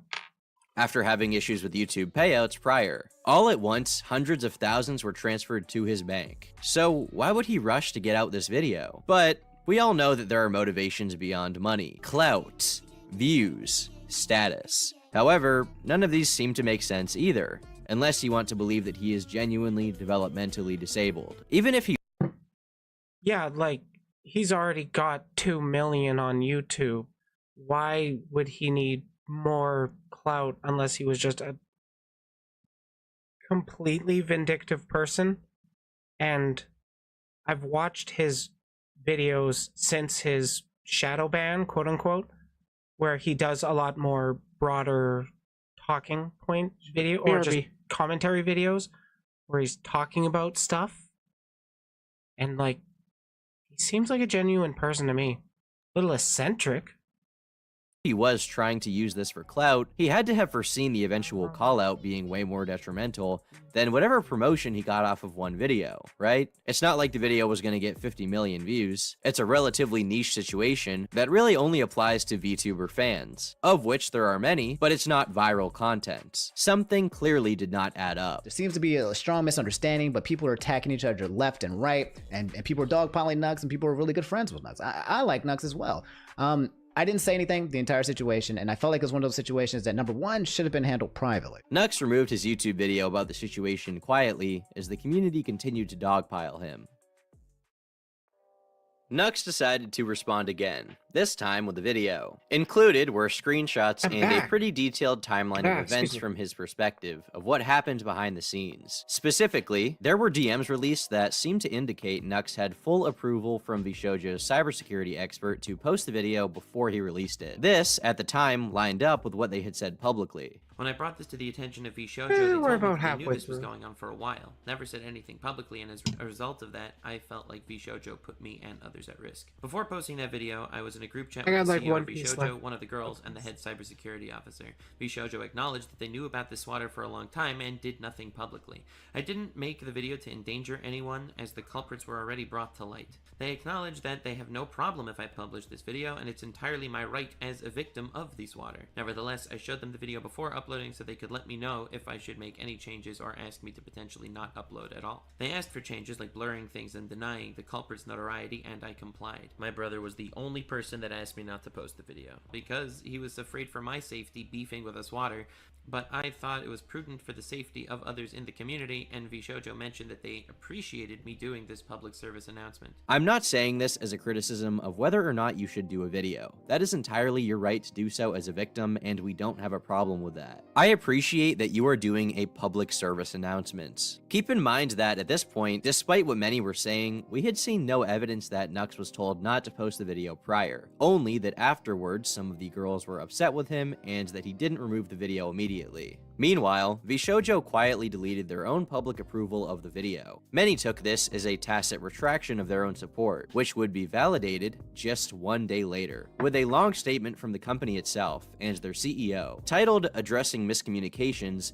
this document alleges a few key things. They open by giving a summary of the security risk posed to members of the agency and claim that it had been neutralized. This document will go through all major misconceptions about Nux's now deleted video, and his replies and apologies. Reality: our cybersecurity team was able to work with law enforcement to obtain the target list from the threat actor. This list confirmed that only 2 phishing attempts were made, one to Nux and the other to Saki. They then gave their own timeline of events, beginning with this hacker creating fake emails from Vshoujo, and then utilizing the domain vshoujo.org to target individuals via email. Nux and Saki got this email, and once Nux received it, he decided to reach out to Vshoujo's CEO, at which point it was confirmed as fake. Now, this is where Nux's timeline and Vshoujo's begin to split. Whereas Nux claimed that Vshoujo had approved of the video being made, here, the company basically makes the accusation that Nux had lied and they had never approved of the video being made. They state that at the same time they conducted an investigation, Nux was also sent a message basically warning him about the implications of posting a video like this. On November 1st, Nux made a tweet suggesting that he will be releasing a video covering the situation. Vshoujo then enlisted their cybersecurity expert to run communications with him, and he then makes efforts to educate Nux on why this would be a bad move. This was ignored, as were the edits that they suggested. Here, Gunrun also claims that they never endorsed this video.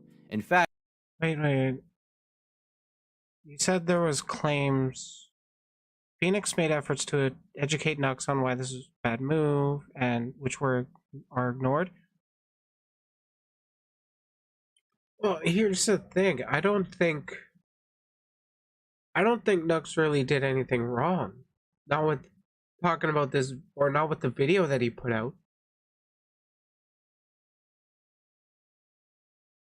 As long as I'm understanding it right, like, the Vshoujo girls weren't the ones directly threatened by the swatter, but the swatter, had made an attempt on Nux. So, as far as I'm aware, he was within his rights to make a video.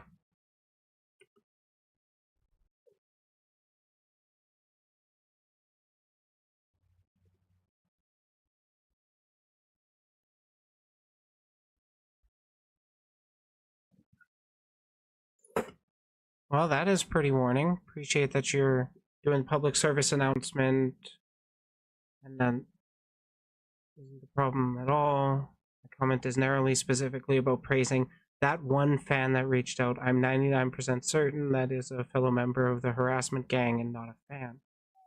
And then there was also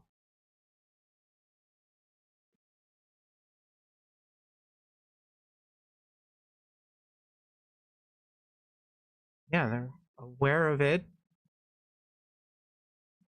Tracking this actor for a long time. A lot of disinformation. I saw some monikers you had passed along where some of that info deliberately dropped by the bad actor. In some cases, they used artifacts belonging to other harassment victims of theirs. I don't know if you plan on publicly exposing those pieces of contact information, but I wanted to make sure you kept this in mind. Not releasing any info about anyone.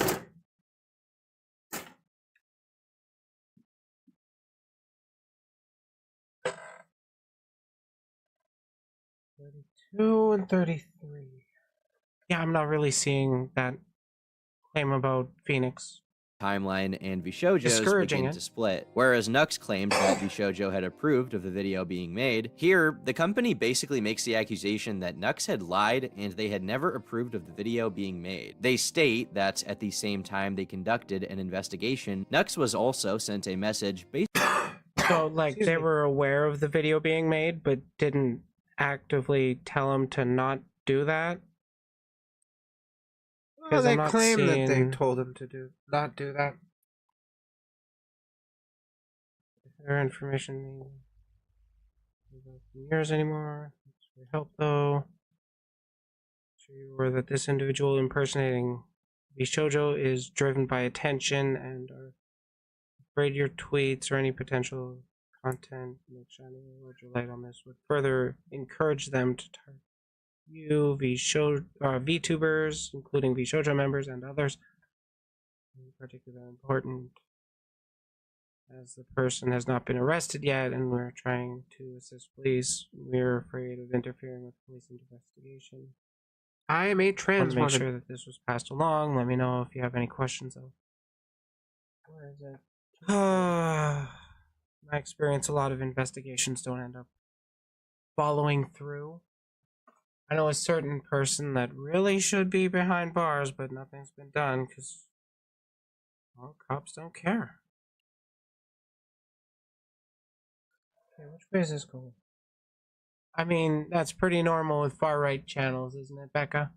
basically warning him about the implications of posting a video like this. On November 1st, Nux made a tweet suggesting that he will be releasing a video covering the situation. Vshoujo then enlisted their cybersecurity expert to run communications with him, and he then makes efforts to educate Nux on why this would be a bad move. This was ignored, as were the edits that they suggested. Here, Gunrun also claims that they never endorsed this video. In fact, Nux was told not to make it and did it anyway. But that just doesn't make sense. In this document, Gunrun never claims that any of the DMs between Nux and Vshoujo were faked. They were all real messages. And in those very DMs with their own cybersecurity employee, it clearly showed that they were okay with the video being made. Giving them the most charitable views of their own messages, you could say that Vshoujo was indifferent to the video being made, as long they'd have to really claim that, like, or make the claim that what's it, all those screenshots that Nux had posted about Phoenix were actually faked. But I mean, good luck proving that.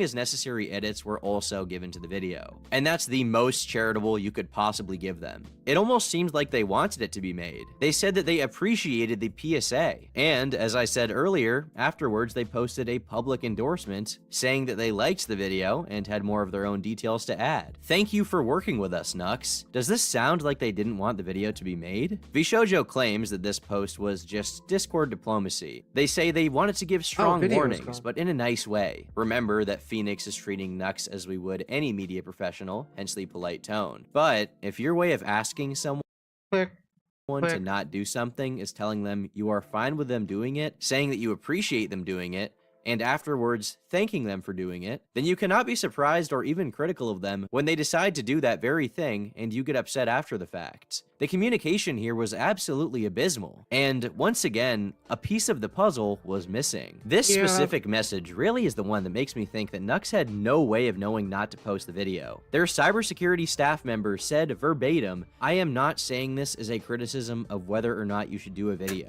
That is entirely within your right to do so as a victim, and we don't have a problem with that." Meanwhile, in the post, they say, Vshoujo never at any point said that he had permission, nor were we asked. This is a direct contradiction and does not add up. There is no way that their later statement makes any sense with the existence of the prior. Frankly, the claim that everything on their part in the DMs was simply being nice is an insult to my intelligence, and it's extremely frustrating to anyone reading it. To anyone reading this DM, they must have seen it as at least indifference to him making the video, and they framed their statement to the public as a cosign as well. So the quick this is why we say stuff like, if you don't actively oppose the things you don't like, you're complicit when they happen.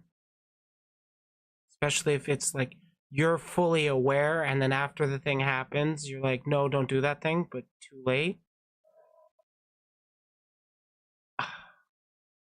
What the fuck? Quick retraction felt like a backstab, and there were still many unanswered questions about the drama.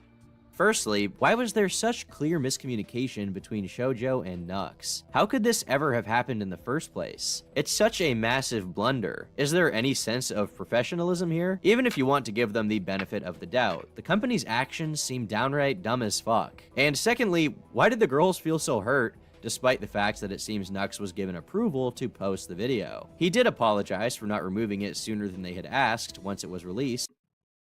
And wasn't he also in a group chat with at least one of the other girls?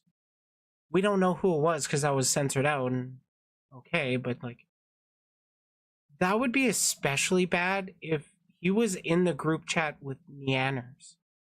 Like, if Neanners was in that group chat and like had engaged and like read, saw what was going on, and then after it came out, she said something like, girl, if you had a problem with it, the time to speak up was that group chat before it was public. And this seemed to be in earnest, so why did Neanners feel the need to make this long post alleging clout chasing when this particular situation doesn't look very bad on its own? Was she simply waiting for the opportunity to jump on him? Finally, is the only thing that Nux is truly guilty of not removing the video as soon as they had asked, as in minutes after its release? If that is the case, then I don't know if he did anything wrong at all. Considering he had approval from the very company that manages all of these girls, he may have needed time to make a decision. Especially considering the pressure building in the days following, can he even be blamed? We did warn Nux about releasing the video by outlining concerns from our cybersecurity team, but these are not the same as asking him to pull down the video. From our perspective, we believed these were strong warnings and we could have been much clearer on the risks. This controversy is an absolute mess. I've recorded this video a couple times. I tried to make it as concise as possible. The answers to these questions would never truly be revealed in detail. Nor do I think they ever really will be. It's like, it's a lot of he said, she said stuff, and we don't have the full DMs. We have to make assumptions based on what we know. And what we do know is that it seemed Shoujo was okay with it. Yay, making the same point again. On November 29th, Nux posted a video titled Moving Forward. Within this upload, he outlined that he wanted to move on with the situation and not drag it on any longer. He seemingly had reached a point where he no longer wanted to perpetuate the drama. And if for a period of 24 hours when I got mega canceled by lots of massive creators, I thought I was a goner. If you're not up to date with the drama, you're lucky, because it was extremely ugly to the point that I didn't eat or sleep for days, but I am glad we're at a point that I think it is behind us. I spoke to almost everyone involved privately and apologies were exchanged.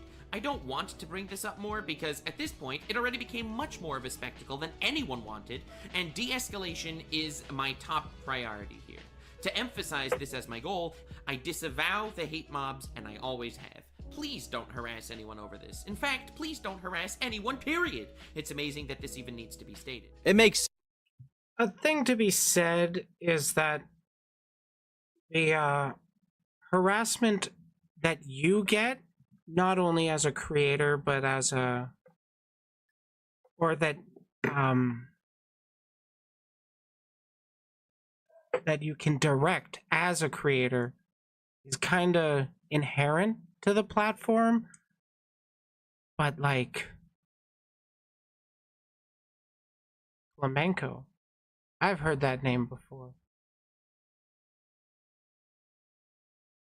Like a big enough creator can just simply disagree with somebody and then boom, all their fans are disagreeing too. And then some fans take that a little too far and it can constitute harassment. But I mean, it's got to be comparable to what was going on. Honestly, I don't think anybody in this situation should have been harassed by other side's fans, but I wouldn't be surprised that, or I'm not surprised that it did happen. Sense. When you get into a situation like this, even if you feel like you didn't do much wrong, sometimes you have to just cut your losses while you still can. Nux is a successful guy. Oh yeah, as public figures, we're never going to get the last word in anything. It's always going to be somebody else that has their own 2 cents to add. He has millions of followers, he pulls millions of views monthly, and when you're in that position where you're trying to maintain a business, eventually letting drama like this go on and not only hurt your public image, even if you are right, is just not worth it. He can't really be blamed for moving on when everyone else was willing to drop it. I've been waking up in the middle of the nights in a cold sweat with terrible headaches and heart palpitations. Was not fun, to put it bluntly, and despite everyone's mistakes, this was a good learning experience for everyone involved. I'll be back to making my usual content starting now. However, I, and many others, are of the opinion that Nux was kind of screwed. Was he eager to make the video? Yes. Did he want to profit off of the situation? A little. But every YouTuber wants to profit off of every video they make. He had successfully I don't have to make that point myself. Sweet. Conducted an investigation with Mutahar and Vishojo, which resulted in a swatter being stopped. The threat was neutralized, so he wanted to make a video about what he'd been up to for the past month. As for the claims of Neanners that he is a malicious actor and a clout chaser, well, to be honest, we don't have a lot in the way of that in this situation. We've seen zero evidence that he was told prior to the video not to post it. In fact, it was encouraged. And only after the fact did anyone take issue. There is no indication that he acted maliciously or exclusively to his... Yeah, I'm gonna say, like, in this instance, it kind of feels like a self-report from Neanners here. Because, like, obviously, I don't have the full context, but, like, I wouldn't be surprised if if Neanners was made aware of... Oh, shit, I forgot the elbow pad on that arm.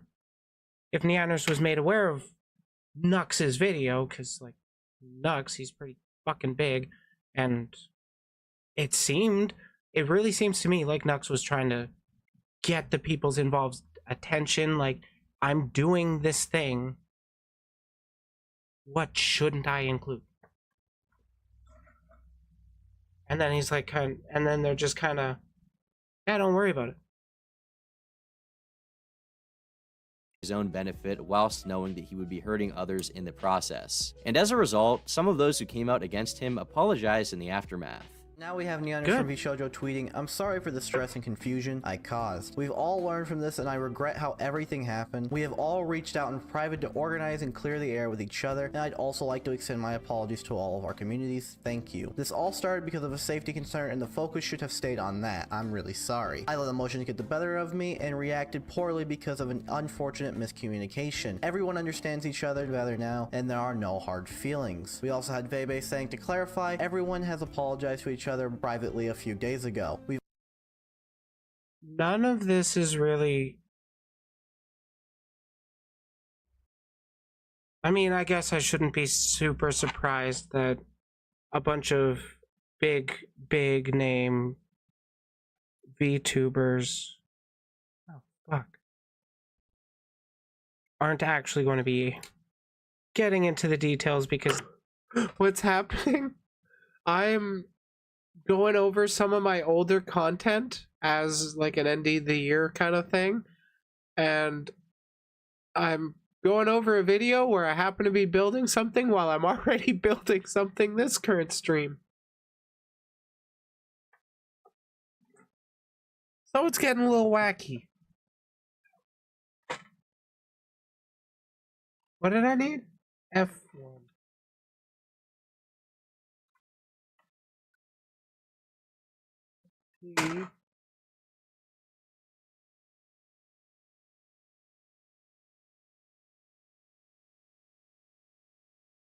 Yeah, this is F1. Okay. It's like, I mean, you're tied to a brand, and the brands don't like having that kind of stuff out there, of their talent. And Nux is also big enough to have his own LLC, I guess. I wouldn't be surprised if he did. It'd be smart to do it.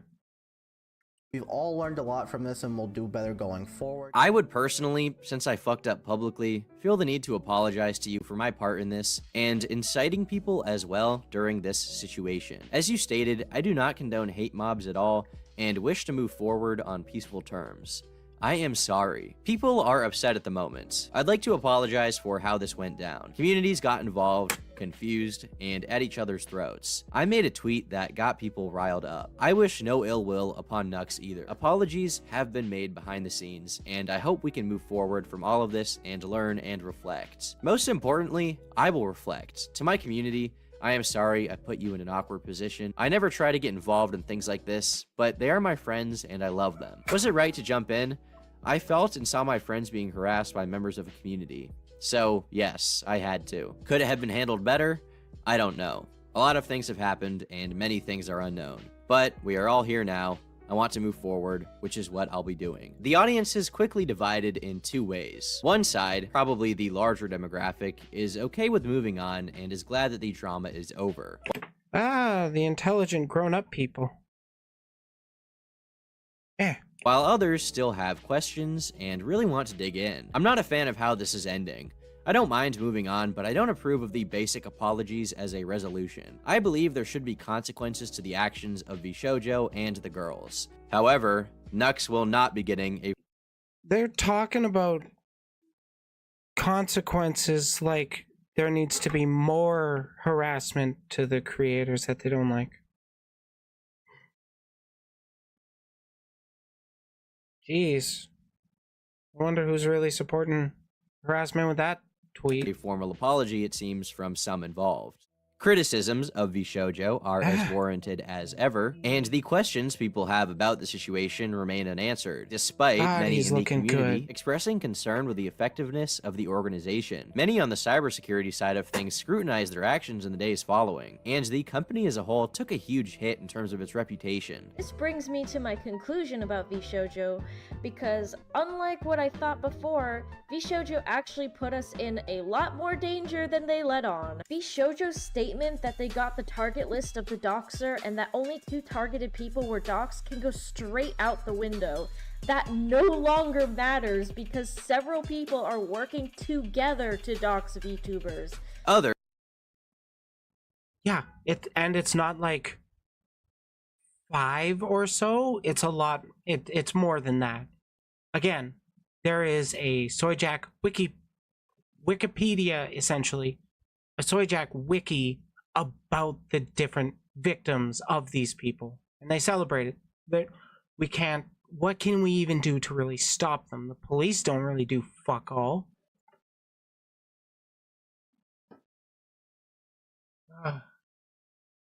Yeah, like people dox over the lightest 16. shit sometimes because they don't think it matters. They don't think it really makes a difference. And then there's some people that knowingly SWAT people, knowing that depending on what they say to the cops, they might be going in guns drawn, and that could actually be, that could lead to somebody's death. Like, that's why I think at least in some places, swatting is considered attempted murder. Or at least some people consider it attempted murder. Okay, C1 and 2.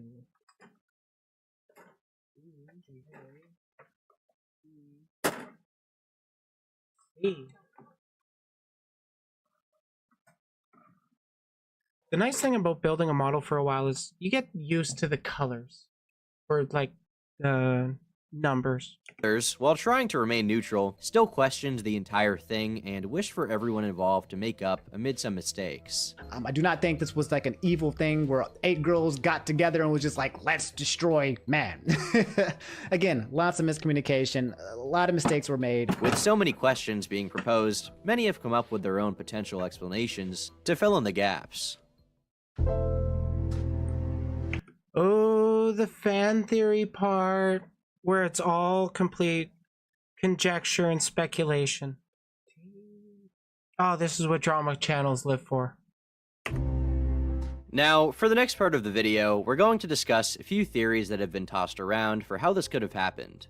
Some have speculated that Nux appears to be forming his own VTuber group. separate from Vshoujo. This began with many noticing the word redacted was placed in the Twitter bios of Nux and many of his associates. I have noticed a lot of indie VTubers have redacted in their Twitter name the past couple of days. What's going on with it? Is it related to the recent drama in any way? This might sound crazy, but from what I've seen, it looks like Nux is getting involved in the creation of a new VTuber group. On Twitter, these VTubers have redacted next to their names. Nux has invited a lot of them into Rant Cafe already, and has just recently gotten Yuzu on the podcast. It seems that my theory might be true. This was later discussed in a number of other threads on the VT board of 4chan. While some of these... Ah, yes, VT, the best source of VTuber news on the internet. Might as well get your trans news from TTTT.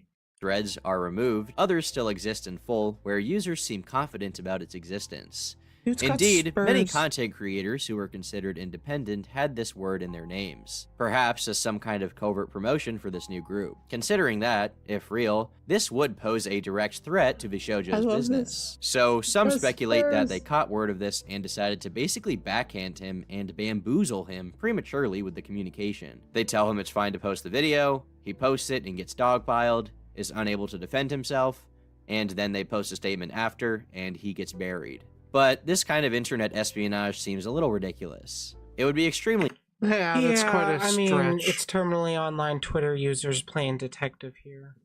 Where we're at right now. Jeez, I would have been the heel of the boot, at least a different black. It's kind of plain there. Risky for them, and they'd have to assume that Nux would literally never respond. Even if the idea that they're forming a new VT... Right. Only if Nux would never respond? Yeah, like a fucking drama channel is going to not respond. Oh yeah, it goes that way. It's going to not respond to fucking Vshoujo calling him out. Tuber group seems pretty plausible. The latter seems kind of conspiratorial, and not in a good way. A second theory, and one that... Yeah, this guy's definitely far right, because there's no good way to be conspiratorial. You can enjoy lightly getting into it, but if you go down the rabbit hole, you're going to start thinking everything was the fault by the Jews sooner or later. Just saying, there is such a thing as the alt-right pipeline. Feels like it could be a little more real, is that Vshoujo was trying to save face because of their own incompetence with the phishing incidents. In order to not look bad to the girls that they had signed to their agency, they published statements afterwards to make it look as though everything was handled, when in reality, behind the scenes, things were not treated with nearly as much severity as they should have. There was clearly some internal incompetence at play, we can say that much. But you said that according to the people that you corresponded with Vshoujo, they were aware of this happening in terms of like people faking domains to like pass themselves off as Vshoujo since May. When I was doxxed, the doxer had linked to me vshoujo.net and vshoujo.org showcasing Nyanner's docs. Mm-hmm. And it was post-dated like March. Okay. And Phoenix confirmed that he knew about it when he talked to me and got my info. And as a result, this theory also posits that they wanted to discredit Nux so that their own missteps would not look as bad. Part of me is starting to think that Nyanners is actually upset that this video is making Vshoujo looking really, really bad. Let me just kind of break this down for you guys. A VTube group, Vshoujo, knew that there was a malicious actor going around using their name, using internal documents from their company, and were using domains that resembled theirs and did nothing to forewarn other VTubers. I've looked this up. I can't see a single example of any of the people who applied to be a Vshoujo VTuber getting any sort of email saying, hey, by the way, Vshoujo staff will never ask you for your personal contact information, such as your phone number, your full legal name, and all this, in the initial statement of accepting your application. Please be wary when answering any emails asking for this sort of information.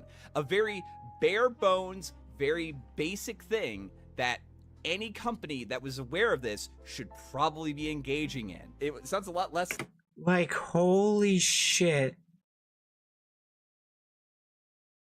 This is really something that's like, I'm gonna go with gross negligence. Like, seriously, how can you know that there's somebody out there doing this scam and then just not doing anything about it, really? Like, you gotta do something at least. Were they going to like a cyber crimes division? Did I miss that part?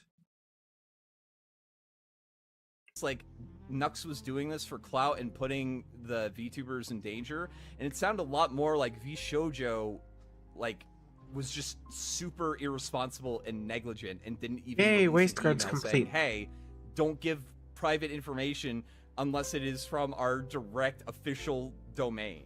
Here's an idea. Let's see if this one activates your almonds. From this message from Neanners, we can see her saying that Vishojo did not want Nux to post the video. She could be lying, you could say that, but let's just go with the idea that she is telling the truth. She genuinely believes that Vishojo did not want Nux to post the video. This obviously contradicts the communications between Phoenix, the cybersecurity rep from Vishojo, and Nux. So here's an option. Vishojo thought that the video was a good idea, or at least wouldn't be harmful, hence why Nux was never told not to post it. But then, the video came out, and Neanners and many of her friends had their little blow-up moment where they freaked the fuck out. And so Vishojo, coming to the realization that they were extremely mad, thought to themselves, oh no, it can't seem like we didn't handle this issue properly. They can't know that we were okay with the video being made, and we're fully aware of this cybersecurity risk for months. Let's tell them that we told Nux it wasn't okay to post the video, and then the entire situation would spiral from there. But in the end, that's just a game theory, and all evidence is circumstantial. You can't completely confirm one way or the other for now. The actual intentions and specific point-by-point actions of Vishojo are unknown.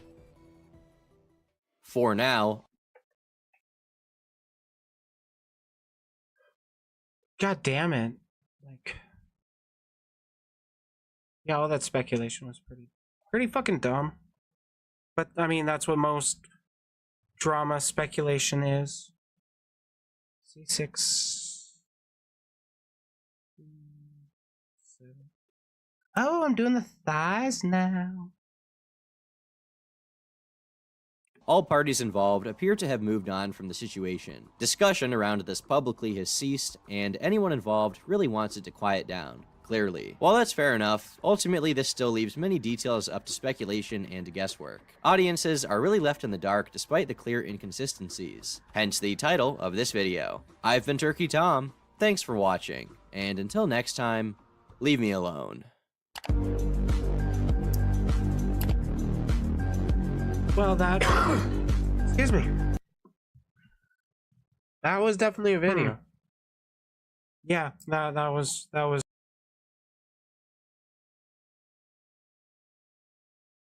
Okay, what can I really say as, like, a build-up? Or a preamble?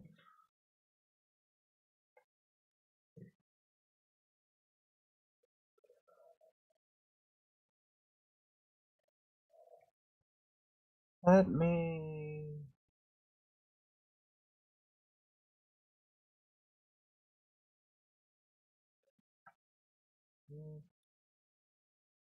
Okay, it's gotta go this way.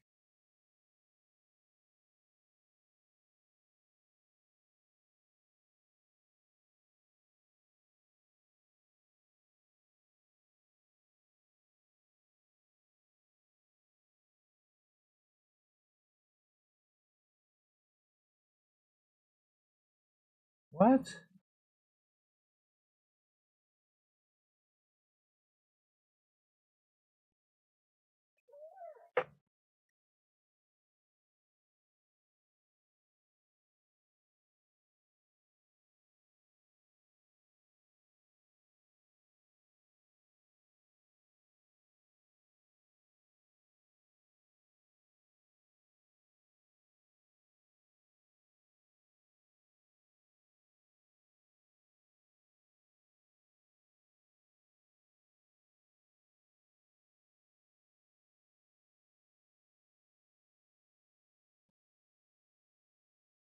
Holy shit, this is so confusing.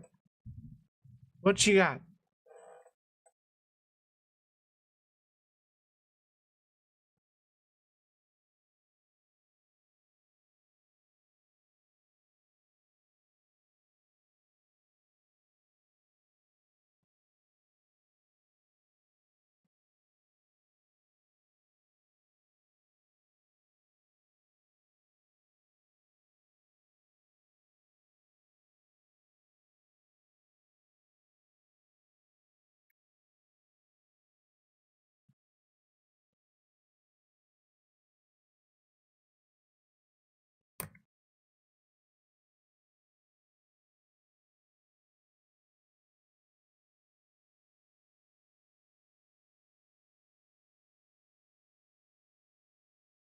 God damn.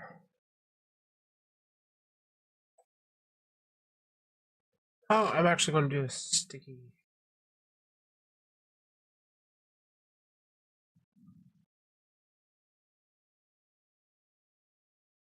Well, yeah, I mean, I don't think that group of people are really going away anytime soon. Actually, BRB.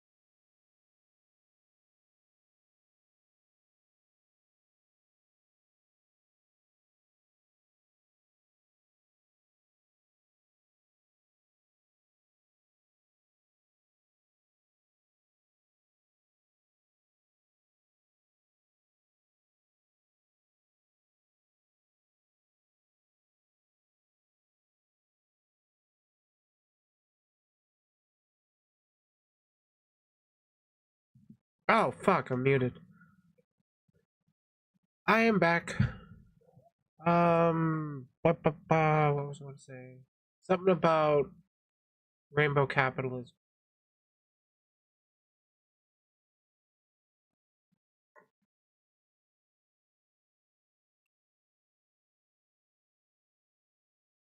It requires 3 different pieces, god damn it. G5.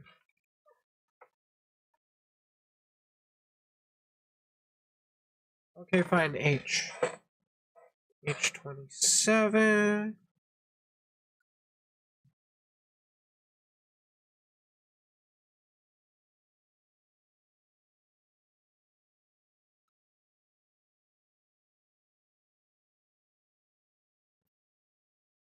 There's that.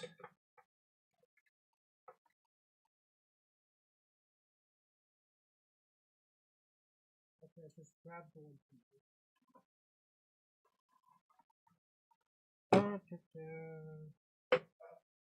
F1 G5.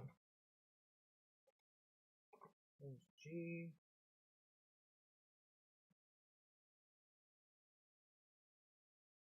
Five.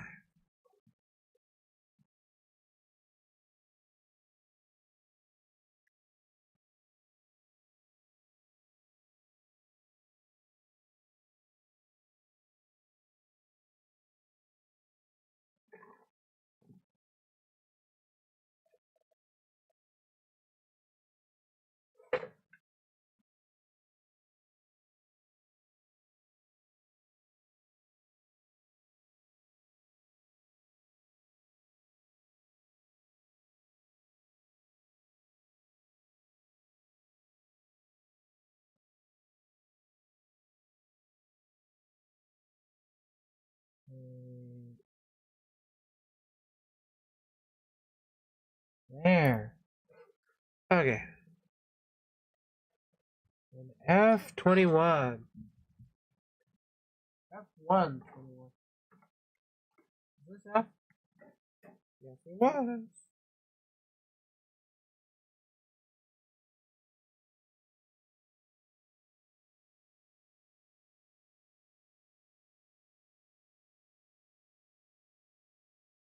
There's 21.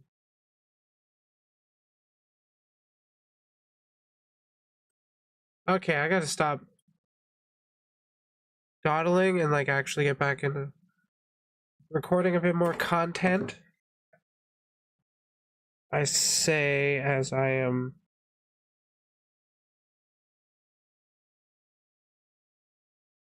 still just focusing on what I'm doing. Ah.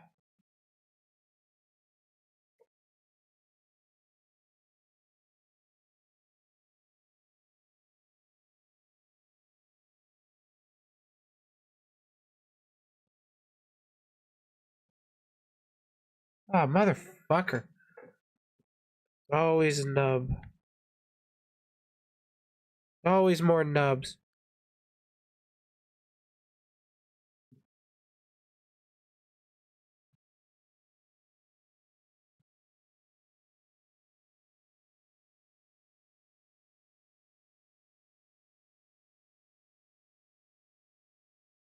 I cut out G5, right?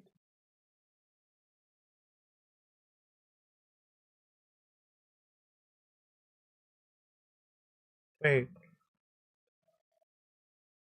No, F121.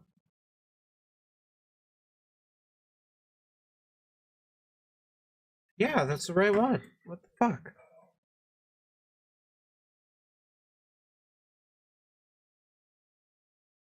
Oh, now it fits.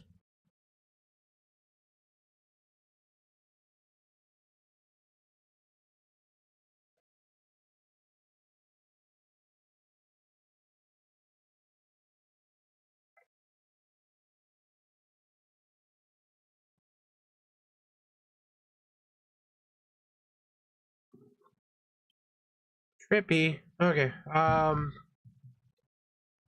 Woke brands, woke advertising. How do I wanna actually start this off?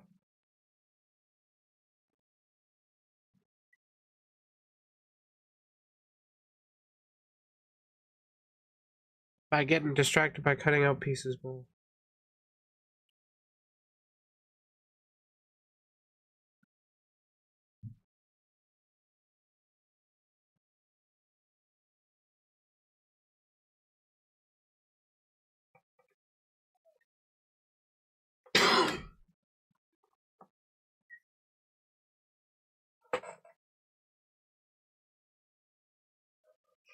G4.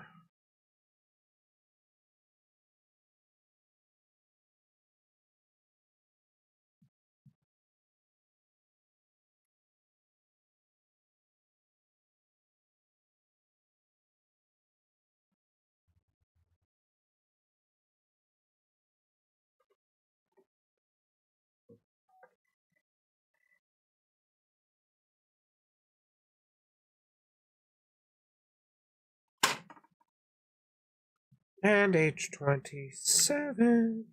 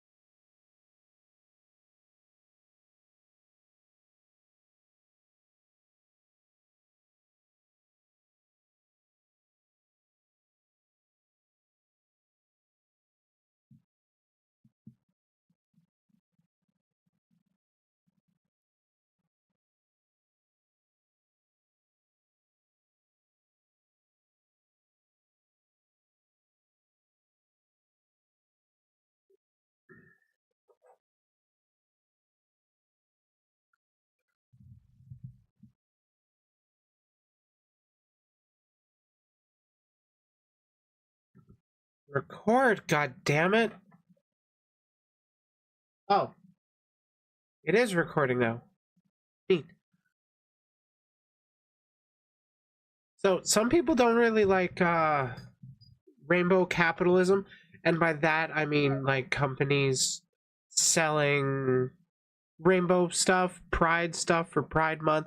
They just want to make their buck. Personally, I see it as a passive endorsement that we are the majority. They're trying to maximize their consumer base, so when companies are like selling the rainbow stuff, they're trying to appeal to not just gay people, but to people that want to express themselves as allies. I personally think it's a good thing. We're going to go into apparently somebody ranting about it. So let's find out. Going to be hearing Kirsch's opinions on it. Covered her before on the channel. We'll see what she has to say this time. I haven't exactly been one to super duper agree with her. I don't really care about all of these identity politic holidays.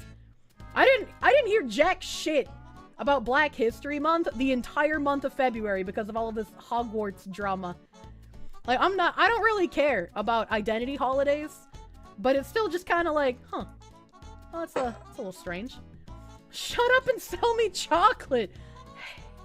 I just want to buy chocolate. I got so fucking mad. Holy shit. Hold on, chat. Hold on, chat. Hold the fucking phone. I'm holding. Let me fucking... I got so fucking mad. Alright, I'm gonna TMI a little bit. My Hitachi, the motor died, and I had to buy a new one, right? And so I went to their website. Can I scroll through this? There's no, like, illegal on Twitch imagery. Let me just make sure. My Hitachi died, and I had to buy a new one. And so I went to their fucking website, and I'm immediately fucking met with pleasure persists. Magic Wand was introduced during a significant time of social awareness. A lot has changed since then, including the way we refer to change itself. But no matter how we label societal evolution, our path forward has been paved by those brave enough to recognize the need for progress and demand it. But through it all, there are beloved constants people trust not to Have you ever heard of Henya? You should probably go check out Henya. Oh yeah, Pikachu's career is totally over. Change. Happily, this includes the historic pleasure of the magic wand. In fact, for over 50 years... Honestly, we're like a third of the way into this, and I don't know why she's exactly mad, other than there was a rainbow earlier in a bit, and they're talking about... Oh, gender's going to come up. That's probably triggered her. Very little about it has changed. As a result, its familiar shape and legendary power have made Magic Wand a cultural icon far more than the first ever massage wand. Magic Wand is... You know, that a lot of people know what the fuck a Hitachi is. They knew what you were referencing, Kirst, when you said you were going to buy a new one, and then when you got triggered by this. Representative individuality of pleasure and of power, revered by millions. It transcends planes of culture and gender. Its impact is so great that Time magazine included it on its list of the most influential gadgets of all time. That is fucking based. Time magazine shouting out the massage wand. That is awesome. As society continues to march forward towards expanded equality, inclusivity, and justice. Oh, how terrible for them to want to go after those ideals. Totally not worthwhile things to attempt to pursue. Magic wand will be there because pleasure persists. I just want to have an orgasm! What the fuck are you talking about? Why are you so goddamn mad? It's a thing you can click past, you know. You can go right to the products. You also don't need a toy to do that if you're skilled enough. So, skill issue. Holy shit! Jesus Christ! When I'm looking to fucking give myself an orgasm, I'm not looking for people to be like, oh, until the magic wand while it's vibrating on your clitoris. Think of expanded equality and inclusivity. Holy fucking shit! Wow, she is so fucking triggered over this. This is kind of funny, kind of sad. Which way does this go? Okay, like that? Okay, like that. Holy fucking hell. It doesn't even matter that much. She's just so mad. How are they making orgasms political? I about lost my fucking mind. You can't have anything in current year. Hell no. Your fucking cis-het male orgasm is contributing to the patriarchy. Your fucking tummy cummies are oppressive. Did I buy the wand? Of course I did. It's the best one on the market. Whoa, you support woke brands? What the fuck? You're getting super snowflake triggered over this and you're still supporting them. How are you going to stop them from doing that? Or are you just going to rant on the internet like I do? Probably just rant on the internet like I do. I'm just upset that they're fucking doing this pandering shit. Why? They're just trying to go after the largest market value. It's normal for them to want to do. Anti-woke cringe. Yeah, that's literally what this is. I wonder how much of this is actually just her playing this up to get the clicks, and how much of her is actually triggered, because she does seem a little kind of legit triggered. Pardon me, miss, but have you thought about inclusivity in your private time? Oh my god, it makes me so mad. Yeah, I come to you to get off, not get mad. Masturbation. You know what? Some people feel more at ease with products where they know they come from a place that, you know, at least doesn't want to kill them.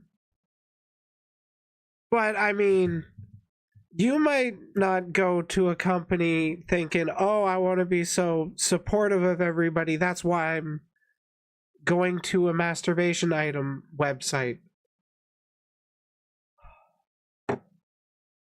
Some people, well, if they know that the brand would actively try to kill them, they won't buy from that. People like to feel good about the purchases they make, even with their masturbatory aids. Master. Who else has magic wands? Harry Potter. Checkmate, progressives. Oh my god. I was just like, why? Why did they do this? Why did they do this? For the money. Every time I come, I'll just let out a little Black Lives Matter. Oh, Jesus Christ. coming fast is good now? I mean, if I want to get to fucking sleep, yeah? That was cringe. Like, so... Why? Why is she so mad about that? What does she actually care? 9 and 10. Like, literally, how did that affect her in any sort of way beyond she had to see a page for a little bit while she was going to order a new masturbation device? I'm willing to bet that wasn't even like the forced page. It could have been forced on the front page of their actual website. I don't know. I don't use a Hitachi. Who's going?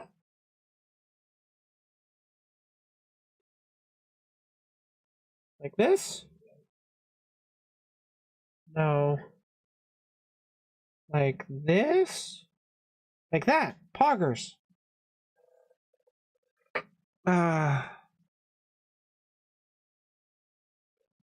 Oh my god, it's got a recommended video that I am worried about.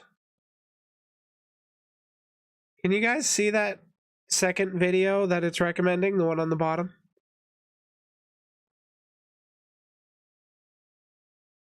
But you know, she's not...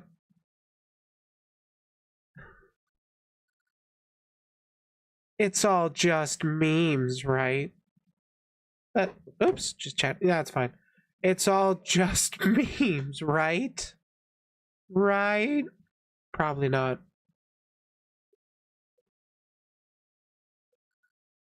Jewish Beyblades.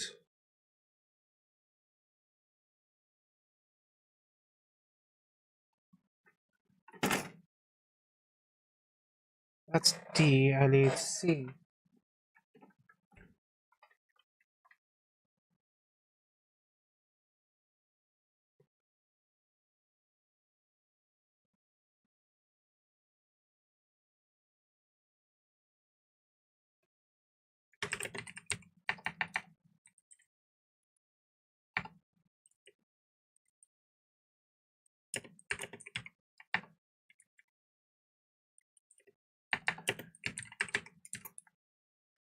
Do do do do do do do do 8 7. Okay, that's those two. Sweet. Found them already.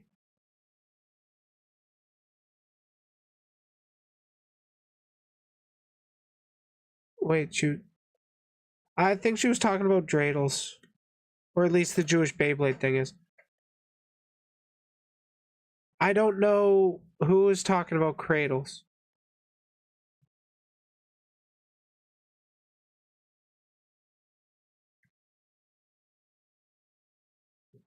Oh yeah, dreidels. Dreidel, dreidel, dreidel. I made you fall like clay. Oh shit.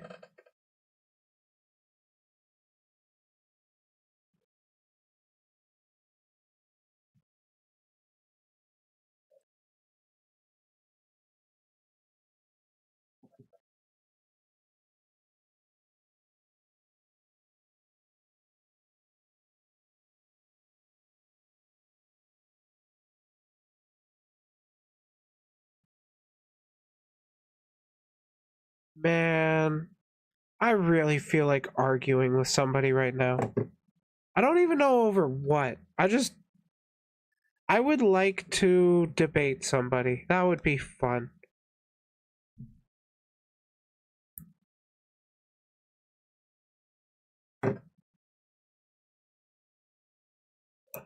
Ah, get on there, you motherfucker.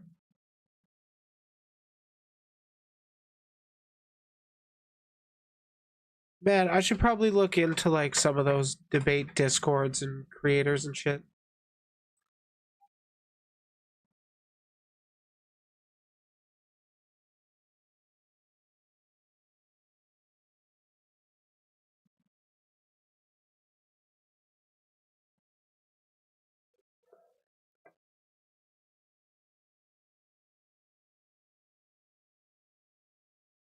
Oh, it's time for more clear plastic.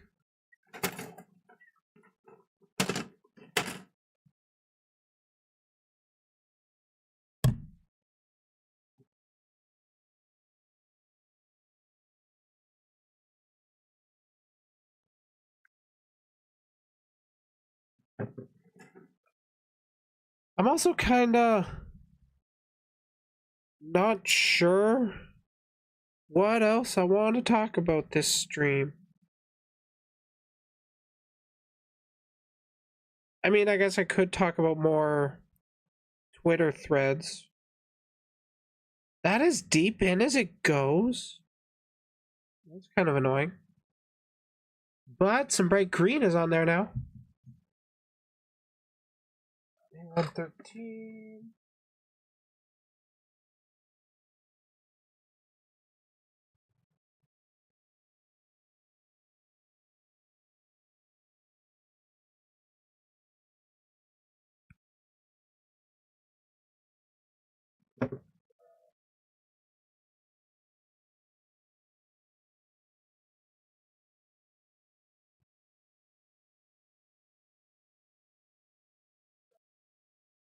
I'm gonna be honest, it's kind of a little annoying to do building streams while also recording content. It just gets tricky. 12.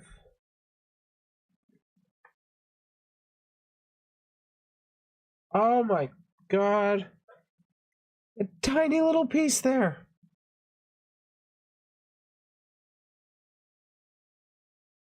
Right? Yep.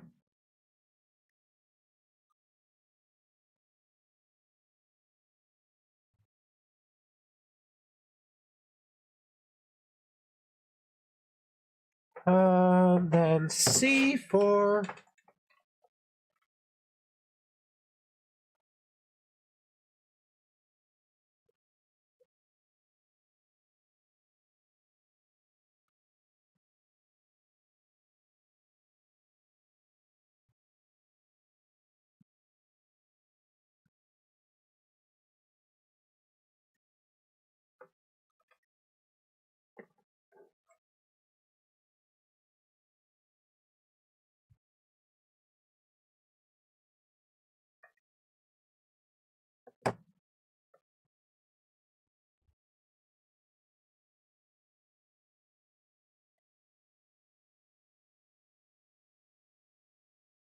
Man, what way does this go? It's not exactly clear.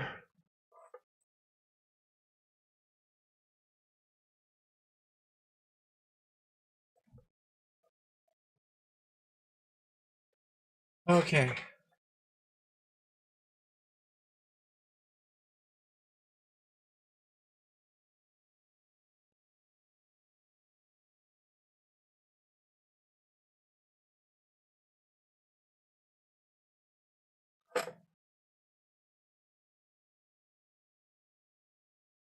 E1 8.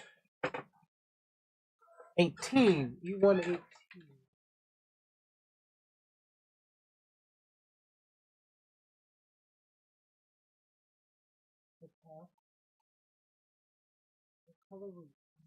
Oh.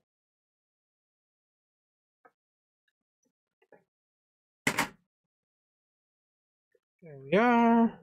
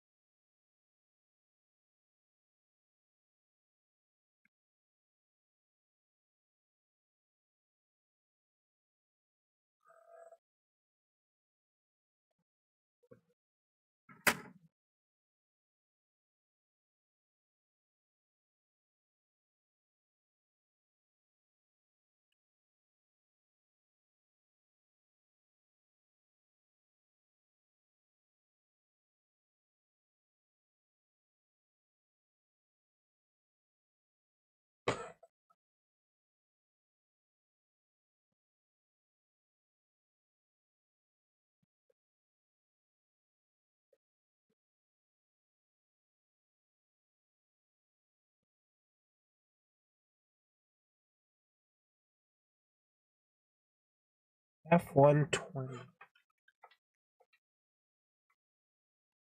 Excuse me.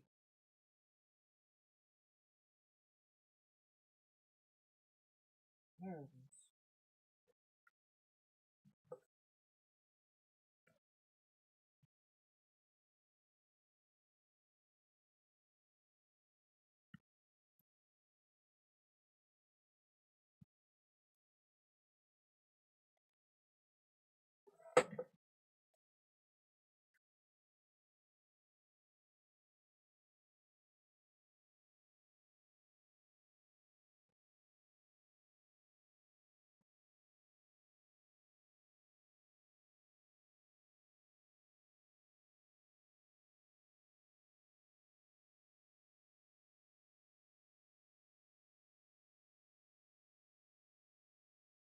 What the fuck? There is a lot to this.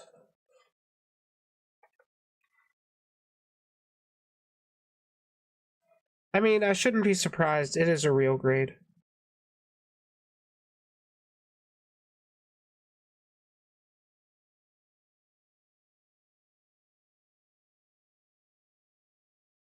Though, I'm gonna be real, I don't know if I'm gonna be finishing it this stream. I don't even know if I'm going to midnight tonight. Like 3.5 hours off for me for New Year's. I'm already tired.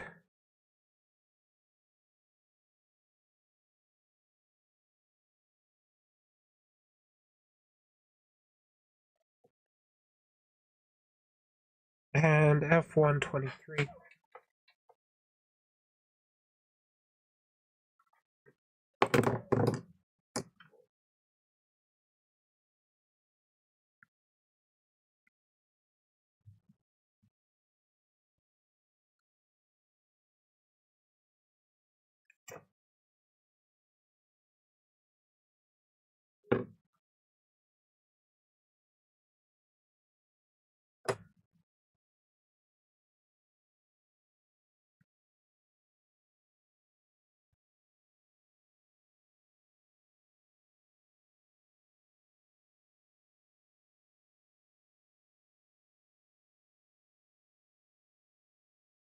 Half hour-ish left for you.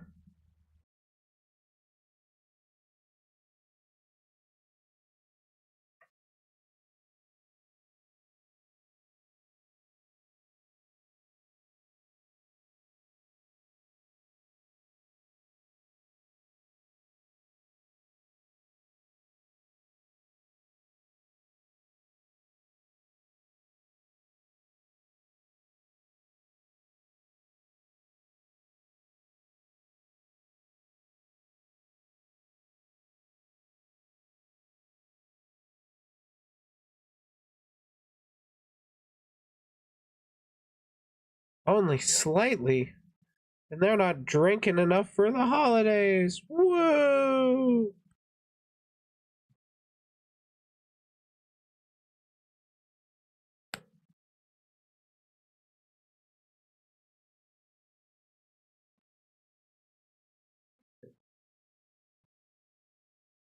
I am legit super tired.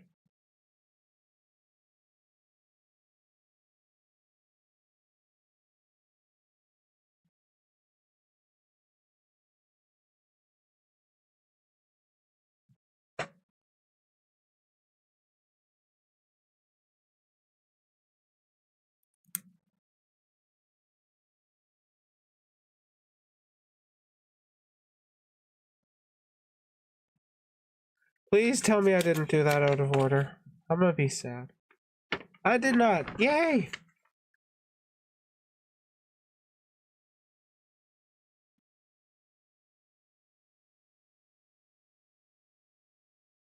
C5.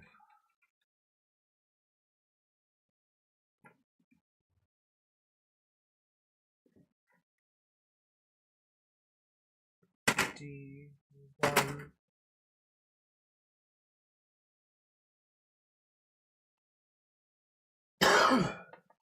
Goozy.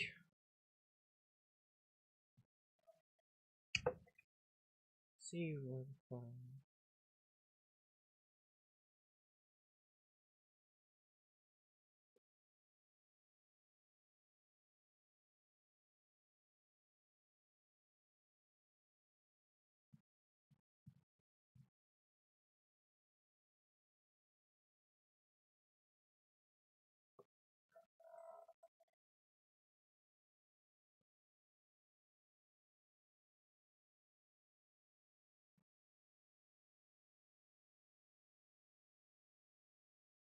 Yeah.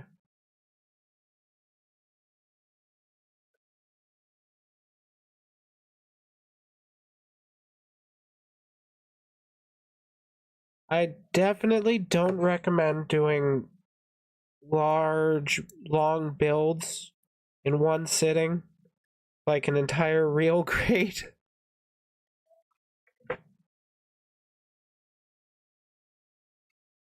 F127. F1? Yes.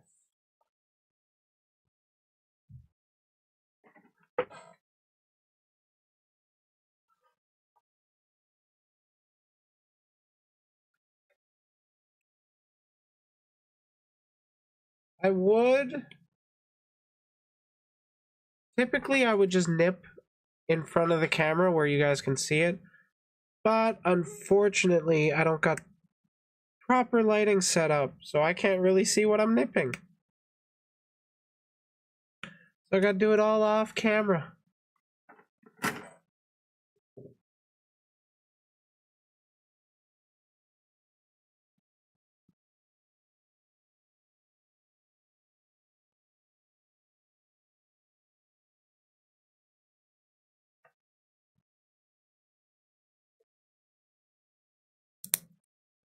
Oh, damn it.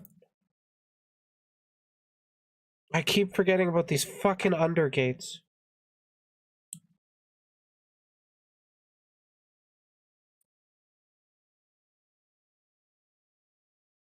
Technically, this is... Oh shit, I didn't even put that on properly. Technically, this is the second time I have built this mobile suit. Because I have the... I'm currently working on the torso. Because I have the master grade. I built that a long time ago. And unfortunately, the master grade is a bit of a hand grenade. And by that, I mean if you drop it, it will break into a bunch, it will fragment into a bunch of different tiny little pieces. So far, though, this one has been very, very sturdy. The pieces that were problematic on the master grade have been fixed, it seems like.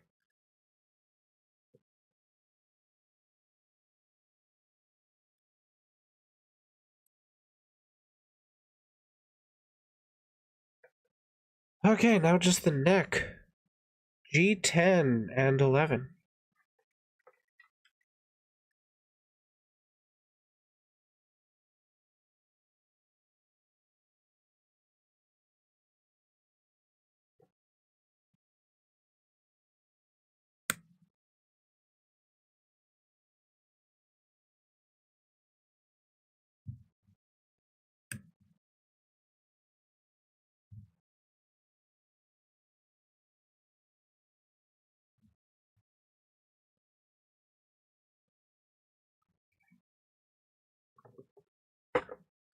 Okay, part of me wants to call it for this stream here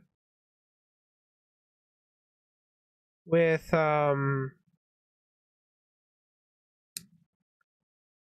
build progress.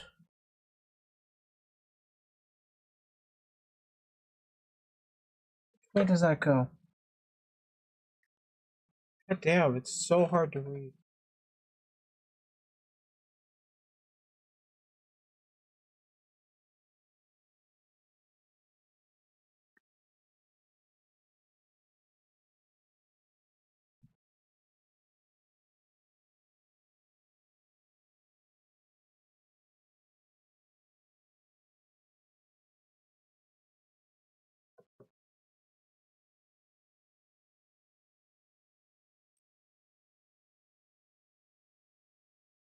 I'd say roughly halfway through the building process. Arms, head, wings, weaponry. That's where I'm currently sitting at. I'm also getting pretty goddamn tired. So at the very least, I need to stretch my legs.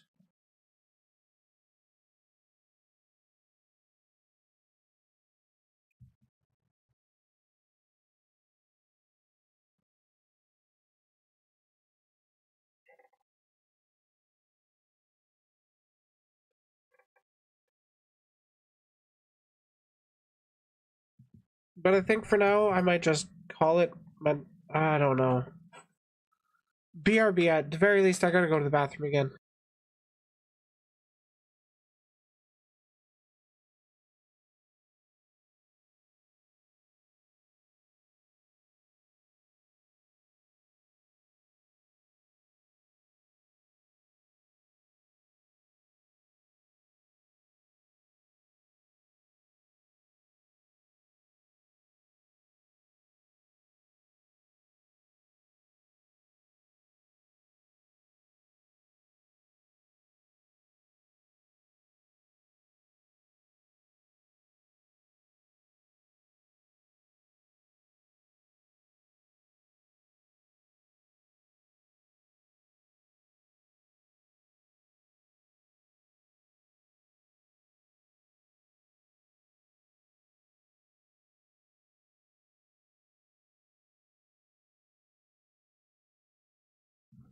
It looks like I'm having a nap.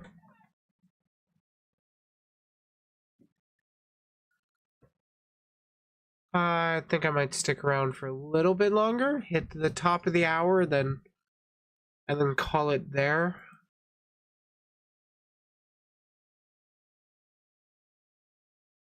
Can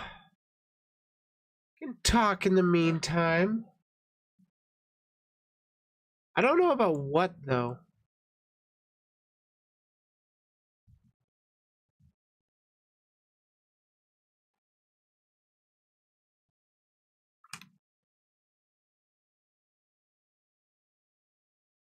I've actually always had a ponytail.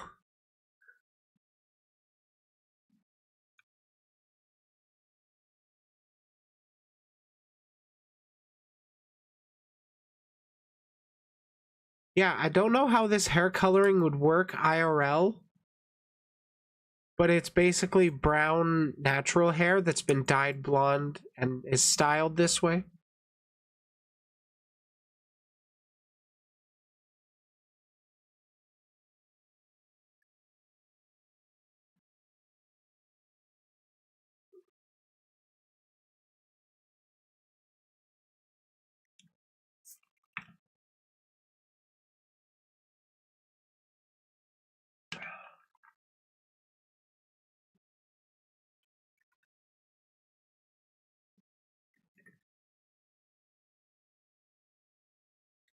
Oh, my leg's big hurt.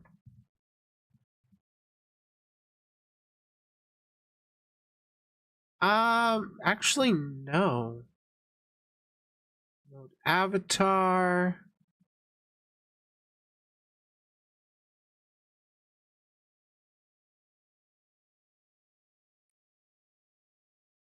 Like my, after switching back from Koikatsu model, it's been like this. This was the one I used after Koikatsu model.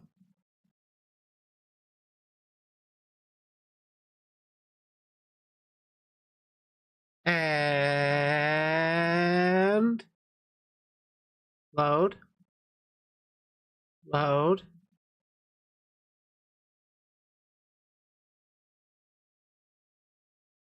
There. Ha! My Koikatsu model. Ponytail as well. And then if we want to go a little further back,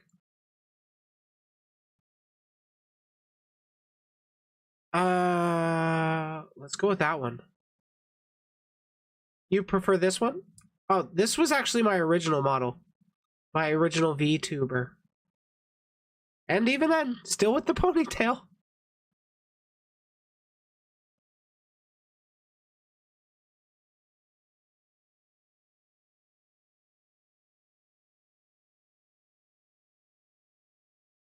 Load. Load.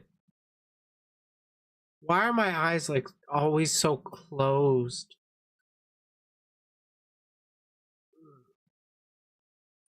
Yeah, this was a model I used for quite a while.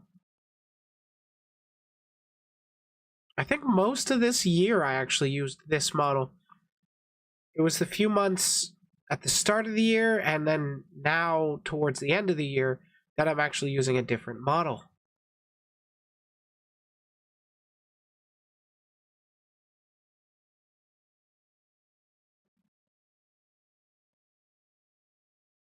But I am pretty partial to my cyber look.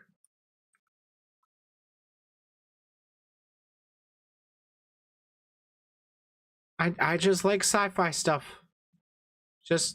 That's just me.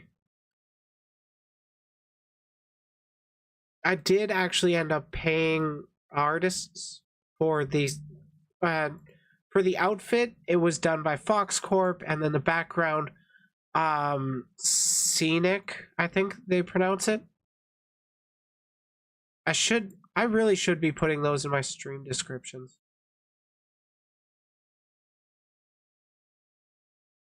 Oh shit, yeah, I really should do a booba mouse pad.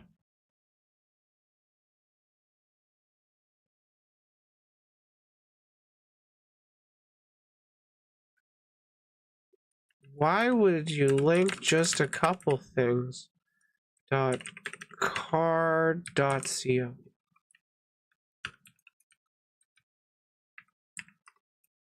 Find me elsewhere.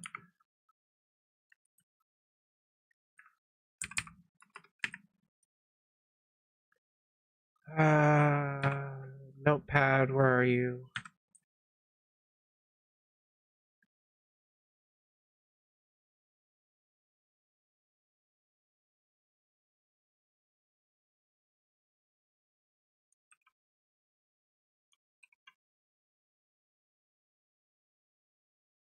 There, I actually added it to the description now.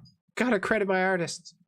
I do credit them in like every single video I put out, but I just tend to forget for the live streams.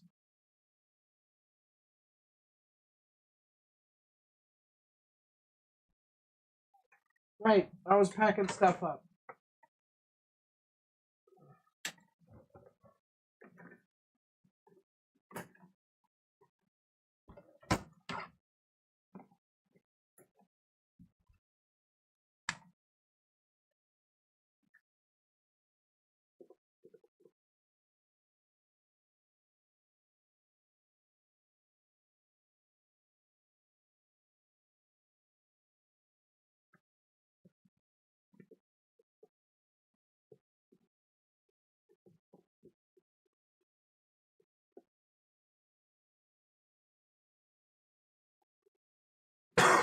Okay, now the real question is, what do we talk about for the next 17 minutes? I guess I could probably actually talk about... Holy fuck, why are my notifications going up so much? Should actually talk about the Twitter stuff, eh?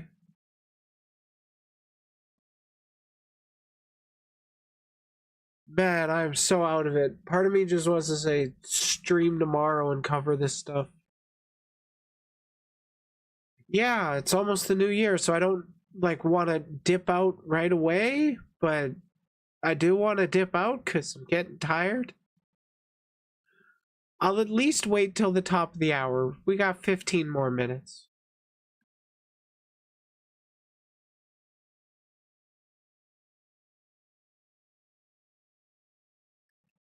Yeah, I'm gonna do more content recording tomorrow, hopefully. We'll see.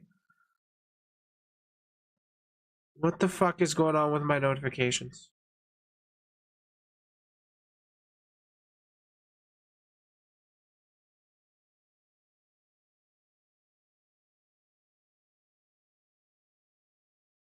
Oh, right, I got tagged in a few things. That got spread around.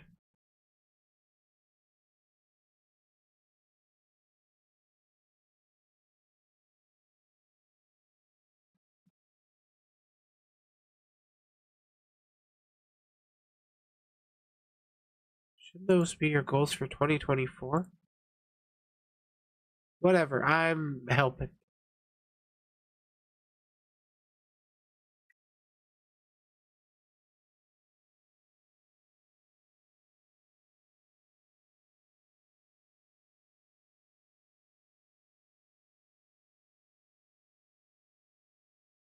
My god, it's been such a wild ride this year.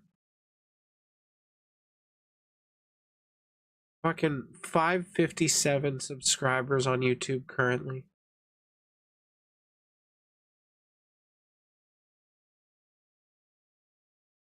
I want the full analytics advanced mode. Yeah.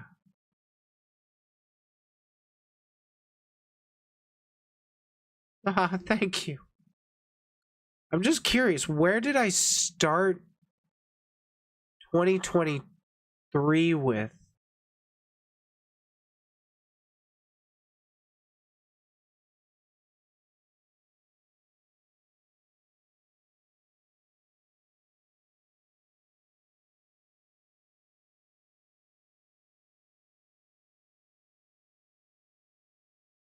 Why doesn't it show me that?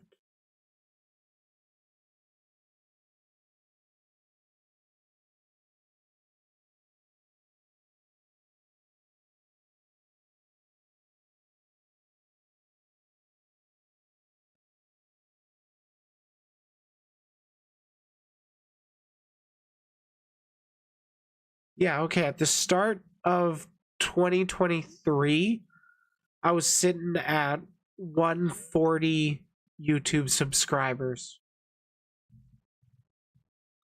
And then about in April, March,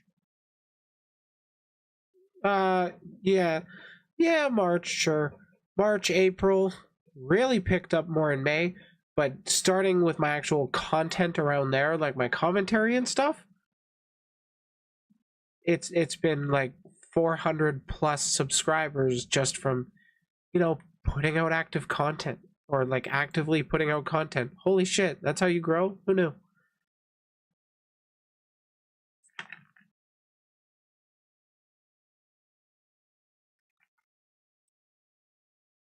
God, then waking up this morning, checking my eligibility for YouTube partnership so I can get memberships, super chats, that kind of thing. I woke up to having 299 watch hours out of 3,000. Or 2,999 watch hours out of 3,000. So I hope I'm not jinxing myself, but it's looking like I'm going to be starting off 2024 with YouTube partnership. So that's pretty pog.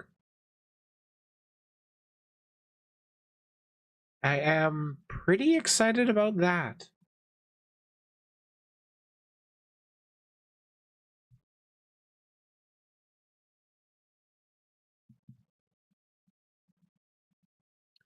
"12 more minutes till the top of the hour."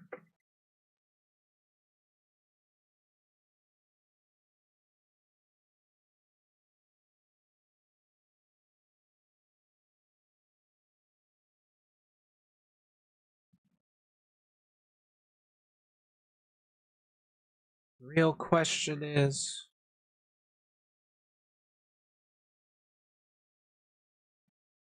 I don't know. I don't quite know. Oh yeah, I should make a thumbnail for my next video. Because I already have a video ready to go out for Monday. So I don't actually have to kick my ass into editing a video tonight and getting it out. I just gotta put the thumbnail and description together.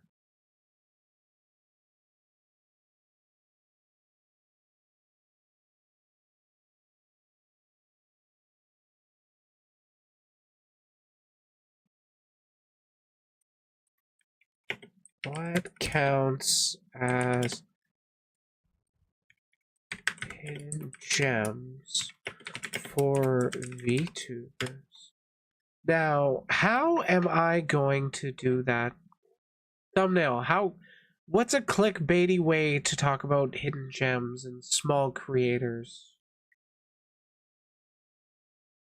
Get people's attention.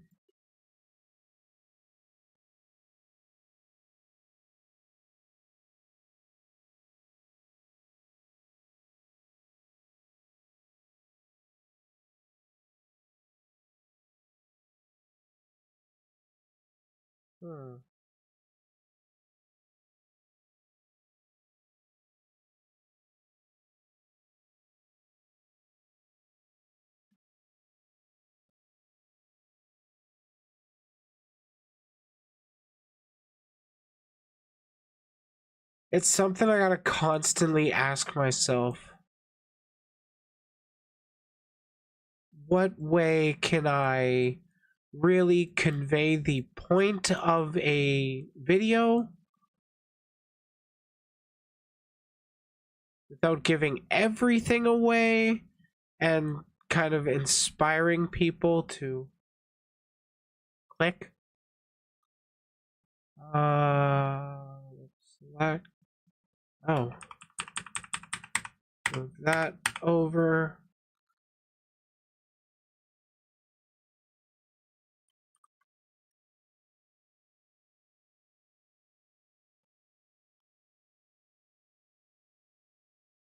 Damn it. I want to move just the selection. I hate you.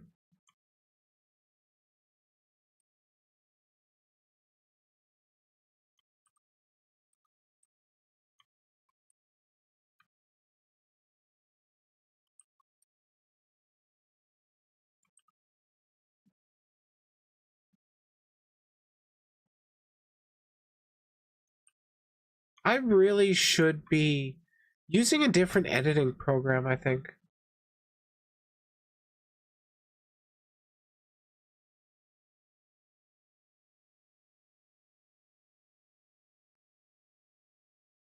Select. Invert?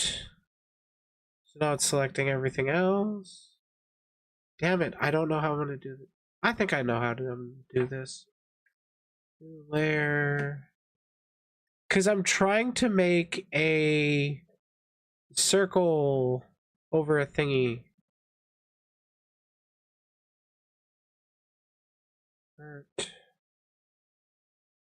Fill it with color. Wait, no, I want to fill it with I want to fill it with red. Because red catches people's attention. Select shrink. Shrink it by, let's go 7 pixels. And then delete. Yay, I did it. You guys will see the fruits of my labor with tomorrow's video.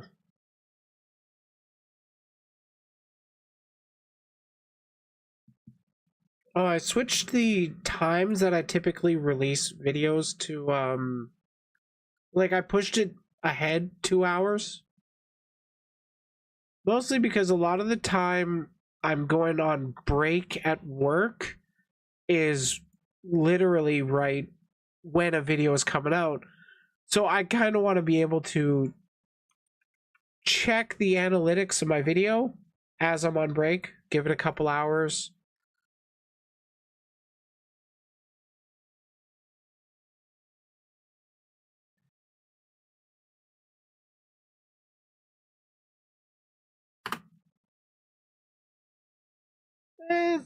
Not a horrible thumbnail.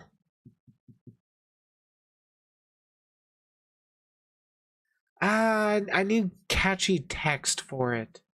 That's the tricky part. Like, I want 1 or 2 words relating to hidden gems or something like that.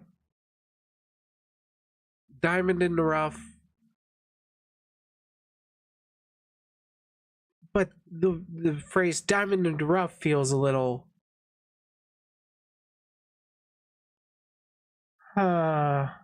feels a little clunky for like a thumbnail. But you know what? You convinced me, chat.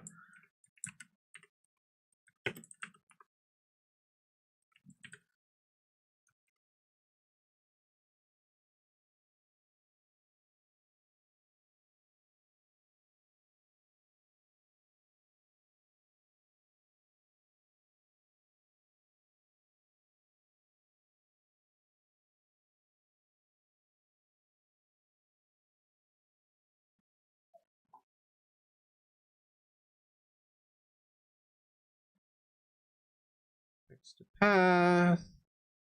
Select from path. Select grow. Because I use GIMP, and GIMP is a little annoying for doing outlines for things. I gotta find workarounds for that. Hidden gems. Oh my god, 5 minutes, you guys, 5 minutes. Of course, there's another 3 hours for me, but I'm gonna be real. Most people are not in my time zone. They are at least a couple hours ahead of me. Oh, did I not export it? Shit, I exported it to the wrong folder.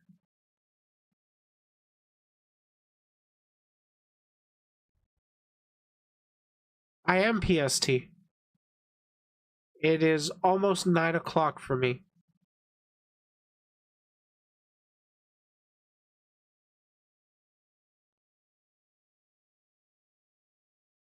What the fuck? Where did I just save that to? Oh, my documents, not the actual. Okay, fuck. There it is.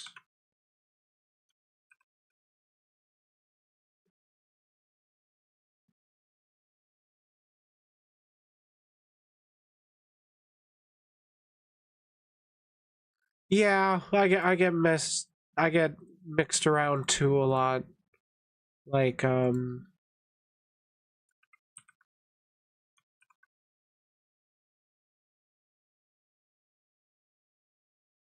God, I remember when I was trying to schedule like different interviews and stuff, and holy shit, does it get confusing with time zones.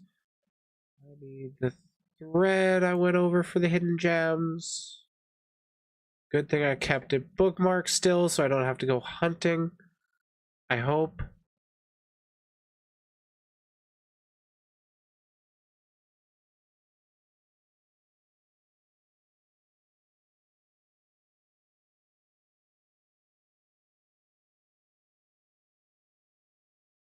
Yep. Hoggers.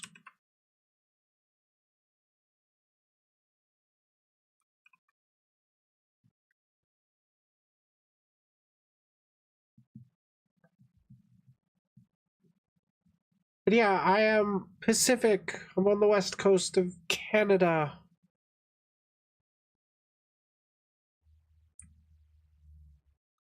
Oh, I also need tags. Hidden gems. Not enough love. Hashtag. What would be a funny hashtag? God, I struggle with that a lot, but I think overall I do fairly well with the hashtags in my videos. At least with the 3 that get displayed under the videos. I think I do pretty well with the funny tags I use. Makes me laugh anyways.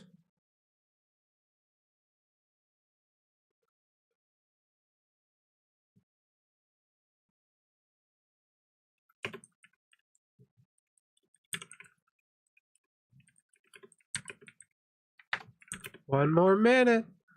What's the actual countdown? Oh my god, 30 seconds as a close. As a coast. Ah. As according to my computer. 20 seconds left. Oh my god. Oh my god, it's almost New Year's somewhere. 10, 9, 8, 7, 6, 5, 4, 3, 2, 1. Stream cuts out. Happy New Year to whoever's in the new year already.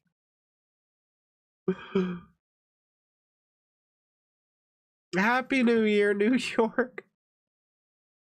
Happy New Year to Toronto, I guess. All the people on the East Coast.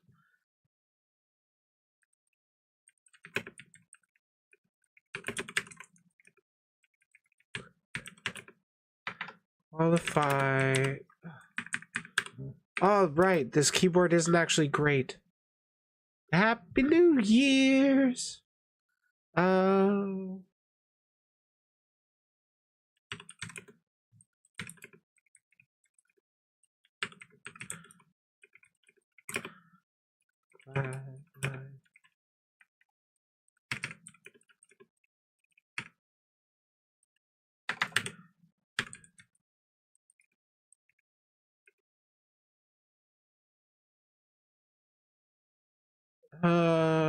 Description time. Yeah, I'm pretty much just wrapping up, everybody, so you know. We have made it to the new year. For people on the East Coast, anyways.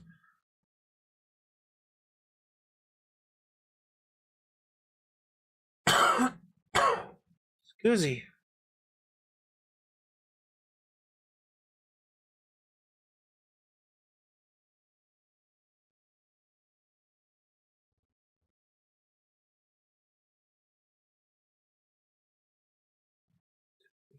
Opportunity to talk about.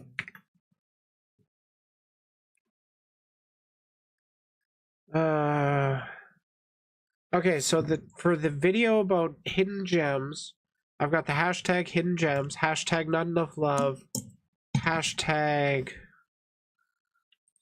support your artists. There, that works.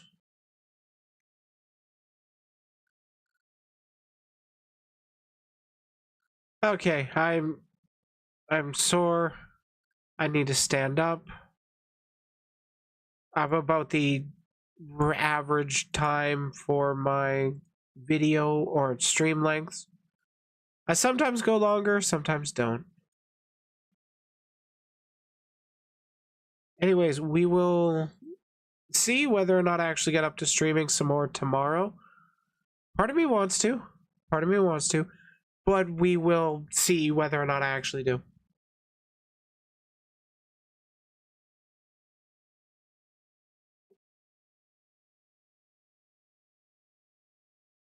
Alvida say,